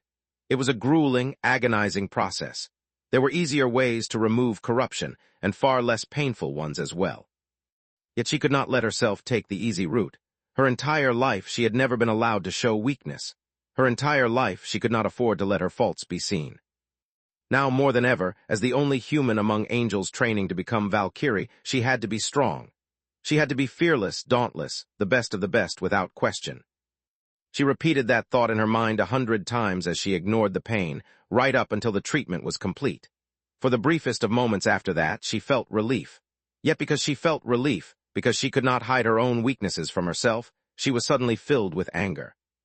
"Stupid, damn seraphim," Belle said with great irritation as she picked up her sword and barged out of her room. She was entitled to a break. Even in a war of this magnitude, she was entitled to a break after all she had done. But resting was not something she had learned, even in her childhood. Clobbering others, however, was something she had been doing for a long, long time, and she wasn't about to stop now. Chapter 2293, and so it begins I. Despite the intensity of the ongoing war, morale was actually quite high among the angels. This was something they had spent countless years preparing for, and had set up numerous contingencies and plans in motion long ago. From alliances, to blockages, to systematic corrosion of the Seraphim's strength and influence, the angels had been hard at work. Of course, for all this they had paid a significant price. Many of their assets, which were already well known, had to be sacrificed so new ones could be nurtured in the dark. Belle did not know all the details, nor was she in a position to ask. All she knew was that under the guise of Eden Corp, the angels had established their presence universe-wide, and used the feedback and profit from that presence to strengthen their position within Eden. Honestly, the amount of resources that they had invested in this single realm were so massive that if it had been any other realm, they would have already won the war. But just because Eden was a major realm that was also a heaven, they faced endless obstacles. Since everyone knew that the angels and devils had the ambition to pursue the Nephilim project, everyone focused on suppressing the angels because it was easier than suppressing the devils. "What's the situation on the eastern battlefront?" Belle asked one of the soldiers she was familiar with as she walked into the armory to get fully suited. All the weapon and armor provided by Eden Corp was highly sophisticated and utilized unique forging techniques that only angels could use. He did not need to put on the armor herself. Instead, it simply flew off the rack and began to wrap itself around her body. She grabbed 4 swords, 2 of which she would wield with her hand, and 2 of which she would wield with her spirit sense. It was the updated, orthodox fighting style of the Valkyries, and she had mastered it faster than even other angels despite her obvious disadvantages. Major, I don't mean to be difficult, but the commander has forbidden you from returning to the battlefield until you've properly recovered. Have you been to the... Belle glared at him, and then revealed her left hand, which bore no signs of injury whatsoever. Been to the hospital? I don't need to, I'm all better. If you don't want to tell me, I'll find out on my own, she said and stormed out, leaving the soldier feeling nervous. He wiped the sweat off his brow and hoped he wouldn't get into trouble. Although they had all been ordered to keep her on bed rest, they were also all afraid of her. Belle made her way to the battlefield, ready to find her teacher and receive the next set of orders, when her thoughts were interrupted. She was riding on a massive white ship that was shaped similar to a sword made out of pure marble. Hundreds of similar ships flew in the sky, and they were standard use among the angels during wartime. They were sturdy, could travel through space, and even boasted attack and defensive capabilities. Yet none of that mattered right now. She looked out of the window at the far-off Easter battlefront, which seemed to show angel superiority. What was once the site of an intense battle was now still, as a massive shadow covered up. Up above, in the air, a single being floated in the sky right in front of the sunlight. It had entered through the realm boundary to appear in that spot, which meant that it had come from outside Eden. But that didn't make sense since the realm was in lockdown, and people could only enter and exit at certain points. Belle squinted her eyes as she tried to recognize the figure. It looked like. Belle wasn't too sure, since she'd never personally seen one of the sage races, but she felt like the figure looked a lot like a Layar. Layar were the sage race who had monopolized control over the concept of eternity, which meant that if anyone attempted to form a Tao with a concept that even remotely touched upon eternity, the Layar race would annihilate them. But that didn't make sense. What would a sage race member be doing here? They hardly ever emerged into the universe beyond their own realms. Before she could think of her answer, her ship was hit by a shockwave that tore through its defenses and compromised its functions. Suddenly the ship started to fall, and as it did, all Belle could see were countless mushroom-shaped clouds rising into the sky. The eastern battlefront was lost. All of Eden suddenly fell into turmoil as one battlefront after another was attacked. More specifically, the attacks aimed towards the angels, but they didn't bother protecting the seraphim from getting caught in the crossfire. What was worse was that the angels weren't able to react properly, because all of their leaders and commanders seemed to have simultaneously disappeared. All Tao lords, and even demi-Tao lords seemed to have vanished all at the same time, leaving the immortals to decide how to defend on their own. What was once a coordinated and organized war effort was broken down into small, individual battlefields, with everyone solely focused on survival. While the major damage seemed to be focused on the angels, the seraphim weren't exactly happy either. Whoever these intruders were, they were leaving the realm in a state of utter destruction and desolation. It would take countless years for the realm to recover from something like this. Outside Eden, within the void, a fight had broken out on a scale that the universe had scarcely seen before. Over 1,000 Tao lords all attacked the angels all at the same time, leaving them severely undermined and unable to react properly. While it was difficult to reach a decisive outcome in a fight among Tao lords, that was only in ordinary circumstances, and this was far from ordinary. Clearly, whoever was attacking had been preparing for a long time, and they came with a mission. Even the war that had encompassed the whole universe, or the arrival of the dream realm, or even the trap in Arch-Heaven had not impacted any single race as significantly as this one attack impacted the angels. Already, their position on the cosmic ascendance spectrum was beginning to fall. Chapter 2294, and so it begins I. Keeping a secret was very difficult in the universe. While the build-up to the attack on the angels had somehow been kept a secret, the moment the attack happened, all the major organizations of the universe learned about it. The Humanoid Alliance, especially, took note of it and declared a state of emergency as they mobilized all their forces. A sage race, the Layar race, had attacked the angels alongside many elder races, and even more noble races with Tao lords beneath who placed beneath the top 100 on the cosmic ascendance list. An action taken by a sage race was very alarming, not just for the Humanoid Alliance, but all races, which is why they immediately contacted the Primals. The Primals, who for so long proclaimed themselves as the highest-ranked race in the cosmic ascendance spectrum, also considered themselves arbitrators and peacekeepers of the universe. It was under their enlightened rule that the universe had seen so many years of relative peace and stability. They were also the ones who brokered the deal so long ago, after which the sage races reduced their presence universe-wide. Although everyone suspected that the primals always did deals in the dark, and that they had their own reasons for doing all of this, their achievements couldn't be denied.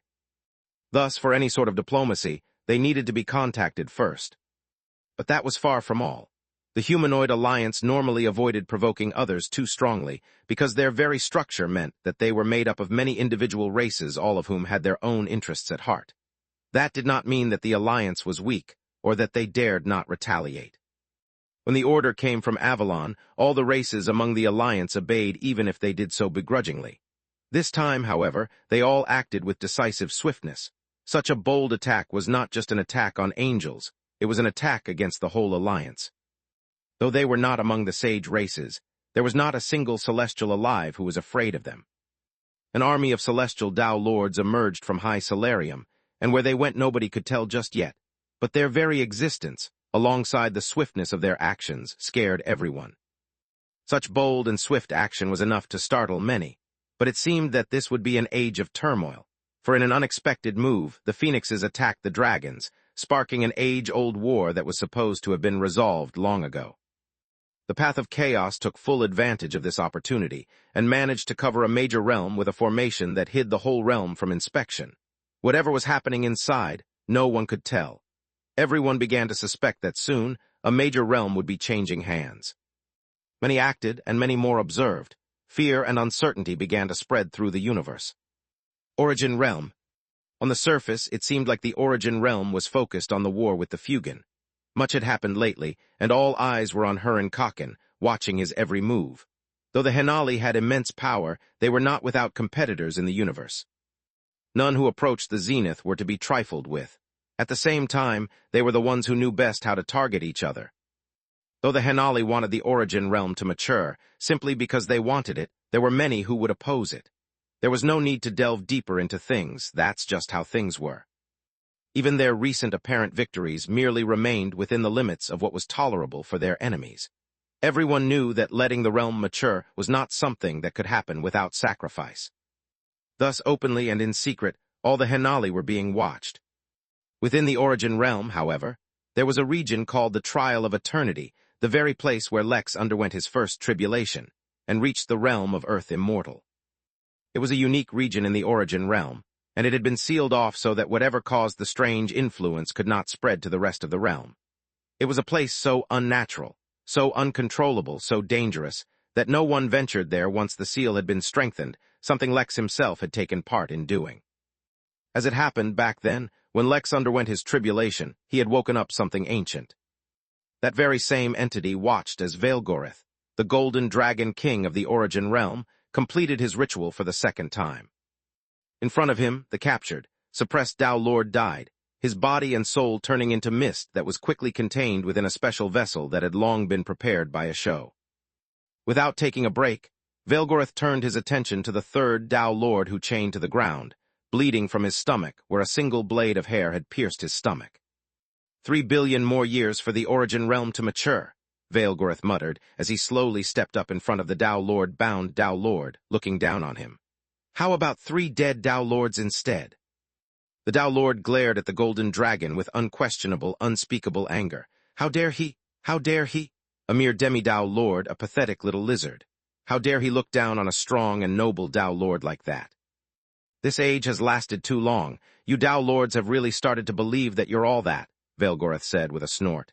But you're predictable and even easily controllable in the right circumstances. Do you want to know how it was that we found you? It's easy. From the very start, the Fugan have never worked for you. The very purpose of their existence is to lure you out. Shock suddenly filled the Tao Lord's eyes as he heard Veilgorith's words. How was that possible? He had been working under Lord Death, which is why he knew that their victory was certain. How could something like that have been hidden from the eyes of the Lord?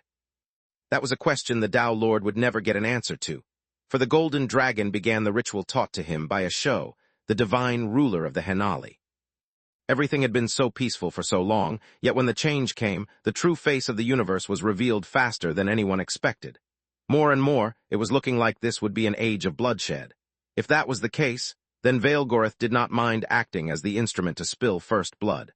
Well, technically, he'd already done that twice already. Although he himself was nowhere near strong enough to actually even harm, let alone kill a Tao Lord, All he needed to do was unleash the power that was already condensed inside the hair piercing their bodies. The ancient being watched silently and waited for soon its time would come. Chapter 2295, and so it begins IV. Raphael felt great. No, great was an understatement. He felt better than the first time he ate a Saturn cake at the Midnight Inn, probably because the Henali had fed him some stuff that was more potent than any drug he'd ever even heard of. He was on cloud 900, which made it difficult not to smile, though through sheer force of will, he managed to keep himself from smiling like an idiot. That was important, because his image was being projected across the entire damn Origin realm. This was such a scam. Everyone told him he needed to become the tourney champion, but no one ever told him that the reason he needed to win it was because Alexander absolutely refused to sign an agreement to work for the Henali for the foreseeable future. While the work came with immense benefits the likes of which they would not get ever, it could not erase the sting of knowing he only got it because the other guy didn't want it. But it didn't matter too much. After all, it wasn't like he and Alexander were going their own separate ways for now. There was a huge audience watching him, and some important Henali speaking about the history of the tournament, the achievement of the past champions, and so on and so forth. To add credibility to that statement, the previous tourney champion, a djinn by the name of Zarkon, was also present on stage. He really wanted to know why it was so important that he win this position from Vera, but he could only do that after the crowning ceremony was over and he received a bit of free time. Even in the many championships we've held, it's rare for a human to come close to the top, let alone for a human to win with many of the runner-ups being human as well, said Fahad, the celestial immortal Henali, as he looked at Raphael and his group of friends. What many of you may not know was that when they joined the tourney, they were not even Earth immortals. They joined as nascent soul cultivators, and along the way became immortals. They faced countless obstacles, but their contributions in eliminating cultists is unquestionable. They have truly earned their positions, he continued, looking at the group with an unusual expression. Although they were not quite up on the same level, Fahad could not help but compare these humans to Lex. It is clear for anyone with eyes to see, the destiny of humanity is undergoing a critical time. It's not just the resurgence of so many human heroes that makes it evident, but what is happening across the entire universe, he continued. But this time his speech became somewhat serious, and everyone paid attention because they had all heard the rumors. Only the truly top powers of the Origin realm knew hints of what was happening outside their realm, and it made them nervous. So much uncertainty had not been seen in the universe for so long, most of them had not even been alive back then. For those that may not know, the war is getting more and more intense. But that is not what I am talking about. It is said that in a contested realm, under no one's control, many legacies belonging to ancient human Tao lords have been discovered. Now the Tyranny's race, Gon race, and the remnants of the human race all fight to regain those legacies, while the humanoid alliance prevents any Tao lord intervention, Fahad revealed, and then his gaze shifted from the watching crowd to the few humans who had won the tourney. There was no doubt in his mind that these few carried a tremendous amount of the human race's destiny on their shoulders. Their success or failure would affect the whole race. It is precisely because the fate of the human race hangs in the balance that we, the Henali, have also decided to act, said Fahad, his voice now carrying the ever-present prestige of the Henali, and with it, immense power. For a very long time, since the earliest days of humanity itself, the bond between Henali and humans has been incredibly strong. When King Adamos sheltered the Henali when we were at our weakest, we swore an oath to remember that favor for as long as we exist.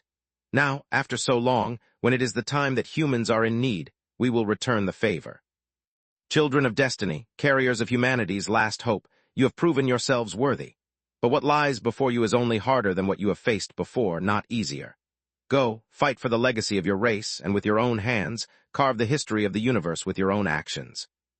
Pillars of golden light shot down on Raphael, Alexander, and the rest, imparting onto them the blessings of the Henali. They had no idea what was going on, no one had told them about this. In truth, even Fahad himself had no idea what was going on, nor did he know who King Adamos was. This was, in fact, the first time he was wearing this story. The reason he had said all this was because he had received orders from up above about exactly what to say. He was not to be blamed for his confusion.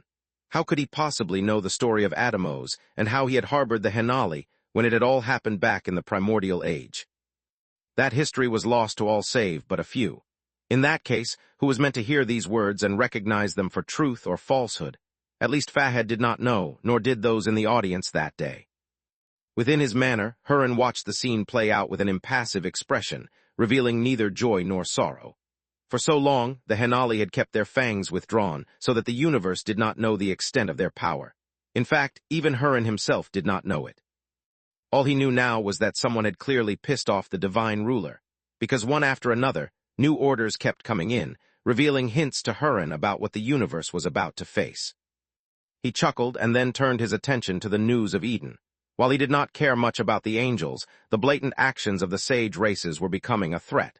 If this situation was not handled carefully, then it was not the rest of the universe that would be at risk, but the sages themselves. After all, no matter how powerful they were, they could not take on the whole universe themselves, not to mention that they had no real unity among them. It was exactly because of how great a threat they were that, once upon a time, almost all races with Tao lords joined together to take them down. That was back in the days when the Phantasm Leviathan and Formarian races were still sage races. Yet such a war would have caused too much destruction, which is why alliances and treaties were formed to establish a balance. Now, for better or for worse, that balance was destroyed. As for what was going on with the humans and the humanoid alliance, even he did not know. Just as Fahed was acting according to orders from above, Hurin too was simply following orders. The only thing that concerned him, really, was that lately the Midnight Inn had become somewhat unresponsive. He'd requested an urgent meeting with the Innkeeper to discuss matters of the Dream Realm, but he was informed that no one could deliver his letter to the Innkeeper. He was either busy or unwilling to meet. He didn't know what kind of a sign this was. He just hoped that the inn didn't decide to get involved in this mess revolving around humanity. No matter how he looked at it, he only saw it as a trap. As for who was setting the trap, and for whom nobody could tell.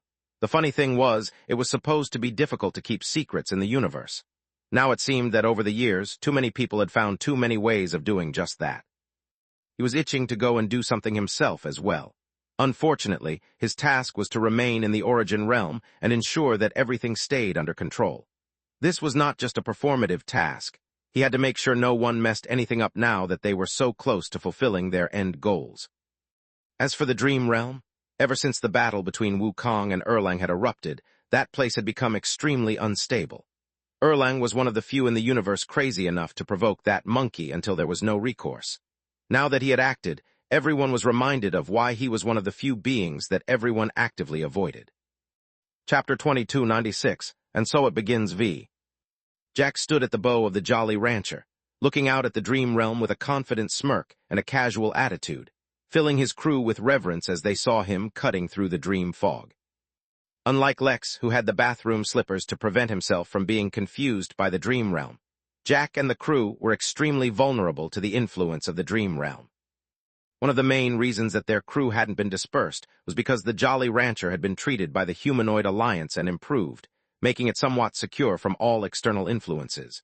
But the influence of a mature realm wasn't something that could be so easily overlooked. Only by standing at the bow and shouldering the pressure while aiding its advance could Jack allow his ship to sail through the uncertainty.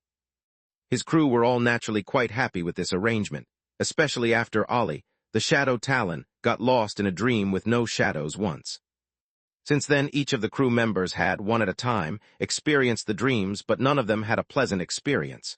Of course, Bob was entirely unable to enter a dream at all, which was the main reason for his poor experience. Regardless, everyone was very impressed by Jack, unaware that hidden beneath that confident demeanor, Jack was actually feeling incredibly tense. It wasn't because of what had happened to his main body, or what was happening at the Midnight Inn, or even the ongoing war inside the Dream Realm. The Nexus was a place where trace amounts of energy, absorbed from every event that happened across the universe, were stored. That energy was usually from destiny, karma, causality, and all sorts of different laws associated with tether, at least based on what Jack could guess. Eventually, that energy would accumulate to an absolutely massive amount until it gave birth to an item. When that item would accumulate enough energy, it would break free from the Nexus, causing a disruption in the universe's destiny, and that would be called the Nexus event. Of course, when Mrs. Big Fat Guy was teaching him about how to find the Nexus, she'd thoroughly educated him about not tampering with that item, for it was not something he could get in touch with. It was an item on the Tao level. She also made clear to him that there were other mysteries and secrets revolving around the item, which is why it was best he did not get involved. He simply needed to focus on finding and entering the Nexus, a place the location of which would only be revealed when the item exited it. To help him, she had taught him a great deal about how to find the location once it was revealed, how to exit and enter the Nexus, and even how to induce the Nexus event himself. Well, ever since Lex was defeated by Decal, Lex and Jack had already begun working on their revenge plan. Although it seemed like too much time had passed for Lex, in truth barely any time had gone by in the dream realm. He had only just begun to set up his plan. But just in case things went awry, he decided to speed up his Nexus plan of establishing the rebirth chamber within it. Thus, in the dream realm, Jack began to set up formations that would help him figure out the location of the Nexus and how far away it was. Due to how weak he was as a fairy, what he could do was naturally limited, and it wasn't like he could force the Nexus himself. He could barely set up the weakest formations and prod it. Yet when he had done that, he realized something absurd and yet obvious. Mrs. Big Fat Guy had told Lex that she was the only person who knew about the Nexus, and that no one else would know about it. Yet when he set up the formation to speed up the Nexus event, it resonated with some other formations set up not only inside the dream realm, but all across the universe. Someone was artificially dictating the date of the Nexus event. While that much was already somewhat apparent, he hadn't thought that their method would be the exact same as what Mrs. Big Fat Guy had taught him. That was supposed to be a secret. What's worse was that the resonance had alerted him to the fact that someone else was doing this, and vice versa. It had alerted them as well that someone else was also trying to speed up the Nexus event. Jack felt fortunate that he had the masterless technique hiding him, or he suspected that he may have already been found out and attacked or captured by the unknown entity manipulating things in the dark. But things had already reached this stage, and Jack couldn't change his plans. One way to forcefully push forward the date of the Nexus event was to use the formations taught to him by the Kun Peng hidden in a baton. Another was to cause major universal events. While there was no shortage of those these days, it couldn't hurt to push things along further. At the same time, he needed to get his hands on a piece of world tree root from a world tree that was fully mature and established within a mature realm. That would help him enter the Nexus. With these two things on the agenda, Jack thought hard about how he could cause a few big waves across the universe, all without getting himself killed. In the end, he came up with a plan, but it would rely on him returning to the folklore realm with a special, extremely dangerous item that may cause untold, incalculable damage to the universe. But it was what it was. That secret item was already in his possession, wrapped in a black cloth so that no one could know what was hidden inside. The problem was how to leave the dream realm and enter the folklore realm. This was a problem even major powers had, and it couldn't be resolved so easily. Ordinarily, one who entered the dream realm could exit by waking up. But for anyone who entered the realm with their bodies, exiting was a huge ordeal, especially after its return. One of the only reliable exits to the dream realm was the Dream Tavern. He wasn't aware of what its situation was currently.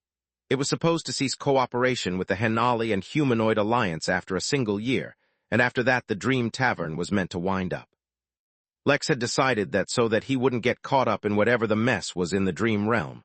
Now he was hoping that the tavern was still open, at least until he could use it to exit. As for what happened after that, who could say?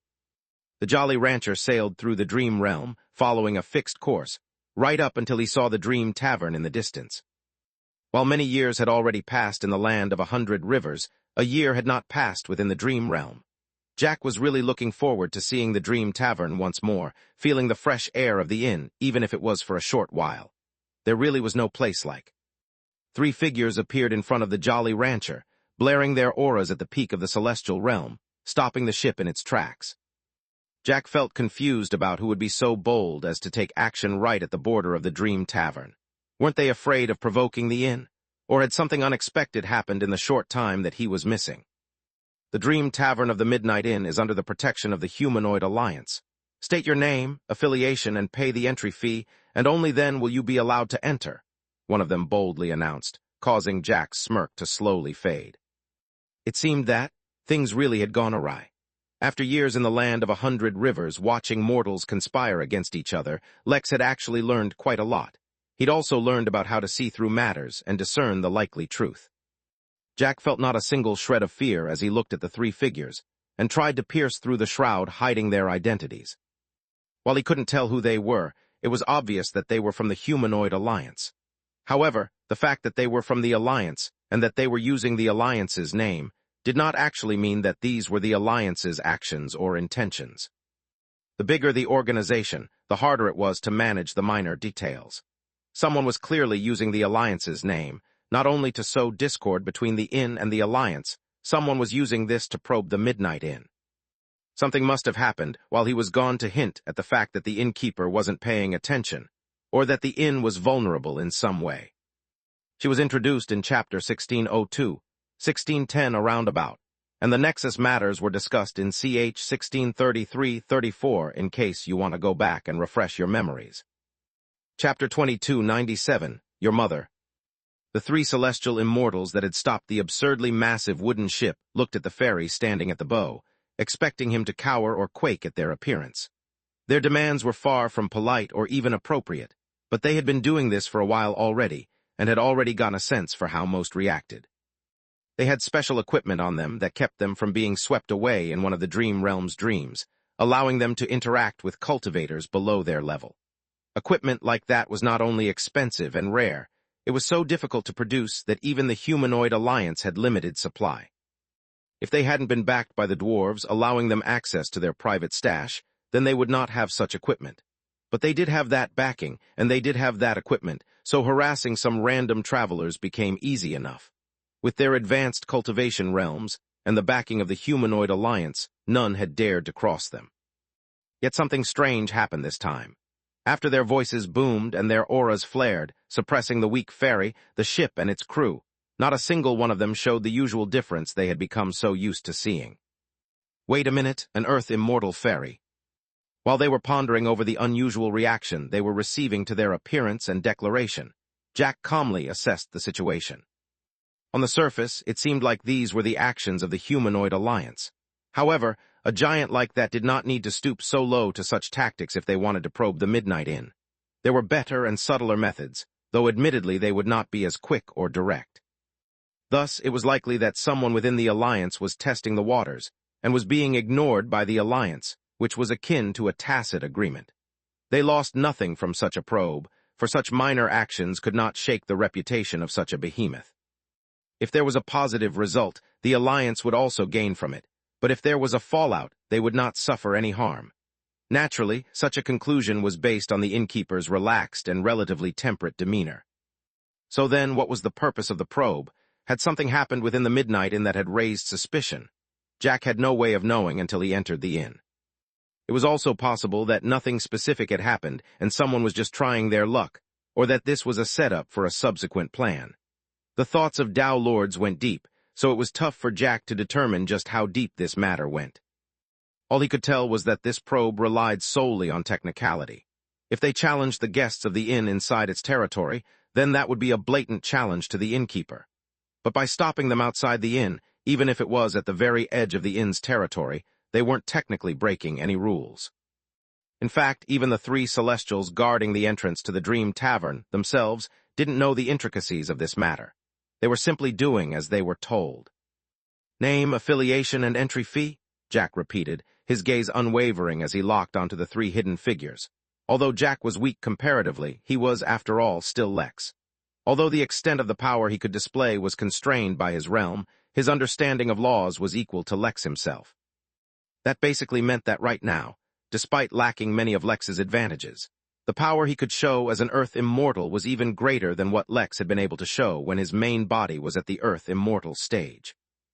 My name is Jack, my affiliation is with your mother, and this is my entry fee, he said as he held out a certain finger on his hand and looked at them challengingly. I am a guest of the Midnight Inn, and I am going to go there now. I would like to see if the Humanoid Alliance has the audacity to stop the guests of the inn at its very gates. Jack had used his wings to amplify his voice so that it carried far and wide, reaching not just the Dream Tavern itself, but also the various corners of the Dream Realm. The absence of space within a realm was a very strange concept, and difficult to get used to. Fortunately, the powers of fairies which relied on their fairy dust was also strange, and allowed Jack to use it in unexpected ways. Although his voice did not carry to all of the Dream Realm, many random people across the realm suddenly became aware that the humanoid alliance seemed to be having some kind of conflict or confrontation with the inn. That was odd, weren't they supposed to be on the same side? With that one simple statement, Jack had flipped the situation. Technicality only went so far. From being a silent observer, the alliance would now have to make their stance clear. Either they were involved or they were. If they weren't, then they would have to put a stop to this farce right here. If it continued, then what was tacit would become apparent. Of course, Jack was relying on more than bravado to challenge 3 celestial immortals. He was relying on the Jolly Rancher. This ship, which had been improved by the humanoid alliance itself, was extremely reliable. As long as he was on it and controlling it, Jack was certain he could escape even from celestial immortals. The 3 celestials weren't expecting such a blatant challenge, especially from someone so weak. They were infuriated, but before they could act, 12 Valkyries stepped out of the Dream Tavern and looked over, identifying the 3 of them. They did not unleash their aura or intimidate in any way at all. They simply watched, and that was enough. Who didn't know the might of a Valkyrie, let alone 12 of them acting as one? Even if others didn't know, as members of the Alliance, they were clear about the kind of strength that represented. Moreover, their mere presence represented that the inn had taken notice of the situation they were ignoring before. They could only grit their teeth in silence as the Jolly Rancher flew past them. Jack did not even bother looking back, as if he had no fear at all. The reputation of the Midnight Inn's protectiveness of their guests spoke for itself. Chapter 2298, Accidentally Affecting the Whole Realm Once Again. As the Jolly Rancher approached the Valkyries, Jack nodded to them in passing. Though their wings were drastically different in size and power, there was a mutual respect between winged humanoids, especially since they were so rare. Also, not only had he stirred the situation as soon as he arrived, he forced both the inn and the Alliance to acknowledge a situation that they had been previously ignoring.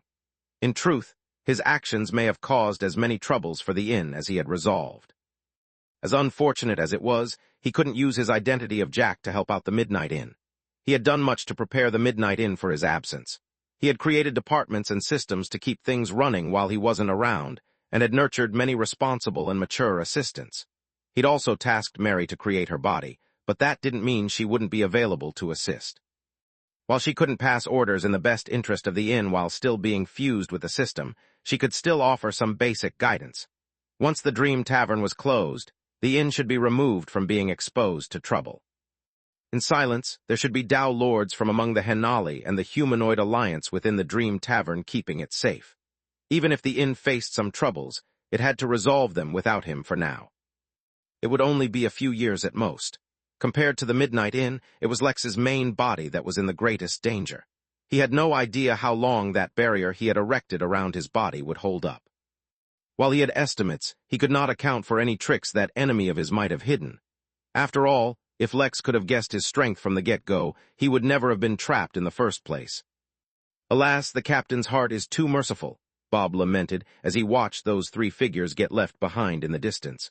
Perhaps knowing their mothers softened his stance, granting them their lives. To Bob, every word spoken by the captain was unquestionable, so he did not doubt at all that the captain knew the mothers of those 3 rogues. Indeed, it was difficult to punish the children of one's friends, even if they misbehaved. His words were not muttered silently, and instead spread far and wide, letting the Valkyries and even the 3 hidden figures to hear them. Jack steeled his heart. In truth, by going to the Midnight Realm, he was also returning home. That is where his identity as Jack had been born. That is where he encountered Ollie, the Shadow Talon, not to mention where Tiny Sparkles and the Crystal Alligator had come from. Their connection to the Midnight Realm was undeniable. It was just the Midnight in itself that they lacked a concrete connection with. "Do you feel like taking a look at home before we depart?" Jack asked, turning to look at Ollie and Tiny Sparkles. Ollie silently nodded, but the unicorn was entirely uninterested. "In that case, make it quick. We have many things to take care of. In the meantime, Longbeard, go and sell all the collected spoils that we don't need. The rest of you stay on the Jolly Rancher. The less attention we attract here, the better. The Midnight Inn is not the kind of place where we can act as we usually do." The crew seemed somewhat disappointed by his words, but they didn't mind. Bob, however, felt a little hesitant. He had not returned to the Midnight Realm in a long time. He wasn't sure what condition the rest of his race was in. While he himself was very strong, individually the Drama Cats were actually quite weak. He wondered if, oh well, who cared, things would be fine. Unfortunately for Jack, things were very much not fine. The moment that the ship entered the Dream Tavern and they came into contact with the laws of the Midnight Realm, Bob's return caused a massive phenomenon across the Midnight Realm, attracting the attention of all the guests, including the few Dow Lords who were present as guards for the Dream Realm. The image of Bob, dressed in a long, regal suit alongside a long, purple cape that was more than triple in length than his height, appeared for them all to see. Besides that, he was holding what at first looked like a long, golden staff. However, upon closer inspection, it was revealed to be a steaming baguette. Ordinarily, the upper limit of a realm dictated how powerful the residents of the realm could be, as well as how powerful the deities born within that realm could become. The rules applied a little differently to Bob, however, since he was the deity that personified both chaos and entropy, among other things. All the divine energy that he had accumulated throughout his adventures. The very divine energy he used to determine his cultivation level at will surged out of him and was fed back into the Midnight Realm, positively affecting it. The laws of the realm began to evolve and grow rapidly as they were fed by the divine energy feedback. The presence of the Sun Crow had already been affecting the realm positively, not to mention the many upgrades to the Midnight Realm Lex had applied through the system panel. With the addition of the divine energy feedback from Bob, a tipping point was crossed, and the upper limit of the Midnight Realm suddenly transitioned from the Earth Immortal Realm to the Heaven Immortal Realm. Such a change was usually something gradual, but this time around it happened so abruptly that everyone was taken by surprise. All the Dow Lords stared at Bob in shock, for this was not the kind of thing they had ever heard of before or even imagined. As if to make matters even more absurd, Bob looked somewhat embarrassed and stared at the fairy nervously, as if he was in trouble. If all of that wasn't enough, everyone was aware that this group had just been stopped outside the border of the Dream Tavern. While they all knew of the probe, they had been ignoring it. After all, recently, a strange rumor had begun to spread stating that the Innkeeper was not actually inside the inn. Everyone wanted to know if that was true or not. While they could not get a firm confirmation of that, the appearance of such a phenomenon was almost like a firm reminder to them from the Innkeeper. Even if he was absent from the Midnight Realm, which was not yet confirmed, he was still very much capable of influencing and affecting it. Jack watched everything with an impassive expression. Oh, so he had accidentally caused the realm to advance again. So much for his plan of passing through without connecting himself to the inn. Chapter 2299, The Innkeeper's Intentions. The process of the upper limit of a realm rising was not a small or quick event. It would not start one minute and cease the next. It required a thorough upgrade to each and every individual law of a realm, and then a subsequent feedback from the laws to the very fabric of the realm itself. That meant that, for example, once the space laws of the realm were strengthened, the actual space of the realm also had to undergo a strengthening process. Since this upgrade usually happened over long periods of time, that shift was gradual. In this case, since the upgrade happened so quickly, the subsequent feedback would be condensed into as short a period as possible without compromising stability.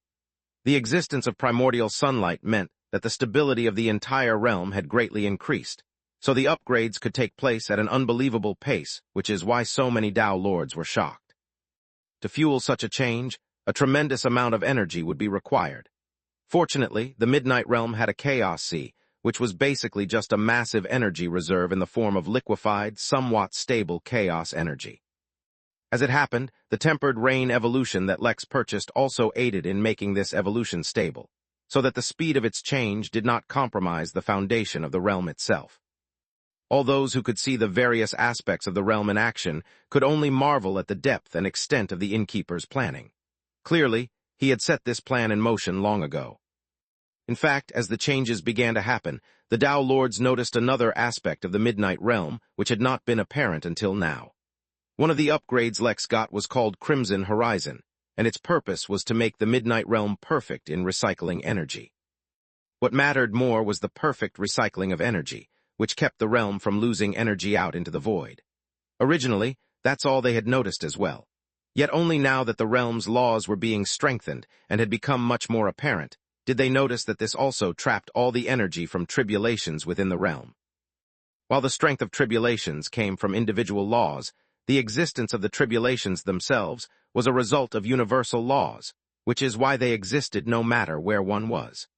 That meant that every tribulation carried some influence of the universe's laws. the very reason it became one of the best ways to enter into Arch-Heaven. Yet the Crimson Horizon upgrade kept that energy from dissipating, absorbing it into the realm. This was one of the most valuable energy sources in existence, and the Innkeeper was using it to nurture his realm.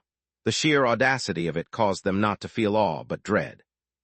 Though they were all in the same realm, the very scale at which they thought and operated on was entirely different.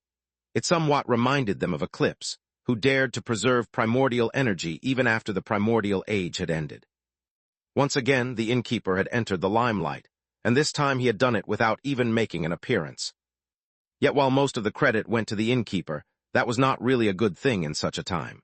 If Jack had known something like this would happen, he would not have entered. Of course, he already anticipated that their return might cause some changes, but this was far beyond anything he could have expected. Thus, all he could do was to ride the bull he had climbed upon, and hope not to get bucked off. The retained an impassive face, as if he already anticipated everything, and was just passing through as if it were a random Tuesday. However, he knew that from now on, Jack would need to lay low for a while. That was because his identity as an Earth-immortal fairy was bound to attract a lot of attention. He could already anticipate the direction the rumors would take, and he was, in fact, correct. Since everything that happened to the realm was being attributed to the Innkeeper, then Jack was also being linked to him. It was already well known that the Innkeeper greatly supported humans, and ever since he had started acting openly in the public eye, the humans' position on the cosmic ascendance spectrum had maintained a steady upwards trajectory. Now, the presence of Jack insinuated that he might also be related to the movements shown by the fairies as well. While their situation was far from being called a rise, the mere fact that a master strategist and a savant of manipulating laws like the Innkeeper was paying attention to the fairies was enough to cause ripples. It also explained why Jack had been so firm in his actions to the three hidden figures outside. In a way, the probe could be considered successful, for it had revealed certain information to those paying attention. By now, it was more or less concrete that the Innkeeper was in the same camp as the Humanoid Alliance, even if he was not directly partnered with them. Ironically, that gave certain members of the Alliance greater courage to carry out certain discreet actions. After all, minor matters would be unworthy of sacrificing the greater game for. That was the drawback of being aligned to certain organizations or even stances. It provided people with leverage. Certain sage races also took greater notice of the Midnight Inn. They even considered extending another probe towards the inn to test the Innkeeper's reaction, but then they stopped. Currently, there were more pressing matters that required their attention. You can go back to Chapter 21:38 for a refresher on all these changes. Chapter 2300, A Path Forward. Man proposes, and then systems interfere in all sorts of sordid ways for the pleasure of invisible observers. Clearly, Jack planned on passing through without attracting any attention, but that was no longer possible. As circumstances changed, he had to adapt accordingly. After entering the Midnight Inn, Jack altered his plans. He allowed his crew to disembark the Jolly Rancher, which had been shrunk to a reasonable size upon entering the inn. Those who wanted to explore did that. Those that wanted to return home did that, and others got the opportunity to rest. Jack, meanwhile, disappeared from public view. For all intents and purposes, the Midnight Inn was operating normally, and nothing seemed to have gone awry. The nearly 2 decades Lex had spent in the land of 100 rivers, and then the subsequent years in the upper battlefield accounted for only a few months in the dream realm. Every second of that was perilous. That stalker of his could break through the barrier at any moment, but the longer he lasted, the calmer he became. It was obvious to him that the stalker's intentions were not to harm Lex, but to harvest his system as it was, which is why his methods weren't too forceful. Or maybe his last-minute barrier, the one that he had put his everything into, was living up to his expectations. There were actually many things Jack could do in secret to help set the stage for his revenge match, but that was no longer needed. His contribution to the Nexus plan was enough. In fact, even this little incident at the inn contributed to pushing the Nexus event forward. Not to mention, the advancement of the realm affected Lotus, and Lotus affected Lex's main body. In his mind, a grand game of Go appeared once more. His pieces were in black, and they were surrounded from all sides by white, with only a few gaps. Yet even those gaps were traps, so how he moved had to be carefully deliberated upon. The matter with Stalker proved that he had gone as far as he could based on luck and reputation. If it wasn't him, it would be someone else. All it would take was a slightly more forceful probe by a single Dao Lord, and everything would collapse like a house of cards. That was one of the reasons he had the Henali and Humanoid Alliance provide their own protection. What he didn't know was that the act of having them provide their own protection convinced others even more that the Innkeeper truly wasn't inside the Midnight Inn. However, that also provided them with a timeline for how long he would be absent. Since they were to operate for 1 year, then his absence also likely coincided with that period. That meant any actions they took had to be carefully timed. Jack took a deep breath, and after 1 week ventured out of hiding. He walked directly to a hidden asset of the Henali one whose identity was not meant to be known to anyone, including the common members of the inn. However, how could secrets be hidden from Lex when he has the host attire? He had long taken notice of him. Today, without any preamble of any sort, Jack approached him, asked to discuss something in private. Considering Jack's sensitive identity, the man obliged, though he was very confused about why the fairy was approaching him. It was only once they were in a private setting that Jack revealed his purpose. "I need you to contact your superiors," Jack said, not bothering with the charade. "I have extremely important matters to discuss with the Henali that require someone who can speak on behalf of them." The man was stunned, confused, and shocked about how the details were leaked, but he couldn't admit anything. Yet before he could pretend to not know what Jack was talking about, the fairy continued to speak. "You have 3 days to bring me someone with the authority to make a deal. If you cannot, then I will take my business to the devils." With that said, Jack turned around and left. The Henali were the most reliable in his opinion. While they couldn't be called saints, in all his dealings with the Henali, Lex had found them to be honest, if not fair as well. No doubt they had many shady dealings as well, but they had never tried to take undue advantage of the Midnight Inn. Even back when the inn was inside the Origin realm, they were actually quite fair to the Innkeeper in their demands. As a result, Lex still had a positive impression of them. Comparatively, while the devils were renowned for honoring their deals, they were also extremely comfortable doing incredibly unsavory things. Lex had no idea the extent to which they could stoop, so they were his backup plan. After all, traveling to the folklore realm had suddenly come much harder after he attracted all that attention. He needed someone to protect him or escort him on the journey. As for what he would pay them with, that was the Innkeeper's problem. Since an undeniable connection between them had been forged anyway, might as well take full advantage of it. Just as Jack was pondering about what path to take forward, he felt something unexpected. Within the Midnight Inn, the paladins from the Origin realm had built a base of operations where they hid their most sacred tomes and artifacts. While his fairy body could also use his paladin powers, it was not something he had been focusing on as of late. Yet at that exact moment, he felt some kind of resonance, and he felt his powers increase for no apparent reason. Jack suddenly changed directions, heading towards that village.